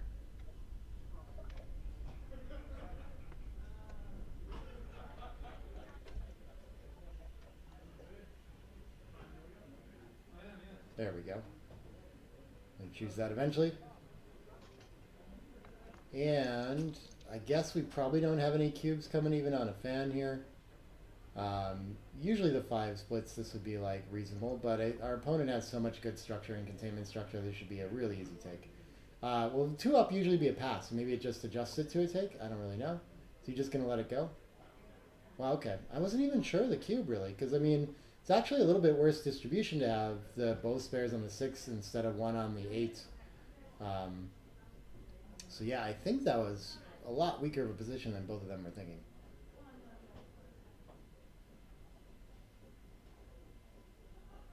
The next roll was likely to be 2 down, and then Charles enters 1, or sorry, Gerald enters 1 or something like this. Charles enters 1. Then he's under a lot of pressure, sure. But okay, 1 point. 1 point to start.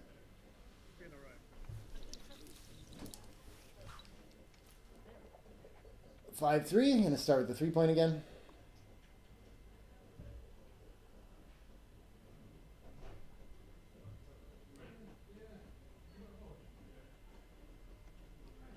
Double 5s is going to be stuck making the 3 point as well. One of the worst openings after our opponent doesn't split. This really makes it very difficult to make pure structure and fill in the 5 and the 4. So much committed deep there. And so Gerald is not going to want to split his back checkers to allow this to turn into a blitz for a very long time. And, ooh, another set of 5s. Okay. Looks like we're going to give up the midpoint and put in a spare on the 3.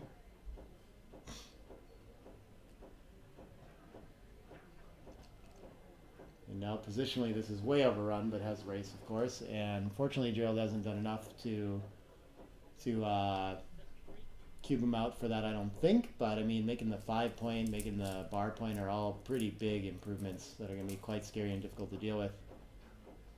5-2 is just fine. He's just going to keep playing checkers from in the outfield and trying to build that prime and waiting for Charles to take his opportunity to run or build or whatever comes up here. 3-1 is a huge improvement. Okay. That could be enough to salvage the position, but you can still see he just has no room and needs to get off that anchor as soon as possible. 4-3 doesn't really improve too much. Maybe the 4 down and the 3 can safety up on the 8 and keep all the builders alive with minimal risk.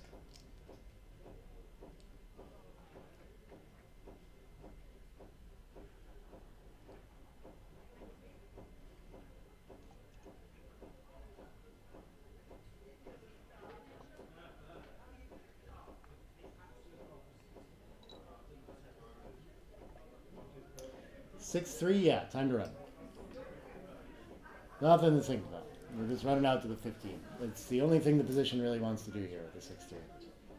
Doesn't matter about the risk or anything. We're just going to run out of more time if we play off the 8 or something like that. Let's see if he can fade the 3. If so, he's in good shape. Still okay in this position too, but 3 is going to keep Gerald in command of the position. Don't think he needs to split yet. I would rather play down or in or anything like that. I don't know. I guess maybe he's getting close enough to overrun where it's reasonable now. But it just seems like it gives options. So like now I would like to maybe enter on the high on the 5 and hit loose with the deuce. And we weren't going to have that option if it didn't get split. But if you play down on the bar, then he's going to hit on the bar point. I don't know. But I think that white should go for the tempo here and try to cash in on his blitzy structure. This is just as fine of a way to do it, I suppose. But I'd rather fight for a high point and pressure those 2 blots in the outfield. One's going to hit. I would have been getting hit twice, so maybe he's onto something. But maybe he still gets hit twice here. 6-2 looks pretty strong.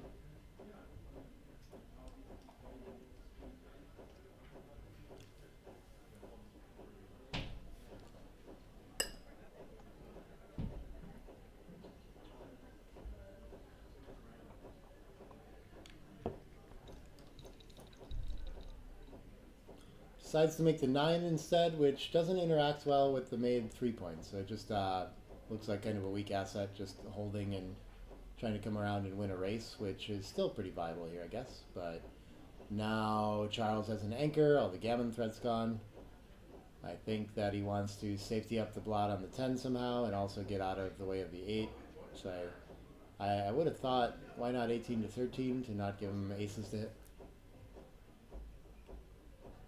Double 2s looks like it should make the 4-point hit loose on the ace, probably. Opportunity to pick up 2 blots and close out that way.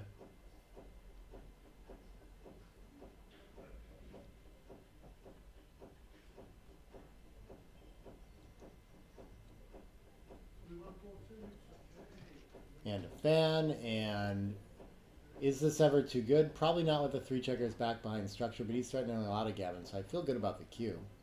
I would struggle to take it on the other side, but maybe I'm underestimating all the structure in the way. It just feels too gammonish when it works. But I guess it's not like he's going to hit and or cover every time. Maybe over half the time he does neither. So yeah, and then there's a lot of play when he does neither. So maybe it is still a take. I still like the cube, I think, though. Interesting position we've ended up in.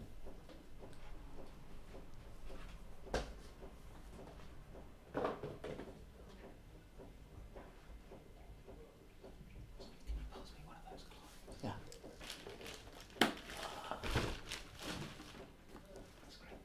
And he does send it, gets a quick take, and aces is a pretty nice shot. I think we should make the bar points and probably just bring a spare in for covers into the 6. But this is nice if he does happen to get a hit on the ace and get in some trouble. Well, now he has the backup of the bar point too, and it works as a nice cover with 6s. And 2 in. Okay, being on the board is nice. Gives him a chance to make the anchor. And the 6 to cover the ace is a lot less desirable when 1's in. Well, that's not so bad though. 1, 2... And it hits loose on the deuce. Beautiful. Alright. Blitz is looking like it's going to be likely to work, but a 2 will buy some time.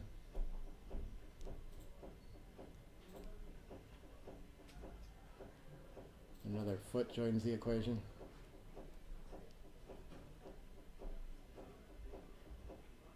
Four covers, but we're running out of space to move the back checkers a little bit too. We need a 5 or a 3 up. Then 2, 5, 6 to escape as well. Moves on. 5, 4 gets moved from the back. That's a nice shot. Buys a lot of space.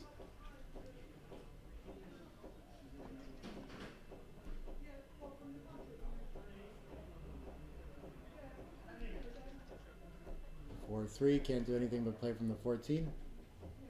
2 5s and 6s before it cracks. Double 4s is the biggest disaster available, but still survivable. 2 3 hops pass. That's a nice shot.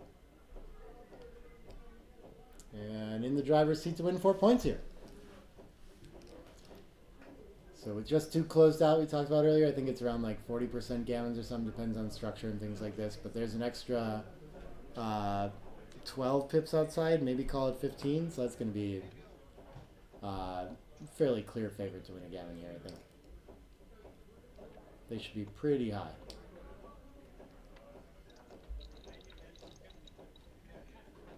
I wonder is 75, 80 maybe? Well, look at this. Yeah, okay. Just moves 2 to the ace 2. So when the gammons are this high, I don't think he needs to make any aggressive plays to win it. So opening up early seems like not the idea. But it is the double-decker bus with 4 checkers on the ace, so maybe it is better to peel. I don't know. Yeah, there could be some awkward aces next roll already, though. So maybe it's only 6-1. 5-1 doesn't leave. Yeah. I think too many awkward aces here.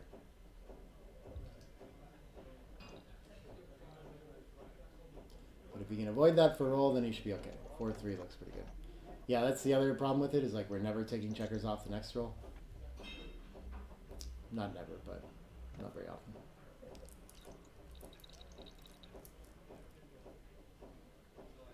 Alright, might as well hit. And a 5 to get him back in the game for Gerald. And no such luck. I don't think we're quite in backgammon territory, but it's going well.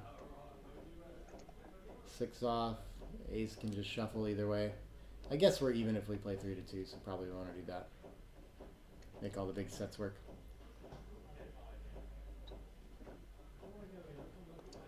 Still on the roof. Okay, it gets interesting with the big set now. 4-3, not so much. Doesn't really gain a roll or anything. Still safe though. Just looking like a gammon that way. 5-4, both are in.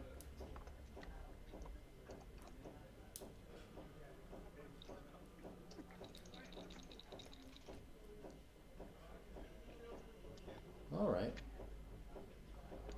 2-2-1 should be enough to get out, so yeah, no backgammon here.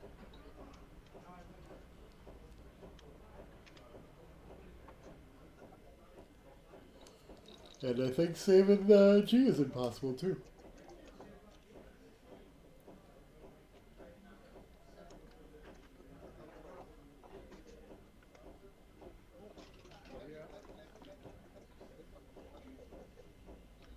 And so that looks like 12 away, 1 to 4.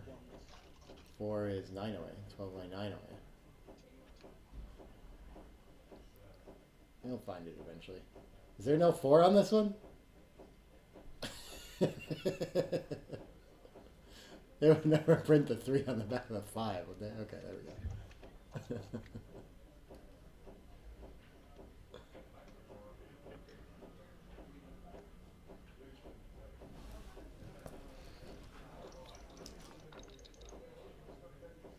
Yeah, recenter the cube, always a good idea.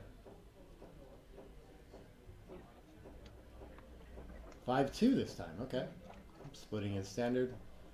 Even when we get in like big score, it has to be like the 5-2 down is rarely much stronger, if stronger at all. 6-1 gets to make the bar point. Races even.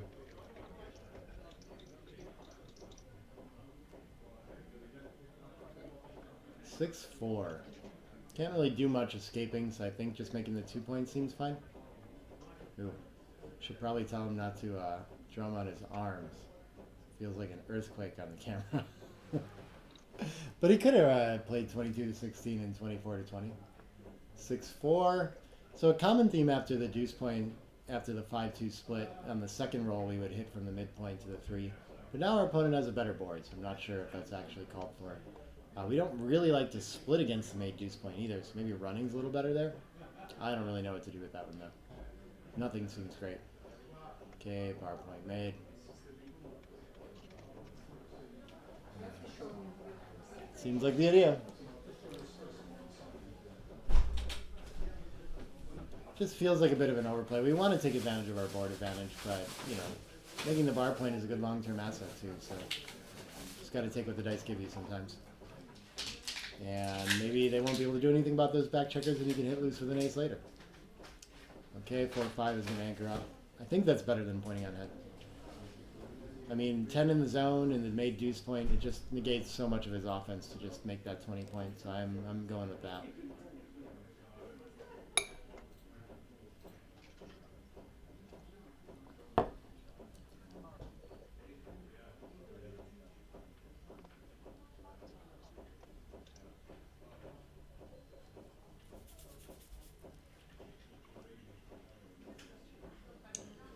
Oof.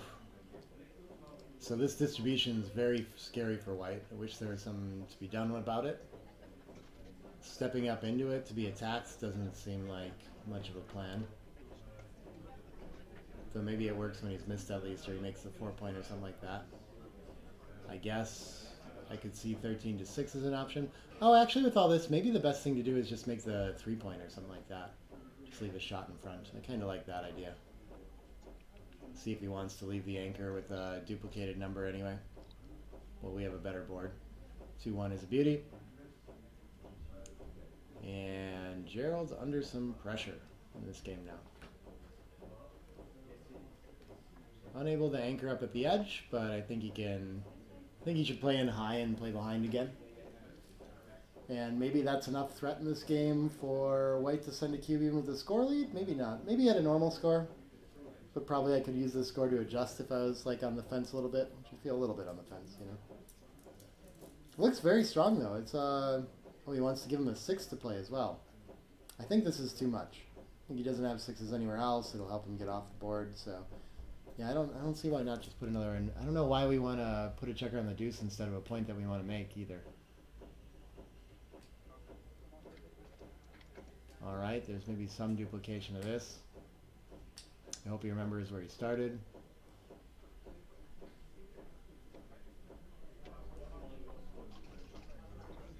Some sort of like lazy checker shuffling where I might lose track if I wasn't very careful there. I think at this score it feels like a lot of threats. I kind of like sending here. 11 in the zone. We have a direct shot to send a third back. They're primed. We have great structure. You know, our opponent's structure is pretty weak here. Feels like a solid cube for money now, and so I expect at the score it should be still good too.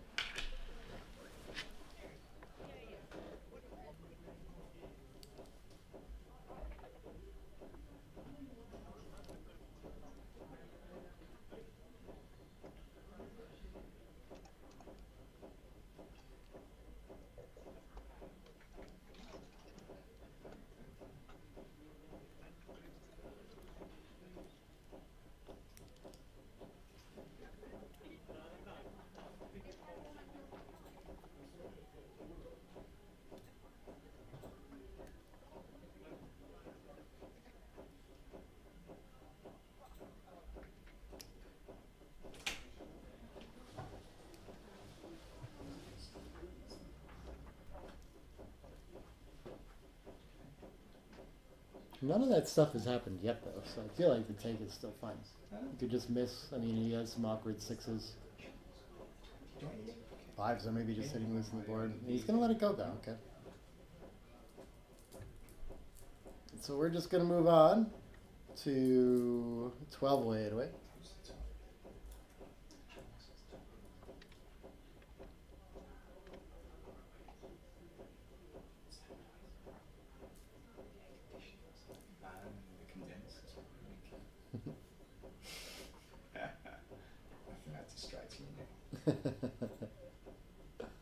I've been noticing the noise as well. 2-1. So with the match lead, we can start to split, but it's probably fine still to slot. I don't know. They're always really close regardless. So chooses the split. 3-1 gets to make the best point.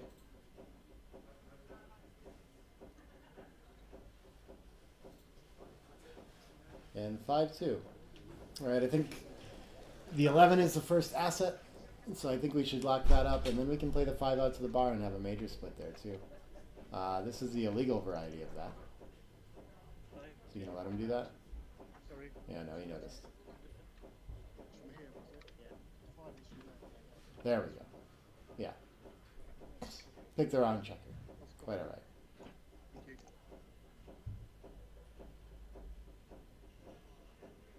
Alright. Well corrected. 6 gets to hit. And then I think... Does the 4 come down just to go all in on offense, or do we split? Both seem very good. These are often close too. I guess it feels like it leaves some returns from the bar, like a 4-5 and a 3-6 already hits. So, okay. 5-5, this feels like double pass. I don't know what it would be for money. It would be like scary for money, but I mean with a 4-point lead, I think we can just let this one go.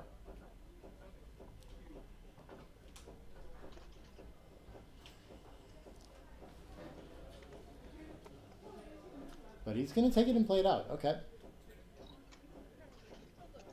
6-4, can't reach the... Oh, he could make the 5 prime, but he can also just make the 3 point. With a bar point and split. Okay, all kinds of options. This is probably pretty strong too. Maybe this is even best. I don't know. Ace in, 6 not so exciting, but only a 2-point board, so hitting loose not so scary. Maybe a little more scary if 3 point is made, but then he's hitting on the bar. Okay, I don't know. 4-1 hits back, sends another checker back.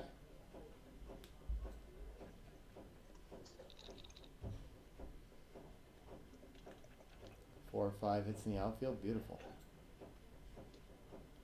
See if he can find a 4 or a 6 from the roof to hit one of the blots around.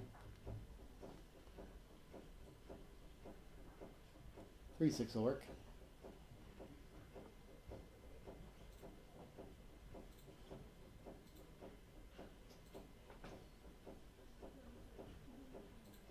Five, 6 fans. Ooh, that's a bad time for that. 5s and 4s pick another one up and should have 4 checkers back. Can't do it this roll though. So maybe, what do we do? Just play all the way out to the midpoint and get a checker fully escaped? It's the best thing I can see.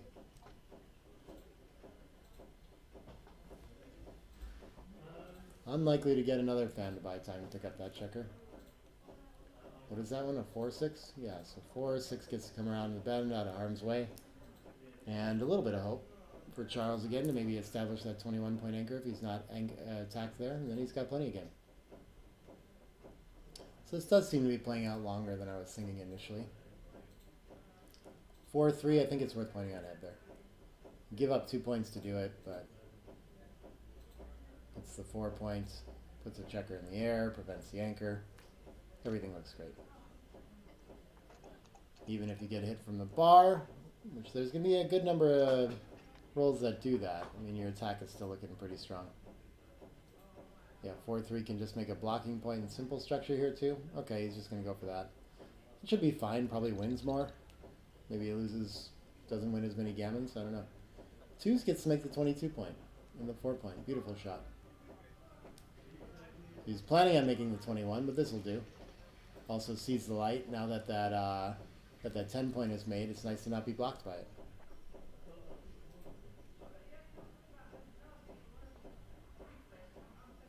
Double 3s. Yeah, gets to advance in. That looks very nice. Closes up the 4 point. We got a flush 5 prime now. Plenty of gammons at stake. He gets to enter and pop out though. He's got to try. And Gerald would love to roll a 4 to send him back again. Or the 6-3 to hit in the outfield.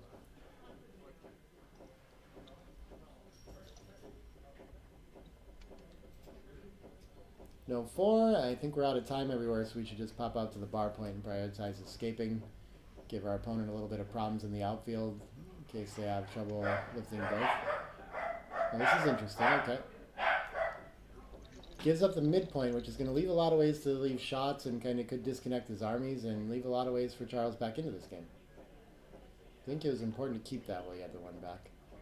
But he misses, And I think the best thing we have here is to cover the 10 from the 16 and then make the 5 point. That looks pretty strong to me. No reason to leave shots around, I don't think.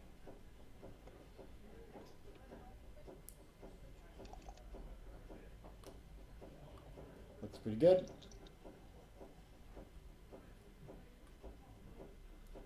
Two, three. So we can get out of the way on the midpoint, and then the 2 could step up and try to escape. I still think that's the idea. We'll get attacked on the edge a lot, but it's not free, you know? When we get hit back, it's a 3rd checker behind the structure, so a little bit scary.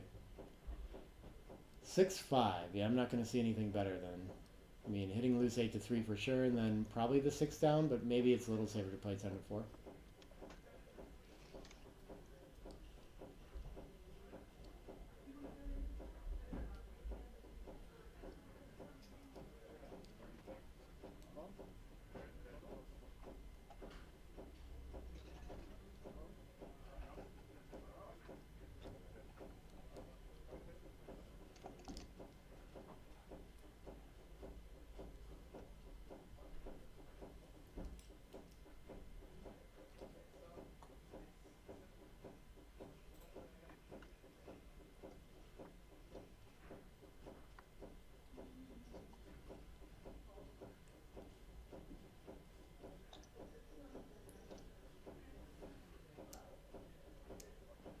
Who a fan? Okay.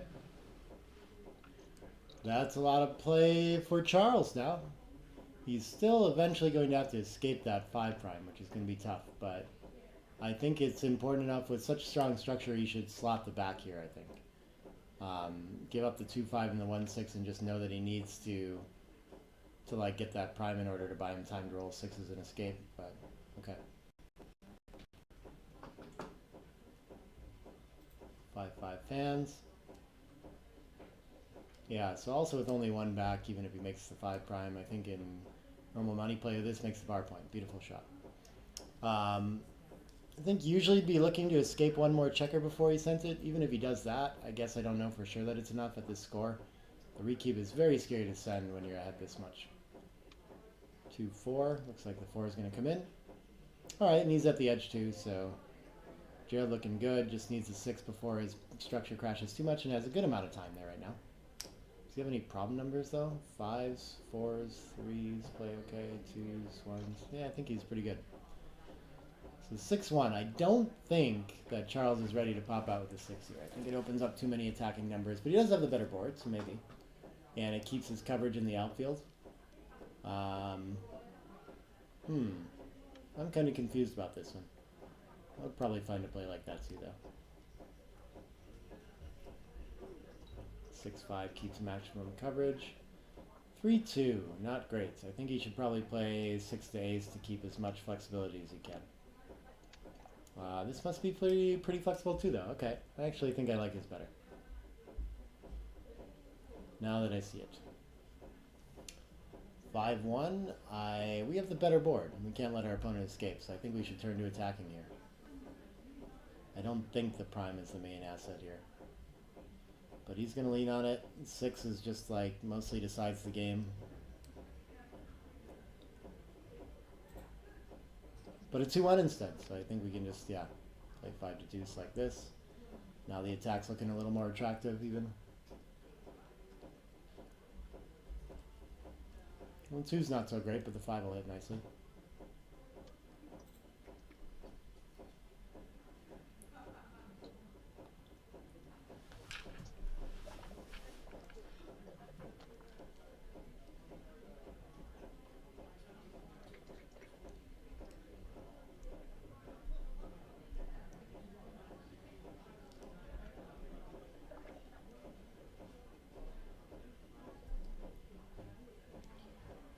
Still thinking about this, huh? I guess just 6-4 looks great, yeah.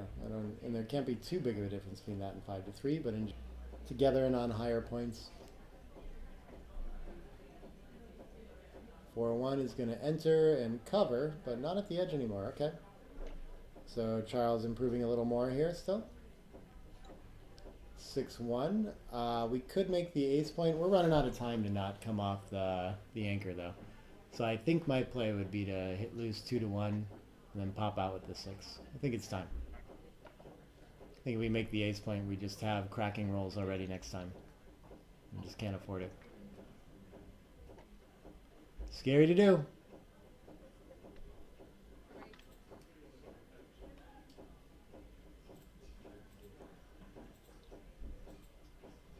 See what Gerald comes up with.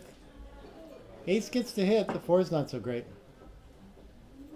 Would he rather break his 5' to hit loose here and try to close out, or should he just play 5 to ace? If he gets hit on the ace, he's not so worried about it yet. He's running out of a lot of time too, though. Maybe it's too much to deal with to want to step up to the edge and also try to escape.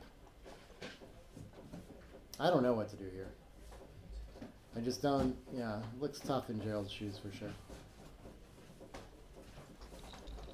This, at least when he doesn't roll the ace to step up, it looks like it's going to produce a lot better. So he's got a lot of ways to cover and make the board that he wants. 4-2. Maybe the... Well, we like where that checker's placed. So actually, I like his instinct there, but I don't know. 4 can cover and 2 can step up. 8 to 6. Yeah, this looks like very nice distribution.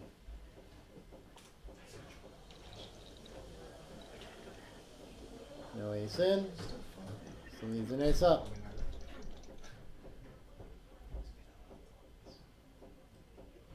Threes has enough space to not crack anything, so I think we should just front load it. No need to switch yet.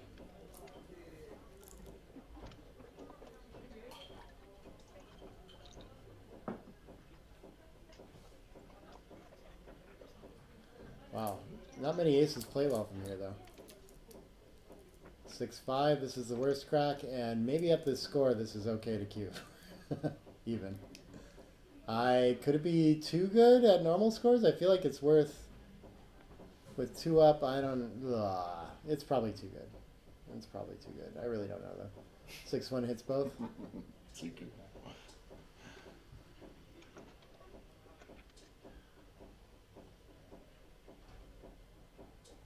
Yep, priming games, they turn into disasters quick.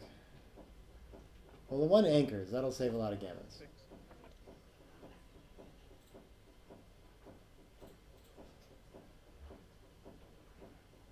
Two, 1. Nothing special to do with that. Probably just 16 to 13 to get another checker closer to the action. Takes the crossovers instead, okay.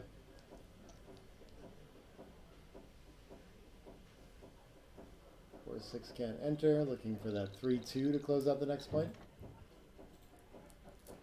6-3. Yeah, I actually like putting it on the 8 here. I'm not too worried about the 2-6. Maybe that gives some winning chances, but then we can just shuffle 18 to 15. I don't think I'm worried about mobility and worried about the 24 to 18 quite yet. I'd rather focus on trying to get that deuce point. And finish that 6'. If we slot the back and play 18 to 15, we have 7s to cover the back as well.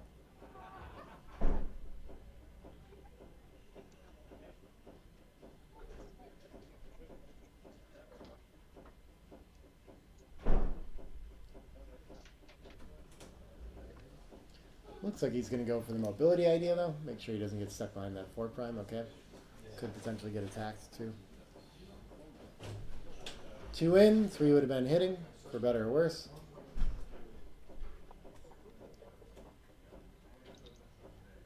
And so hitting off the edge seems nice here. 2, I think it's worth it.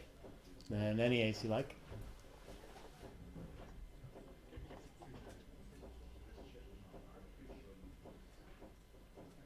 Take a chance at letting him enter on the ace and be stuck behind that prime still. And we still get to enter most of the time. Maybe he can still find a recube at some point too if things really start to get sketchy. It looks very difficult for Gerald to turn this around into a win though. So I think it's pretty safe to hit 4 to 2.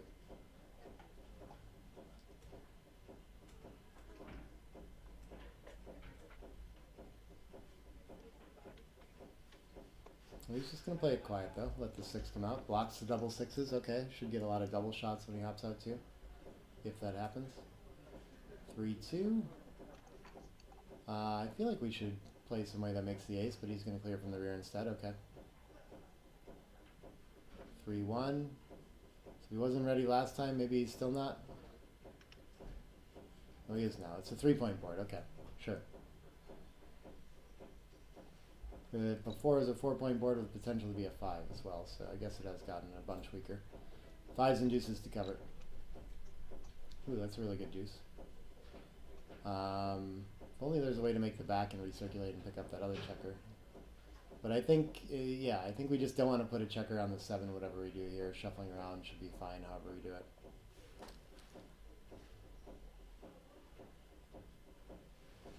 Once, that's not too bad of a roll for Gerald.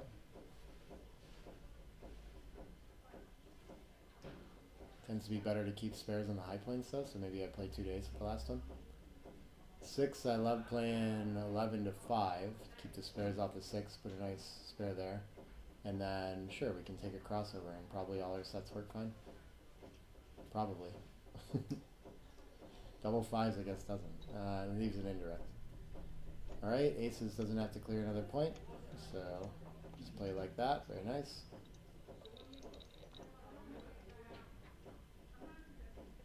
Five, 3. I think we just end up playing 12 to 4. Yeah. There must be some bad rolls, like a 6-5 though from here. I just don't think we can shuffle in the board enough to avoid it. We could clear the 7 and leave a couple fly shots now. We could play all the way to the 4 and the deuce. Yeah, nothing else seems worth avoiding these shots. 6-4, okay. Nothing to do with that.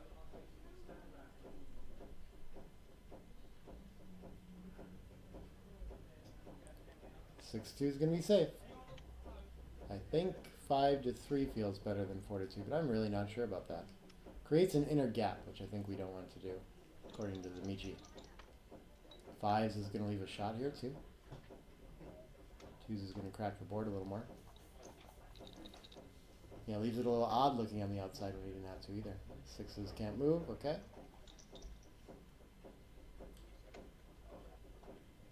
One gets to clean up and reinforce the 3. Yeah, I like that. See, hopefully he's not thinking about recubing yet. I think there's definitely too many gammons now. 3-1, perfect distribution now, okay. Nice and smooth.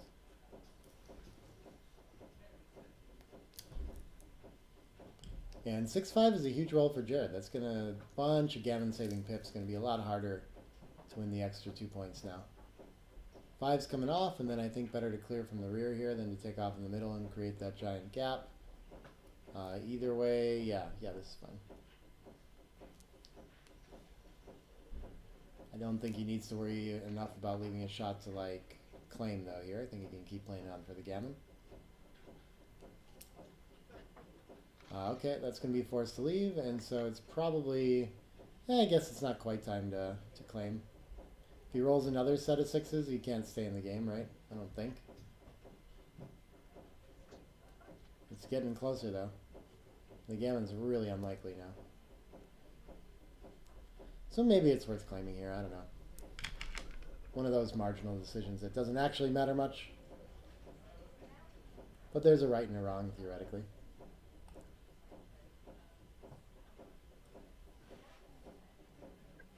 It's one in the Chouette where they roll the 6s and we probably just agree that there's no gammon. And move on.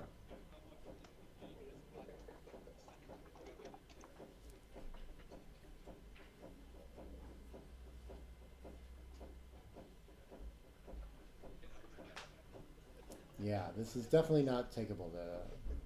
But Jared wants to stop and think about if he's gotten in the race enough. And if he counts the pips, he could easily trick himself into thinking that the wastage doesn't matter enough. 45, 58 to 51. He's going to release it, okay. So 2 points. He's going to move it on to 12 away, 6 away. The lead grows for Charles.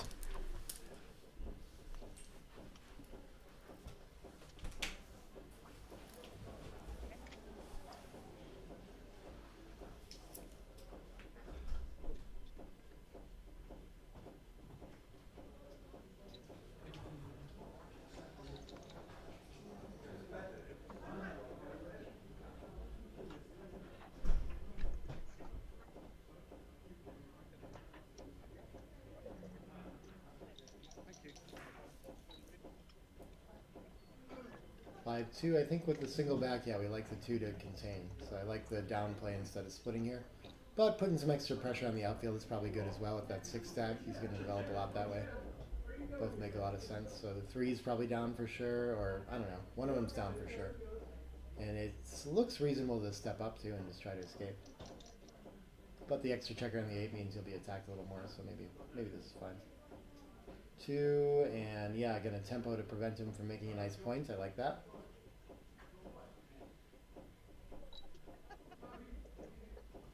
Ace hits and can pop out to the bar is probably best. I don't see any other 6 available. Challenge is 2 strict points as well, so not as many returns from the bar as usual. Ace 4 is one of them though. 4 can come in high and the ace can hit.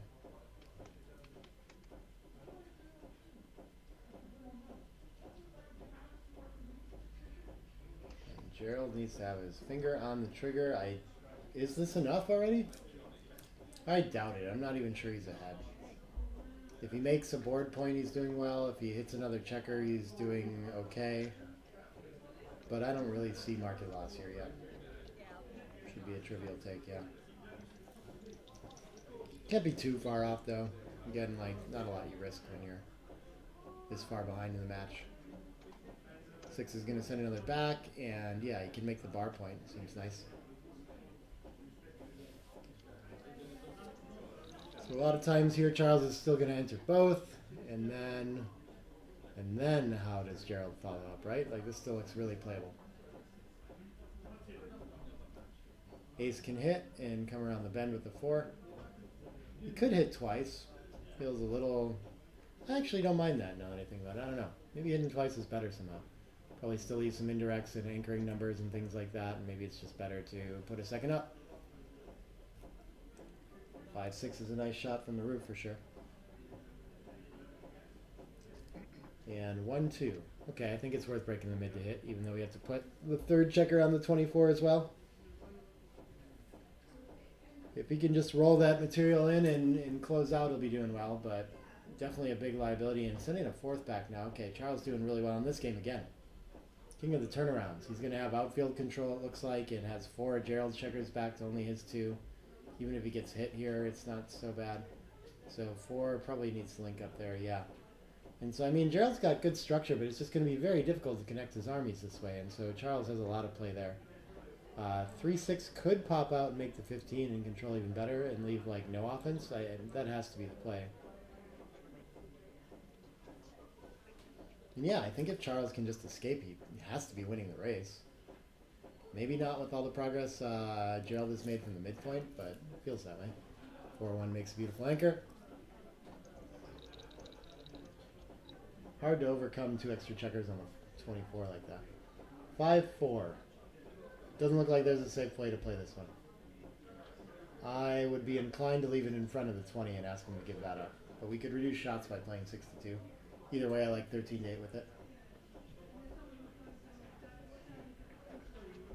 I don't really like 15-6. Leaves the shot in the wrong place, I think. Gives up an asset. Yeah, I think that's my play.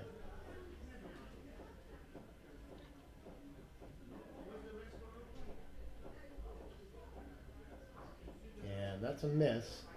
And with the 2 double anchor, I think you should just make the 5-point here. I don't think it's a big deal to unblock 5s and let him possibly escape. The prime, it's not really ready to play a forward priming game yet. I like this a lot. When it's missed, it develops really naturally.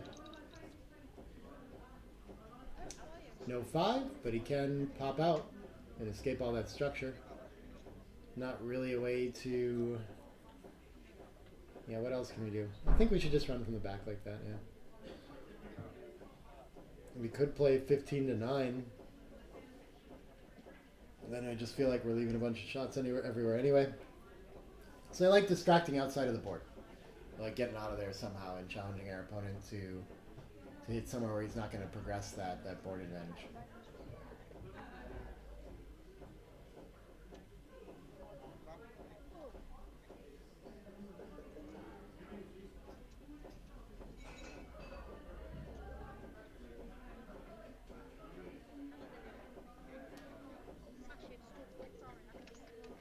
Chooses a bar point instead, though. Okay. Decides to make an asset to contain those 24-point checkers. Maybe that's reasonable.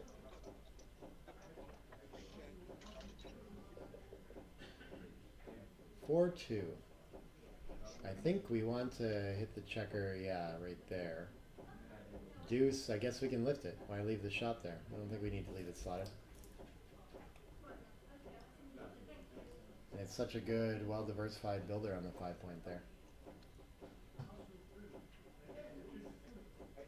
1-5, avoids being hit. Probably just clean up a blot then. And things are going Gerald's way here. Working his way back into it.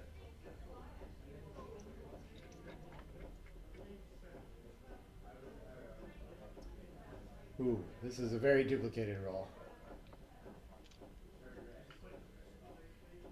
I don't know what to do with it. Yeah, I guess making the offense must be okay, but I mean, against 11 in the zone, making the 20 so strong, I just don't. The ace is not nice with it. Plenty other options too. There it goes. Now Charles has the rack with less checkers back, so he's looking very good in this game too. And still has decent outfield control. Threatening a hit with a 6 here too. 4-6 fans, okay. Definitely threatening a 4-point game when it goes his way here for Charles too, which is going to make it very difficult for him to claim this game. I think he wants to hit and pop out with the 5. Of course, it's going to be tempting to just come out with both, but I think picking up the checker is just worth too much, coming around and gammons, all these kinds of things. But it should just kind of lock up a win to make the bar point too, so I don't know. A lot of the work is done if we just do that. I think it's still okay, even at the score to play for more though.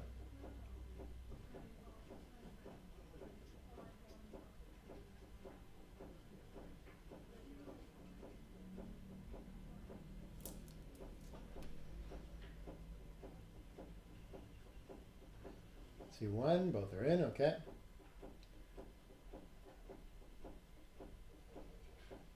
And how do we follow up to keep this going? I guess pointing on head is nice with a 6-4. I don't know if it's important enough to hit loose.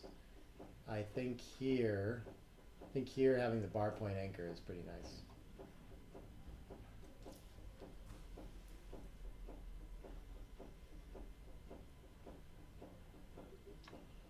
Threes can't move the back checkers at all. That's annoying. So maybe we just make the deuce and keep the extra contact. Really need to get a checker off the 24 next roll though. This is slowly getting into more wins and less gammons kind of territory. 6-2, I think we can play simple. I think we can play the 9 and just 8-6. Force our opponent to roll something nice to keep his flexibility.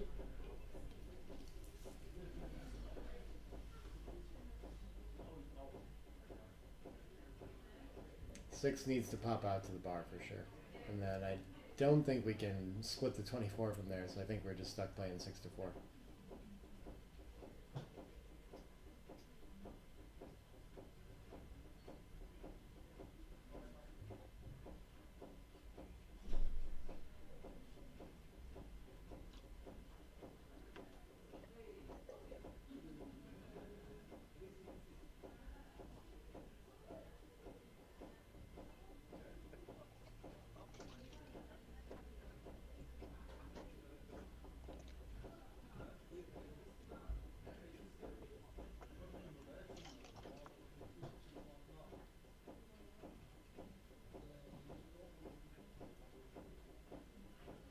Ooh, beautiful shot.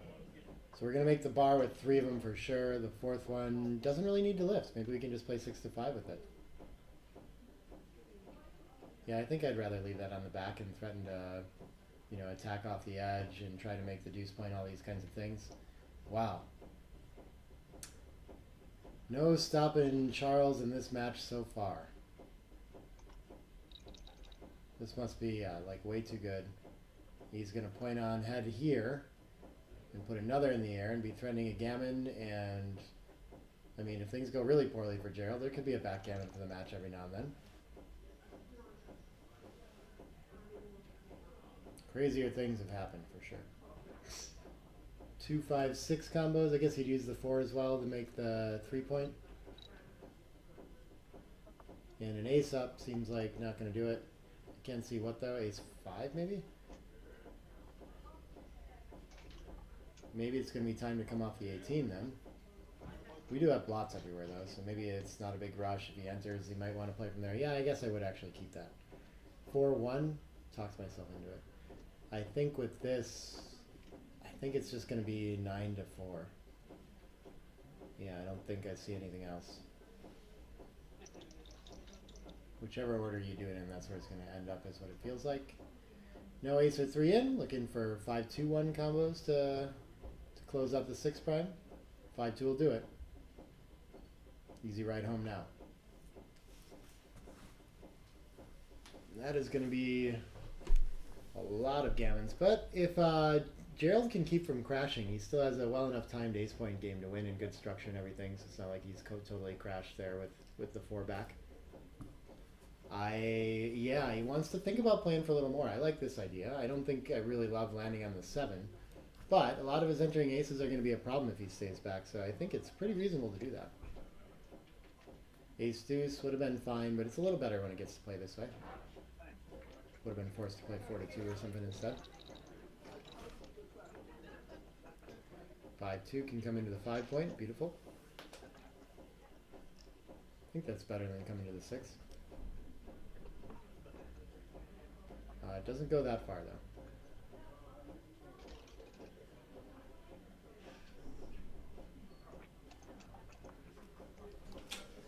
There you go. Looks more legal.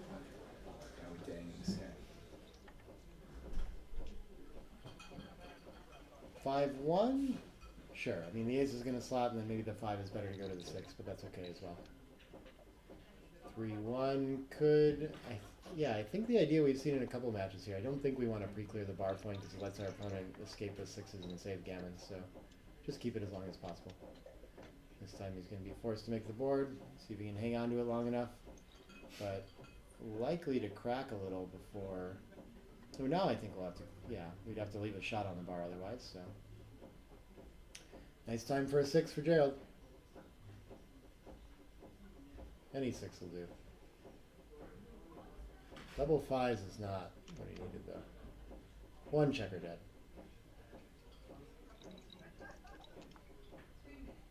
Double 5s, okay.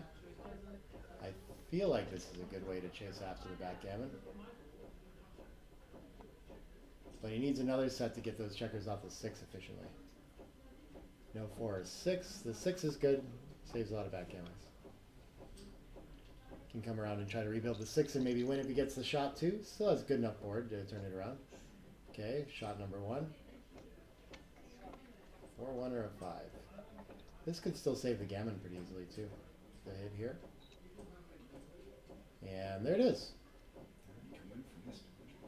I think 19-13 contains best when his opponent enters. Tries to hop out to the outfield, so I like that, yeah.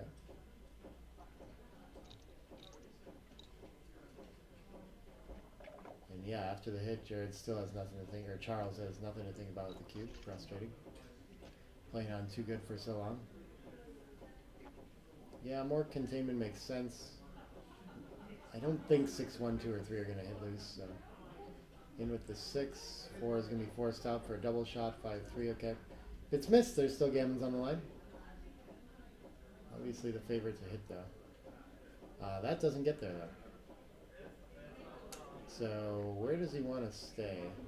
Does he want to come and block that 10-08 contact? That's not completely clear to me. Maybe he could keep a last hope contact back on the ace point. Stuck bearing a checker this way. So if he went back to the ace, he could play all the...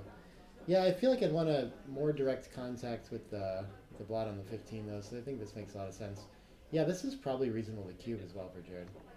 Why do I keep calling him Jared? Charles. I don't know if this is a take. And so that makes me want to cube it even out the score. I mean, even if he gets hit, he can still enter in the 6 and win that way, and if he gets by, he definitely loses his market. There's no gammons anymore. Okay, he's blocked. He's going to come to a direct shot, yeah.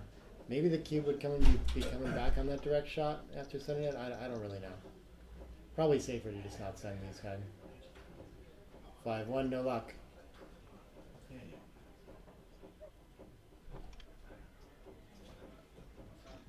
he can claim, or he can play on for the gammon too. How many gammons are there? He needs 5 crossovers, but they're big ones. Yeah, I think probably it's about gone, and he's gonna let it go.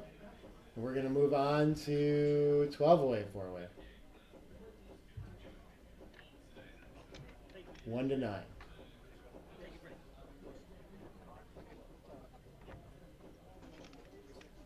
Are they taking a short break here? I hope so. I'm going to take a short break with them. You guys want to talk on your mic or anything like that? You're welcome to. I've just come in because I've finished my match now until tomorrow. Oh, okay. And I'm waiting for Dan to finish his So match. you can just sit with Nick and just So I was do going to the sit with code. Dan. Yeah, please do, man. If you don't mind, you know. Yeah. I mean, Come take the seat if you want. You can... Mr. Gibraltar. I'll be right back again. am I wearing a loud enough shirt to be seen? On Nah, the Yeah. Gerald's out, don't it? I know, well, I'm going to wear a loudish one tomorrow. I've already sorted it out. I thought I'd play it quiet today. So, how's it going anyway? It seems to be going. Yeah, I think so. I think we'll be fine.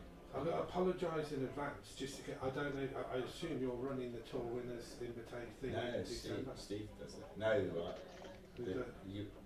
my London Players Championship. In December the 10th or something. The Players Championship. Yeah, I've clashed with my Watco. I didn't Oh, know. don't worry about that. Oh, you know. I know, I'm pre-printed. Don't Oh, worry. that's all right. It's just people saying, you realise you clashed with the tour? And I went, I didn't know. No, tour winners invitational being. Sorry, not the tour, it's the Oh, that's whatever. neither here nor And I there. thought, I don't want to set Andrew, you know, I didn't come in trying. You're never upset. You know. I think you know me well enough. No, I know, but it wasn't intentional anyway. No, so, don't be so ridiculous. so yeah, so I've filled that up already. It's only 32. Well, That's only great. 32. Within 2 days, everybody's like, it's tremendous. So you'll have to try and come along to one of these what coat things. How long did it take you from London? Well, it's just past Banbury. Oh, it's only past. Yeah, it's only, No, that's it's not only too on bad. that. Yeah. You're about 15 minutes after Banbury if you Okay. come the M40. Yeah. 20 minutes, mate. Are we voices? Just well, you're in charge of the Mind studio. out, Peter. No, this is confusing. Okay, perhaps an explosive. Mind out, P's and Q's. Yeah. No, it's all good actually. Yeah. Like, How's the board stuff going? Julian said he's been putting quite a bit of work into. so Julian's been excellent. Julian's He been would excellent. be. Martin is excellent. And I mean, you've got a really good. We just too many complaints. Well, It's just really edges. It's to be honest, I mean, it did wear me out a bit the situation last year because I would have, with the board that you've got, I would have quite enjoyed it. I think because you've got a good I think level. it's always disappointing with all these things. Tomorrow too. It's a point where you talk to them and you try to make them fully aware you're on their side, you're trying to help, and they just throw it back at you. Yeah. And you just can't reason with them. Fucking enough to play again in the UK Championship and Julius and he said, oh, I'm lucky you've been to get this far and played it. He was really graceful. It was his last life and he said, oh, you deserve to be there if you played better. I said, well, I had a bit of dice as well, which always helps. And he was really gracious and that first time I've ever met him. But what disappointed me was I barely ever got it right. Yeah. And then for that to happen, then I had to show you the messages. I can imagine. It was just not, it was just, it's, no, he's, yeah. Not you. So Nick, tonight, obviously after this, you can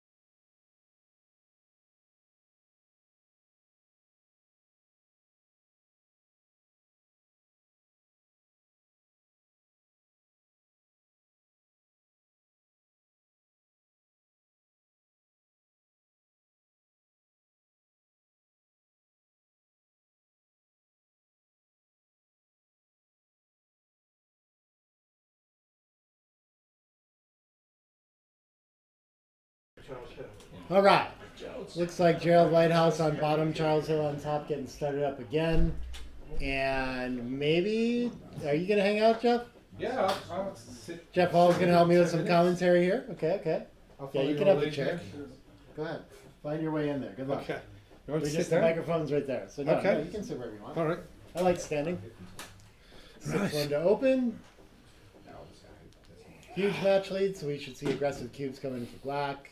I don't know if this opening 6-1 is quite enough, but you should think about it. Not a whole lot of 4 cubes going to come back. Like aces, this could already be market loss. There's not a whole lot of reason for Charles to take this necessarily. Got this huge lead.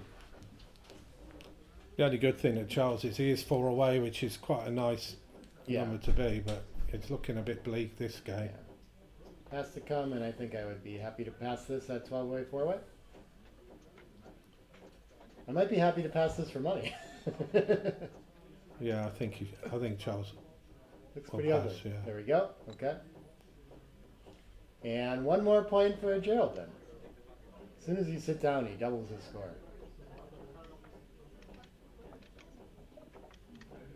It's because he's wearing a shirt that you use. Yeah, I might wear a later one tomorrow. So Okay.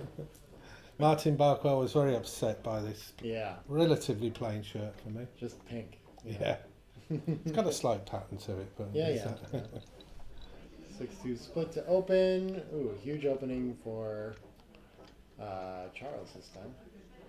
Yeah, I think with the blot on the 24, it's better to shift 8 to 7. So in gammonish positions, would you sort of Okay. cube as normal here, Nick, being 4 No, away? when it's 4 away, many away like this, then the gammons are worth quite a bit less, and you're just going to get recubed a little too often. Mm-hmm.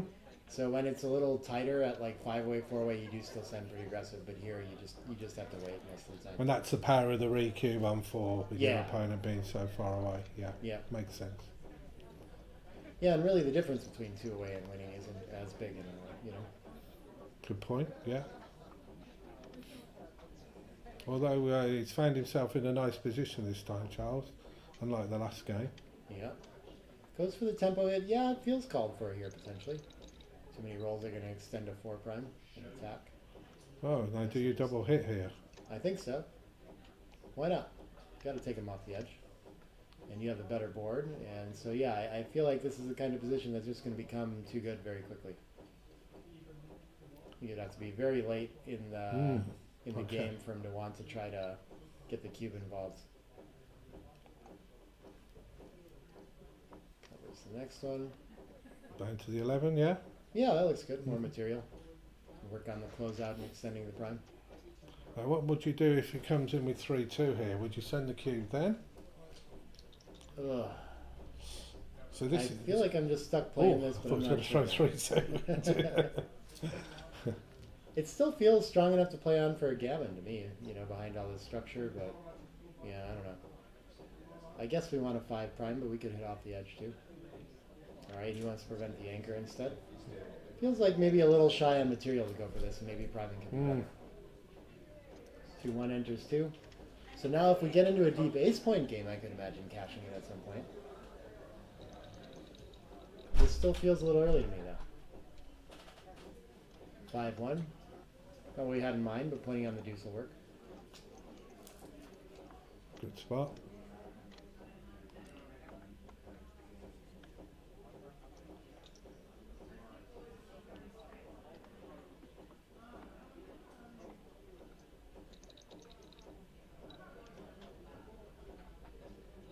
Alright, we get to remake the bar points. And then I think, yeah, let's put pressure on the block. Maybe with direct 6s.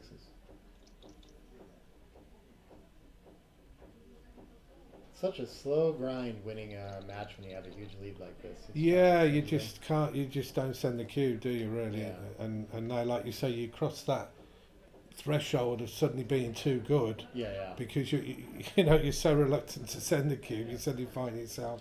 I kind of like 7 to 6 here. I mean, we can remake the bar point. We have 2 Yeah, there. I think that And would have it's made gonna- sense. Yeah. Attack the 3 a little more effectively. You don't really want him to establish that second anchor if he comes in with 1. We'll find a way to get some checkers involved. Like here, I guess so. He could just make the 9-point. Actually, looks pretty Yeah. nice. Not Or he if you- could bring 2 off the mid. Yeah. Leaves the disaster aces maybe. Either one seems pretty good. A little less risk, of course, in making the 9-point.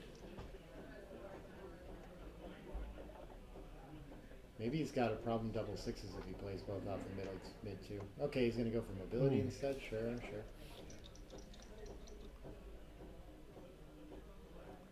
Ace in. Just needs a 3-2 now to have some life. Yeah, that would be interesting.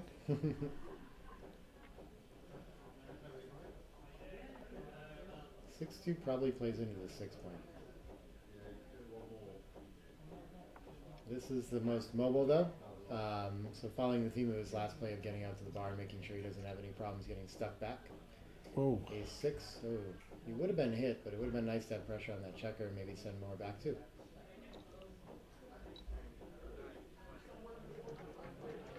Mm. 6-1. Yeah, this is no shots this way, but maybe it's easier to make the point if you make the 9 instead and just give up a 2-5. 4s. Yeah, I think you can slot the 5 and make the 4. yeah. That looks fine. The thing is, you're such a good commentator, and you're saying what I'm thinking, so I haven't got much to add to it, really. You know, it's Well, I'm sorry. no, it's good. I mean, it's why I like listening to you. But I find you keep blocking me. What I'm going to say. Okay, I'm going to get this one right. I'm going to slot the 3. Okay. I like it when Mark Olsen has it. You have a difference of opinion. Yeah, 2 down looks pretty nice. Yeah, that's. Yeah, I think it's nice when you have got that, Yeah, not conflict, but a difference of opinion. yeah. This is a little awkward if we play under the bar points. Maybe I just bring a checker in, get closer to bear off. Yeah, I like this 7-4. It's getting a little awkward though, having a harder time making the 3 than you would hope. And Gerald not able to step up with the deuce though either. He's yet to roll a deuce as far as Yeah. I can remember. Yeah. 5-2-1 combos. No such luck. 6-4's not nice. No, looks like that 4-point's going to get pretty tall. Now, would you clear the 8 here? Clearly 8's an idea too. I'm not sure why I'd rather have a checker on the deuce than an extra one on the 4 though. I guess it prevents Yeah. the 2-5. Could be right. Safer. I think I'd rather have the builder for the 3 though. That leaves a bad 6-5 as well next go. Yeah. I'm not good at spotting those.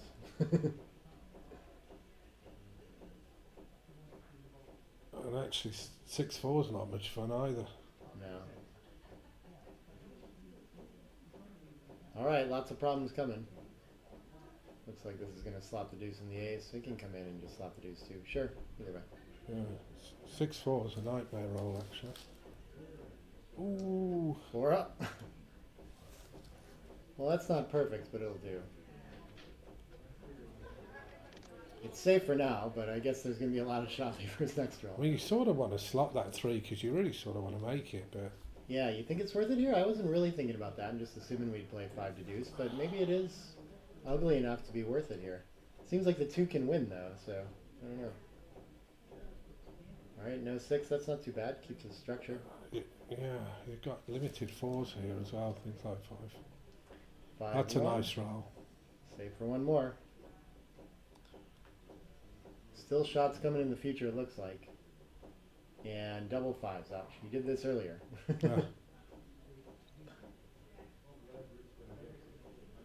Oh, that's a Oh, there nice we go. roll as well. That solves a lot of I problems. saw the 3 and I thought, hey, He's second guessing whether he wants to leave this Yeah. gap in the 5, but I think for sure you need to fill this in. Still has the problem of 5 checkers on the deuce. That's what happens when you play that first checker to the deuce, like you did, instead of, Right. in the back. They just accumulate. Okay, Yeah, this is a tough decision, I guess, between clearing the 6 and just ripping 3. Yeah, that's. I mean, with 4 checkers on the 1, I think. Our opponent's crashing too. We get to keep him Yeah. primed a little longer. I'm probably just taking off. Yeah, I think this is fine. We create a stack of 6 on the 4 too. It's all gappy. I mean, I don't know. Too much problems. Not much needed 6. Yeah. Finally finds it. 6-5. And at 5-2, still safe.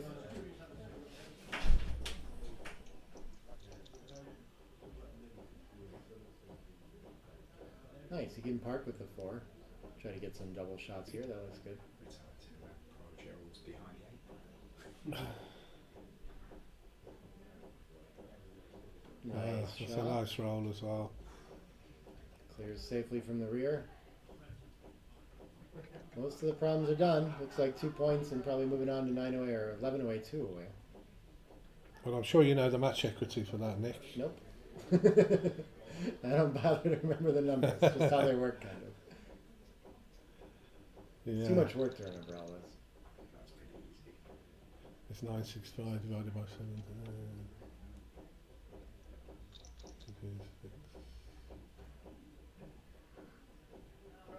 I think it's 7%. If my There's a good calculations formula, right. 24 Okay. divided by the trailer plus 3, and then times the difference. I use Janowski's formula, so it's 965 divided by 17, which I think is plus 50. Double 2s can't escape one. Okay, so there's some real Ooh. backgammon thread here still. Yeah. 3 points would get him to Crawford too. That's a pretty big difference. Oh, and now Gerald has incentive to stay too. Yeah. I don't think he can with the open 6 point, but he has the coup classique idea.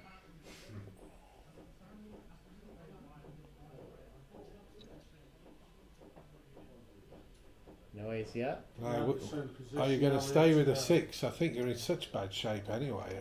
It's really tough. Oh, You've got no choice anyway. can't stay with that one, but yeah. But I you think can he will. still get gammoned. Yeah, but at least he's got Yeah. a chance. He's got a chance now, yeah. It saves a lot of gammons. Yeah.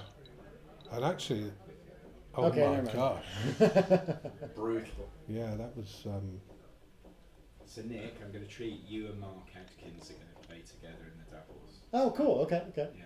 I thought you were Both going to put wear him fishkas with a They've novice wear their player. fishkas off, I want to treat them both. Well, Mark Adkins knows how to play the game. I thought Yeah, you Nick were- doesn't, of course. Yeah. Which Mark is Mark Atkins? The one that's doing all the BMAP. Okay, Our yeah, yeah. Mr. BMAP UK. Awesome, gotcha. He's like a master at chess as well. He is. Yeah. Okay. Very good chess. Okay. I'll be sure to just bicker about everything Well, at with least the cubing's easy for Gerald now. him. All right. Yeah, Forrest is Oh. going to want to go for attacking it. Well, Oh, actually, it's not clear because he could hit out there. Yeah. I would have hit 2 there, I think. Yeah, I think Yeah. But I don't. it would have been better.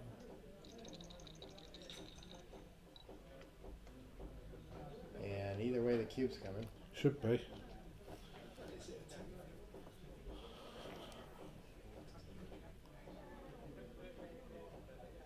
I don't think I would send this cube for money. So I think I would be inclined to take it this score. Oh, he's just Oh, gonna it's really just pass gonna- it down. Yeah, so Okay. I think I would hit there, but I'm not. On the ace. Yeah, I don't. Yeah, it's only 8 in the zone, so I think I actually like his play. Yeah, Only 8 actually, in the attack is. Yeah. It's sort of fizzled out a little bit. Maybe the tempo's worth it though. He does have very good building potential, so there's a reason. It's hard to spend that last turn on the 6. I don't know. Probably would have made his bet. Yeah, it was just the open blots Yeah. that tempted me. But actually, yeah, he's an odd number away as well. So picking up a point is okay. This is annoying to have to run to a double shot, so I guess maybe bringing a builder to the 4 is worth something. Maybe it's nice to have the outfield presence to pop out either way though. Or if you run one all the way to the 14, it distracts him from making his 5. There we go. 3 gets to hit, and the 5 can come down to reinforce. Maybe it hits a second checker sometimes. I think I like this better though. It's got a lot of material in the zone, which is tempting, but it's the wrong score to do it at. So I think this has got to be Oh, better. that's a nice roll. So is Gerald going to think? Yeah, I think Gerald still has a cube here, probably. This looks like it would like to run. So it's 42. Depends on the race a lot, though. Yeah. 109, 127, 139 for black. I don't know what white is. Wrong 7. Yeah, we can play this down and slot the next best point. Don't really need the 8. It's just a way to safely have material in the zone. Doesn't communicate well with the deuce anymore, though. 5-4 can make another blocking point. Okay. Nice step for Jared. Or Chris. Charles. I don't know why I can't remember that name for this one.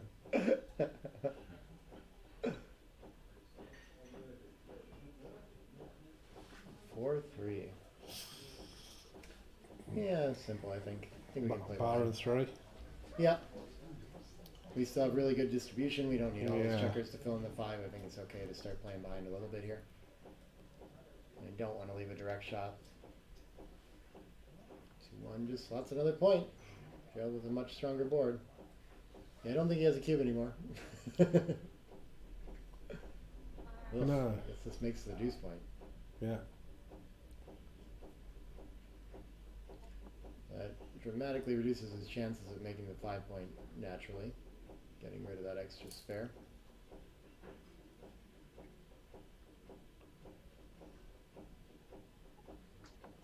Hmm. Oh, Well, there you go. never mind. That's what they call the commentator's curse, isn't it? When you say, It's very easy. Gerald wants to think about a cube now that he's 5 primed. Really? Hmm. I don't.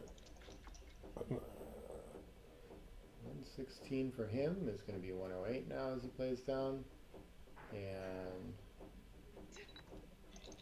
106. So like a dead even race, yeah. So he can't really run off the anchor quite yet, I don't think. I think this can just come into the 5 and leave a 6-3. I mean, you could clear the 8. Yeah, but I imagine the prime's doing too much work though in this close of a race, but Yeah. it's tough. If we clear the 8, then we give up a double 4s anyway, right? So maybe we're only reducing by like 1 shot here. I still don't think he wants to run here, but I guess he does have the 5 point board. It's getting very tempting. Yeah, he's almost out of time. Maybe he should. Yeah, that was a tricky one. But it's also like anything but a 6 is going to point on heads, so... I mean, Charles has got more of a sort of a priming structure really, hasn't he, Nick, rather Yeah. than a blitzing structure, so Yeah. that could have been the time to run, but it's really difficult to... Could be a way to lose again for the match too, though. Yeah, Let's get him true. off a little bit. There's an interesting formula. When they've got 3 builders, they've got 25% of points on you. When they've got 4, it's 50. When they've got 5, it's 75%. Yeah, that's the 9, 16, 25, I think, for the, for the pointing numbers. Mm-hmm.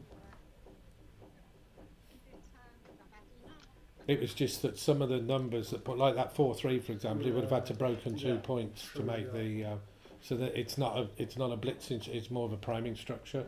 Not clear he would have spent it that way, yeah. Yeah, exactly. I don't think he would have done it that way. No. Not against a 5 point board. I don't think there's a big difference between these 4-3s. I'm happy with either.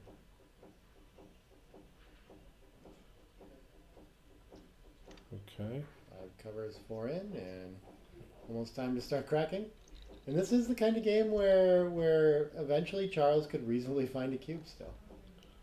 I think this probably, with a close race, I want to probably shift 7 Ooh, to 3. I would have instead of done the that. same as you. I'd have made the 3 point. He might put it back yet. He Yeah. might be looking at it. I want to be ready for him to be pulled off with a 6 to attack, you know.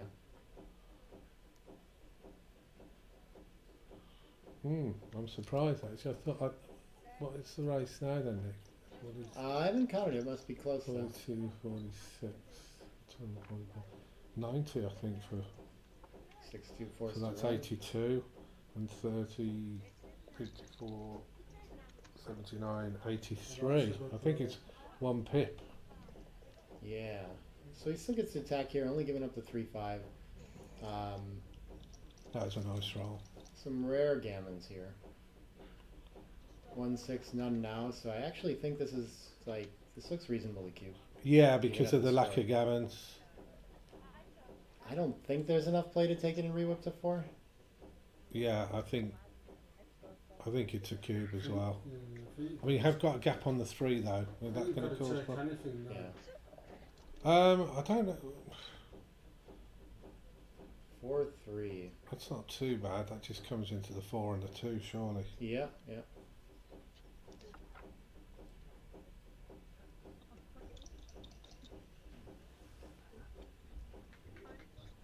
Okay. That's illegal. Yeah, Good try though. I think Charles will spot that. Yeah, it's probably better for him to make him break his board, but I don't know. Maybe they're talking about legal moves. Or Is something, it or what the rules- legal? I think it is. It is legal. Yeah. Oh, he can let that go. I'm not sure what they're talking about there. Yeah. I don't think he should be allowed to. Maybe they're going to get a ruling on it or something. Yeah, there was. Either way, though. It's a nice roll.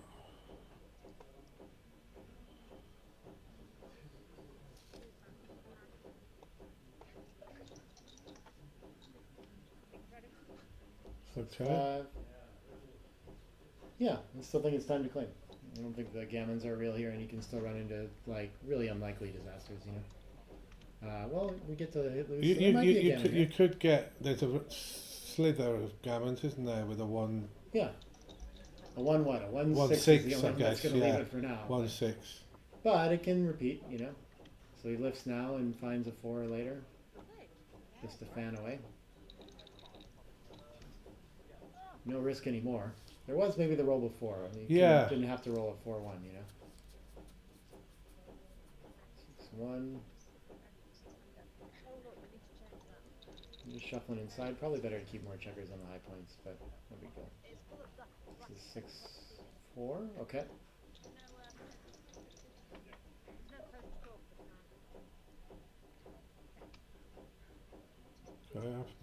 Double 5 doesn't play very well here. Ooh. Hmm. Yeah, I really would like the ace to get that checker off the deuce. Hoping for an ace quickly as well.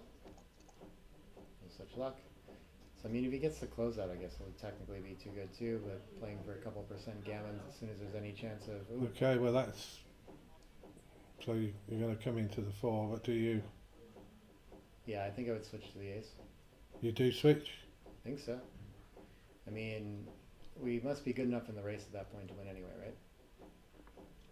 But this is the danger really, with such a shortage Yeah. of gammons that they were. I mean, double 5 wasn't good either. Double 4's not great. I mean, if you switch and he comes in with 6/5, if you. Yeah, then it's a relatively close race, but you're still okay. So I think, yeah. Now you've And got. now there's Now like you've all got a kinds of double. problems. How do we win a gammon? Yeah, I think it's time to claim it. Here Okay. it goes. And we'll see if Gerald understands the match equity, wants to play from Crawford, all that kind of stuff. If he's going to be a math guy, or if he just wants to take a chance and try to get 4 points back on the board and get to some closer score, 7-way, 2-way. It is hard to pass these kind of, you know. Yeah, but I mean, you are like you say that the best you can do is be what 7 or 8. Well, 7 away, 2 away. Yeah, Isn't bad. passes to Crawford. I mean, your match equity now is so low. Yeah. But it's something. But not it's zero. something. It's yeah. It's better. Are you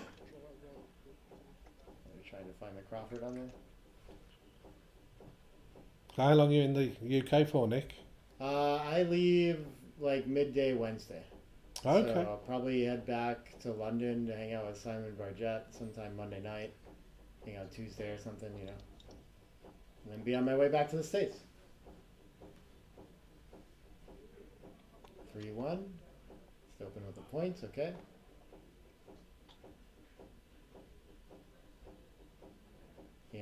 out of way, so the gammons aren't worth anything.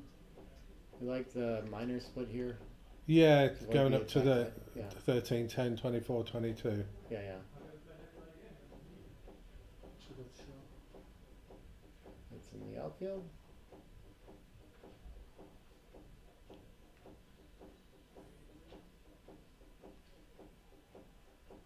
Anchors and gets to play 13 to 8, I guess. I don't see much point in the tempo here. Nah, he's got a game now. So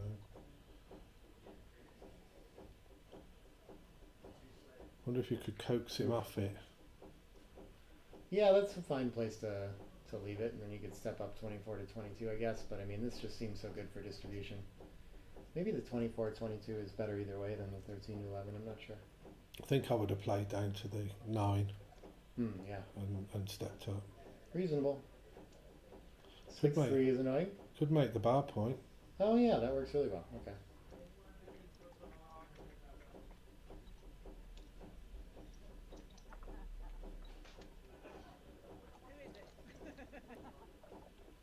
Now you can make the 9 point, or you could hit.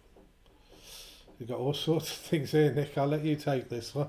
I didn't say you can make the 9 point, but that looks a lot better now that I see it. Why not just consolidate the leading race? Mm. Yeah.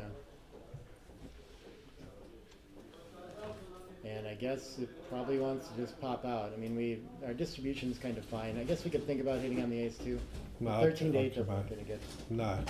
Yeah. There's a lot of returns here anyway. It might actually reduce them by doing that. 3-2 can anchor up. So Black's lost that little bit of momentum now. I think it would have had a good structure with the...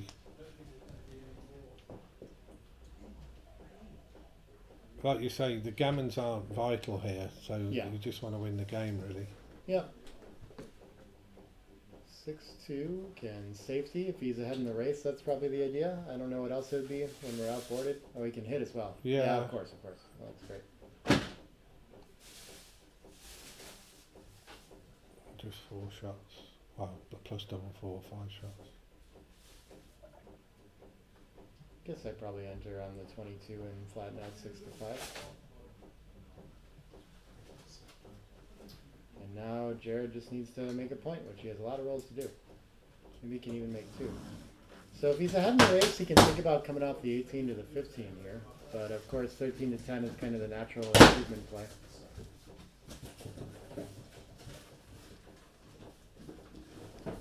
It gives you that extra builder for the 4 point as well, I guess. But 139 to 129 and 130, 162. Yeah, I think you should play. I guess actually, like, there's sort of like a reasoning to play safe here as well, but I think we want to try to release the. I think we want to try to release the bar point. Feels worth it. 4-3, 6-1, 6-2, and 4-4. It's not so many shots. yeah, it's not as bad as it actually looks, really. Yeah. Yeah, I like this Yeah, play. I yeah. think he's about 30 pips ahead, maybe a little more or something, so.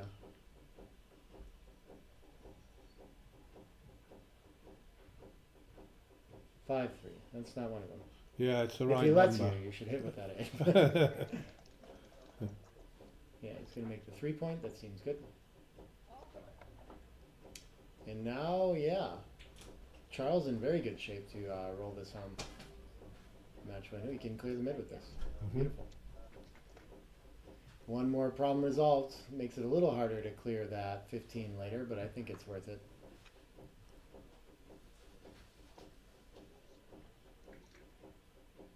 And normally they talk about TMP having too many points on the outside, but I guess it doesn't apply here with Jared stuck back on the 22 point. Yeah. Threes aren't his best, but at least they make the deuce. Well, some point's going to go here somewhere. And it's the 11. It looks like it, doesn't Beautiful builders everywhere, yeah. it?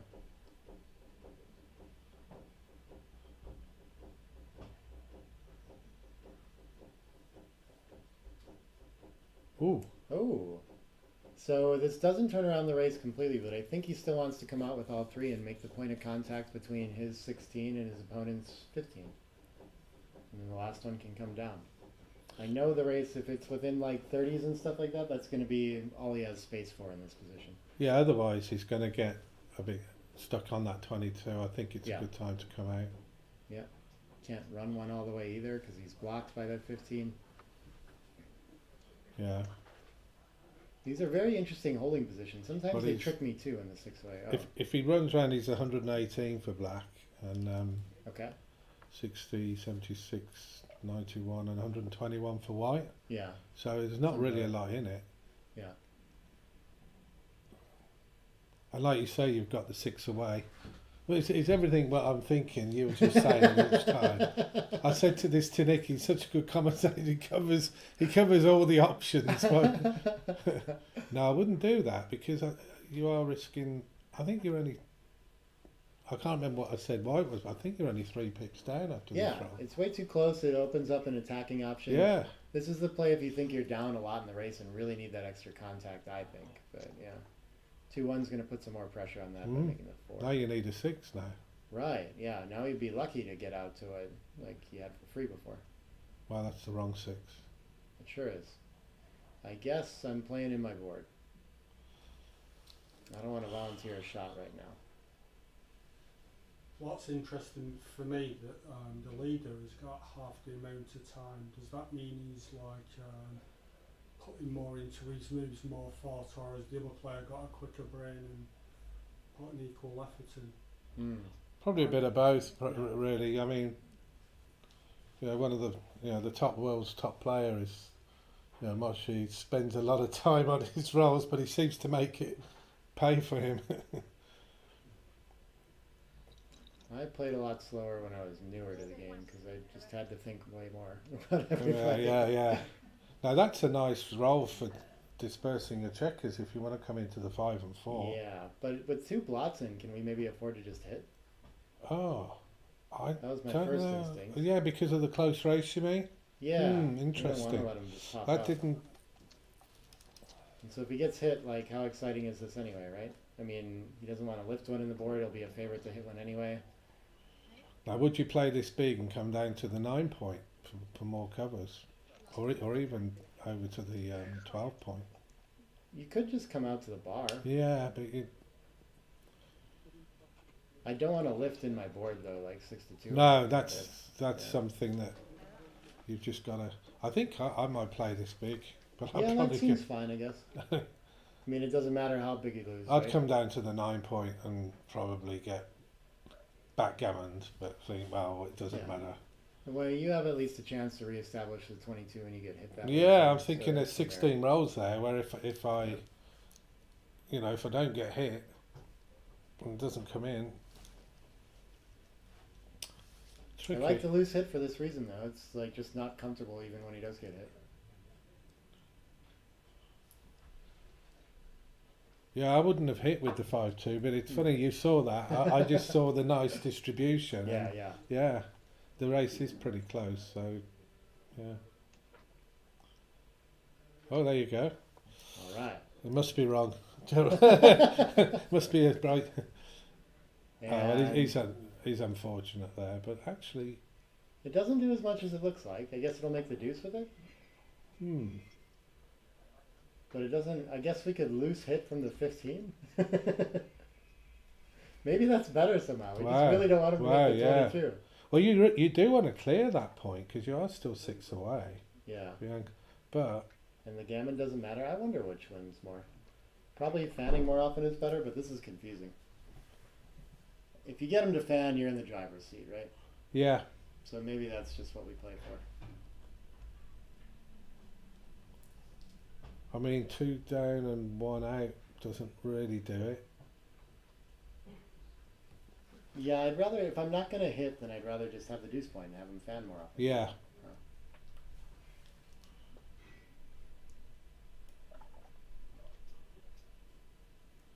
Okay, it's Oh, I like chosen it. your play. It's This like is you the fun said, play anyway. no 3 and you really are wrapping up the match, aren't you? Even if you do get hit, we Mm. have the other, yeah. So Yeah, I this think could this be is it just, now. yeah, easy ride home now. 5 would have covered. Oops. 6-2 can't cover though, okay. It must be able to hit something. It does hit something. So we can put a third up. Yeah. And I guess we can play 10 to 4 and have more covers.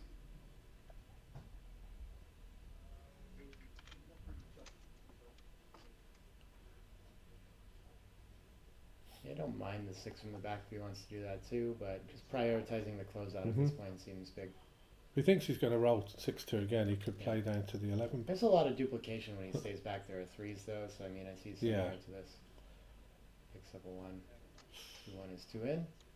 That's pretty good. Could end up establishing a deep anchor to play later. Okay, there's the 3. Yeah, 3 covers, and then we probably keep whacking away, right? Maybe it's overkill now, and to win we just need to play around, but I don't really want to let my opponent Still enter got right a lot of return shots if you play around now. I think I would be Yeah. more inclined to hit now. Yeah.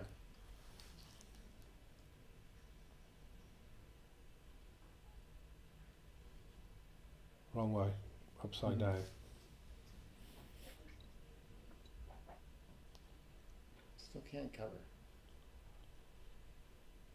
I guess you put another checker up. At some point you want to stop hitting him. To Yeah. not to I mean, overtime him, you know? Is it too timid to play? I mean, you could clear the 6 point and leave no shots, but it does look a bit I can't bit do timid, that. isn't it?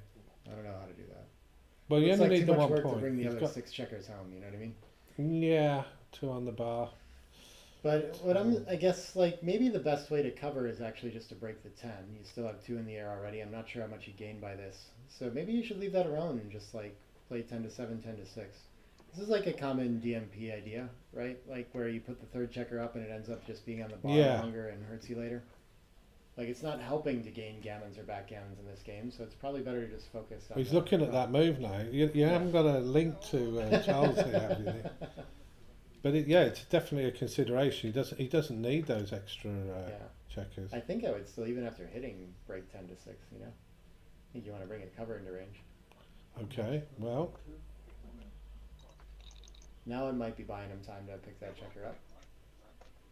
We can make the bar. Prime. 6 prime, perfect. Oh, he's missed it. Yeah, he probably. He's missed it. Wow, I think he just didn't see He didn't see it, and he's got a lot of time actually. But I think he was pointing it out. Oh yeah, I think he saw it after.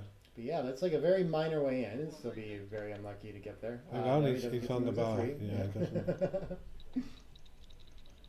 Probably doesn't prefer to anyway. Alright, 4 hops in and now he can Now cover he with can the make 3. the bar. 6 prime restored. Bought some timing with that play maybe.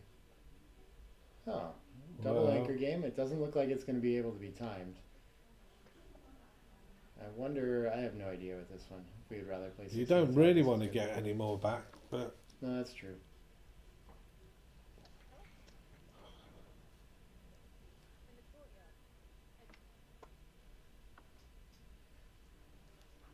Already with the deep points, this is going to be a tall order for Jail to turn this one around. oh dear.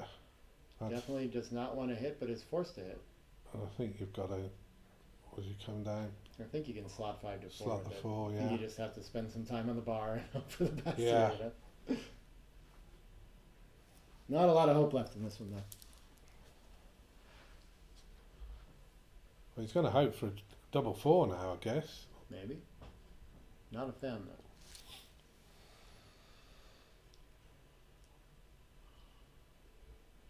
Aces can't slot anything new, so I guess just 11 to 7 is fine. Yeah.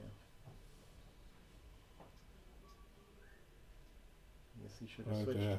Yeah, I was thinking 5, but not that I didn't think it would make much difference. 6, I don't think he wants to make the point in board. Yeah, I guess he'd rather be hit on the 4, okay. There we go.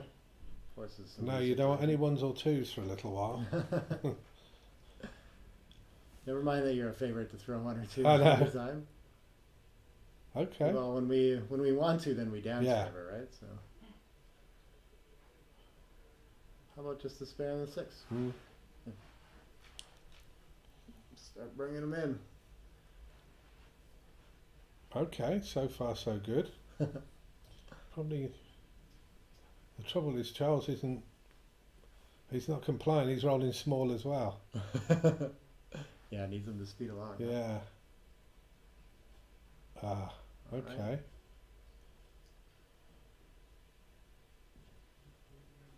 I I mean, Charles could break the 8 here and force him to. Oh no, he's still got a 6, I guess. So I think this just comes in, keeps the prime for a little longer, tries to get him to bury a checker first. Could do with a 1. Yeah, 1 is very helpful. I think he Yeah. should step up with I no, would he have. covers instead. Now, if Charles clears the 8, he's going to be forced to clear that 23 point. So now he's just coming in 2 from the 8 for exactly that reason. Maybe he would have cleared the 7 the other way and still had the same True, as the 6, true. but I mean it's clearly much better this way for white. All he has to do is just roll a 1-6 instead, right? 5-3, okay. First dead checker. He's doing pretty well as far as keeping Yeah. things alive over there, though. Got some hope. Definitely could be worse. 2 in and a spare on the 3, or do we just? Ooh, I don't know. I think. I don't think you should clear the barrier. I think you should make him crash. Oh, I the guess you board a have little bit. 3s from the 6 anyway, so you can just play 2 of them. I would have played to the 4. I don't Yeah, know. I would have played 6 to 4, but I don't know if it's a big difference. 5-2 forced out. Okay. Yeah, those can be pretty big differences because it's all about like surviving the distribution, you know. So like here, looks like it would be pretty nice to have the other one, right? Yeah. So we've got a reasonably well timed Ace point game, ace yeah. point game, It's doable. but you have got those 1 lost checker and no 6 point. Looking good for Charles. 3-1, I think probably just clears from the rear. Is there some better distribution play? I don't see it. But 4s leave the shot Gives ready. 4s, yeah. Needs an ace to fill that in. He's just showing Charles what he wants him to roll a 5-4. Got it. 2 off, not so bad.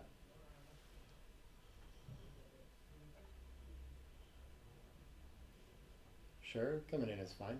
Needs to go reorganize his board. Oops. That solves the 4 problem mostly.